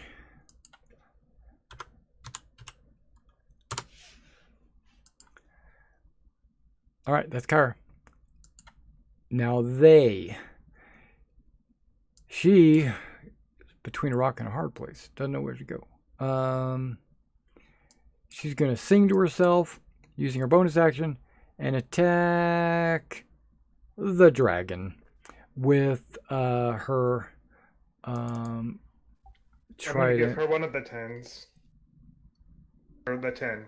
Okay, so the first roll is a 10. And then the second ones are crits. Okay, but does a 10 hit? Let's see here. 10 makes it a 16. Nope, she has an 18. Okay, but the 2 crits hit, and she's immune to electrical, so she only takes 11 and 10, so 21. I got it. Okay, that was pretty good. And then that narrative is done. This one here gets 1 attack. It's going to attack Scruffle. Roll a 15. Does that hit you? Nah. Okay, tries to make a saving throw. 16. Fails. She's No. still slow. Okay, and the other one is going to attack Andromaca. Singing and then stabbing. I point, laugh, and jeer at the one who keeps failing against me. Does a 24 hit you? Yes. Okay, so let's do the math here. We got, does it matter if it's electrical or, no, I don't think it matters. Okay, so 17 plus 16, we're looking at 30, I'm doing my math wrong. 21, 20, I'm sorry, 21, 29, 35, and then 35, 39, 49, 56, 63 damage. One of those happened to be a critical. Good Lord. They're getting so many. My critical. eyes got big on that one. Yeah, and I'm done. All right, so then we go on to the next person, Hylas.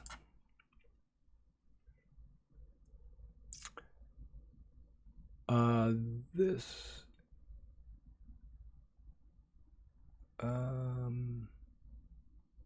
Yeah, so this is over. Boop. Okay. So, Hylas, what do you want to do? Yep. Use spiritual weapon. Okay. Attack the one. Right there. Yeah. Okay.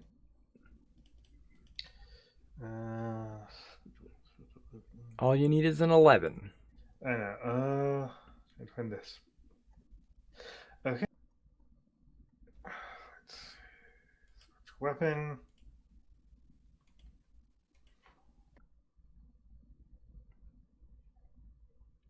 For 15 damage. Okay.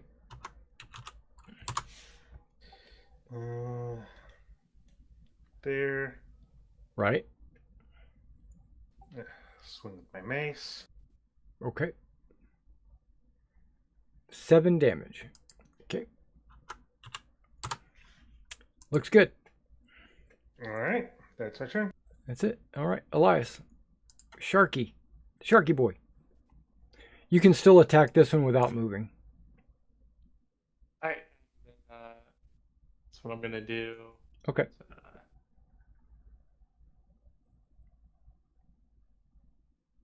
D20 plus 9. 14 to hit. 14 hits. And then 3d10 plus 6. Yep.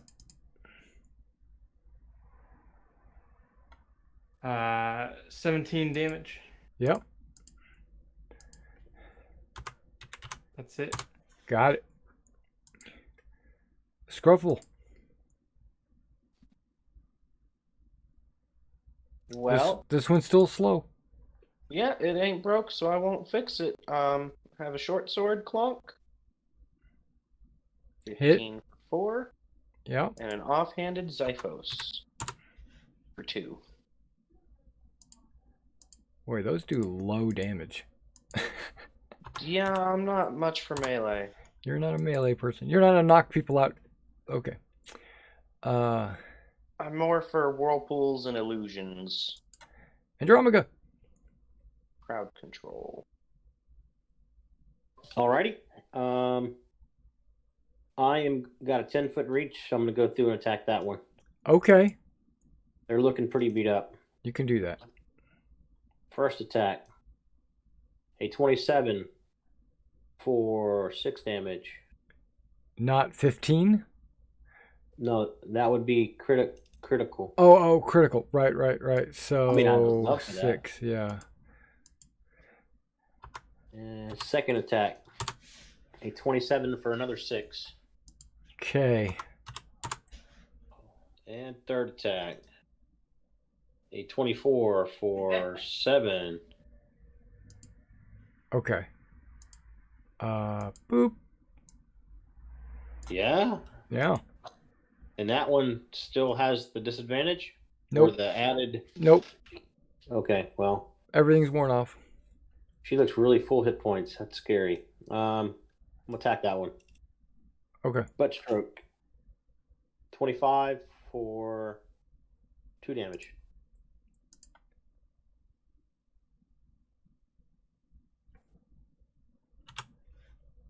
And that's it. Okay.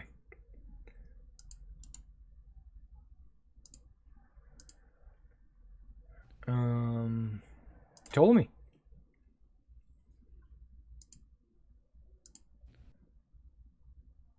Alright. I'm going to take an attack of opportunity and go here. Okay.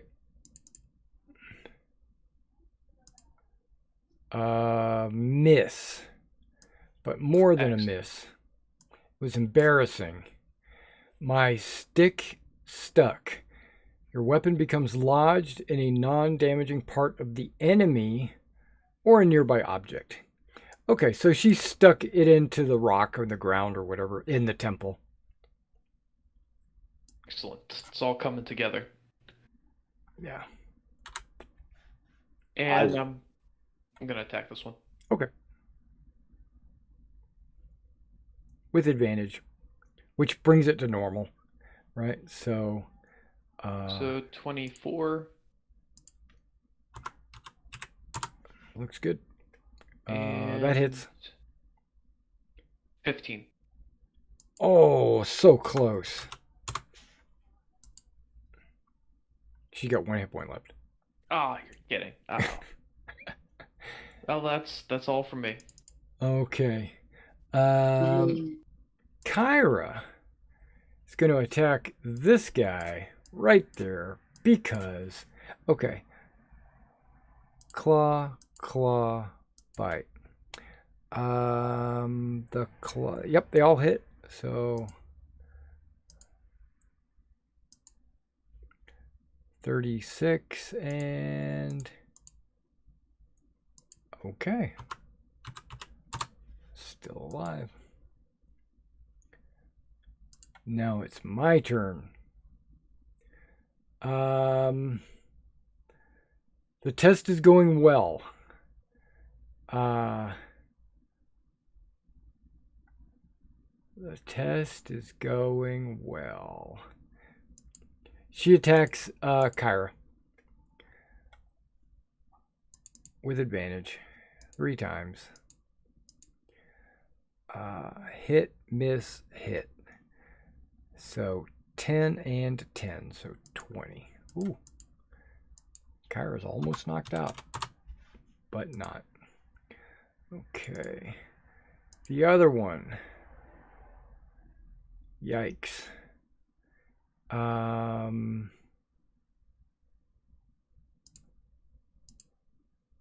Attacks Andromaca.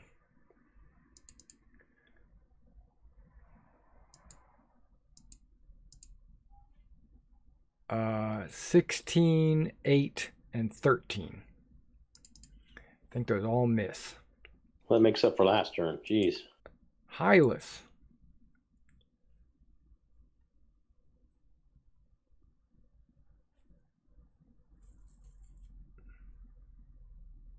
It is now Hylas's turn. All right. Let's go for that spiritual weapon. Okay.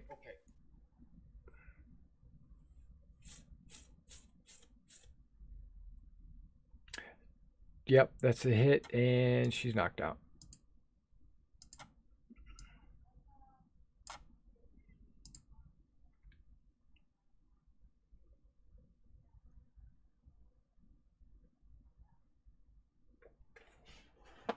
And I guess Hylas is gonna move over here.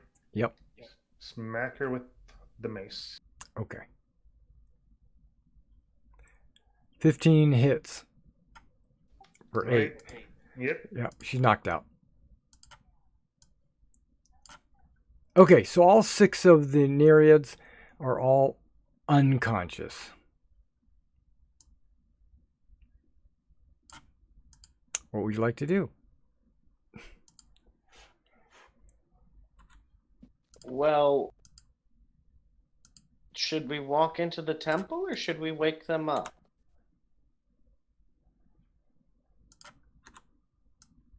Let them float. Maybe a shark will eat them. I'm gonna give Kyra cure wounds. Oh, you're nice. I mean, she's down to 3 hit points. Oh wait, that was non-lethal, right? Yeah, but non-lethal doesn't heal.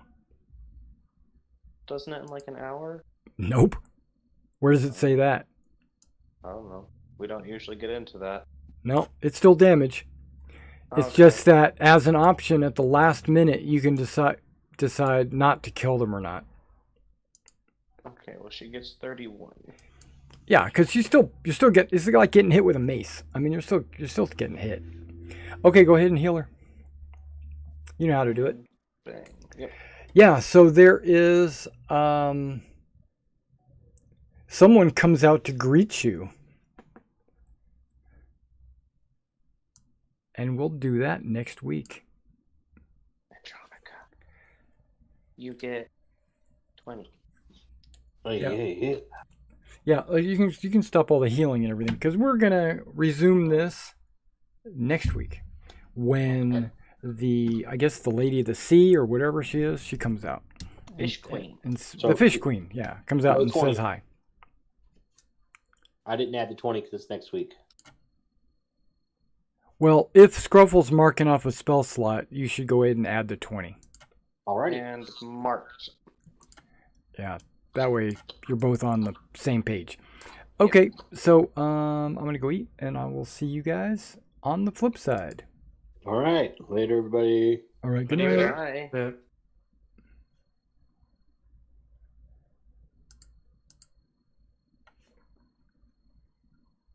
All right, everybody bailed out of Discord. Okay, perfect. Let's bring us all back to the landing page. And this is me just saying thank you for coming out and watching this stream of the Odyssey of the Dragonlords. I know I watched a few other streams and of the Dragonlords, and most people don't get past the attack on Mitros when the Titans come in and it's a big battle, it's the end of time and all that, but nobody actually finishes the module. That's only like the first 1/3 of the module. We are continuing on with going down the sea, fighting the centaurs and minotaurs, going into the Arisia, and so we're on chapter, I don't know what it is, 11. Chapter 12 is probably the biggest chapter. It's the biggest chapter, but like 1 through 9 was like the first third of the game. And then 10 is a big one, 11's a big one.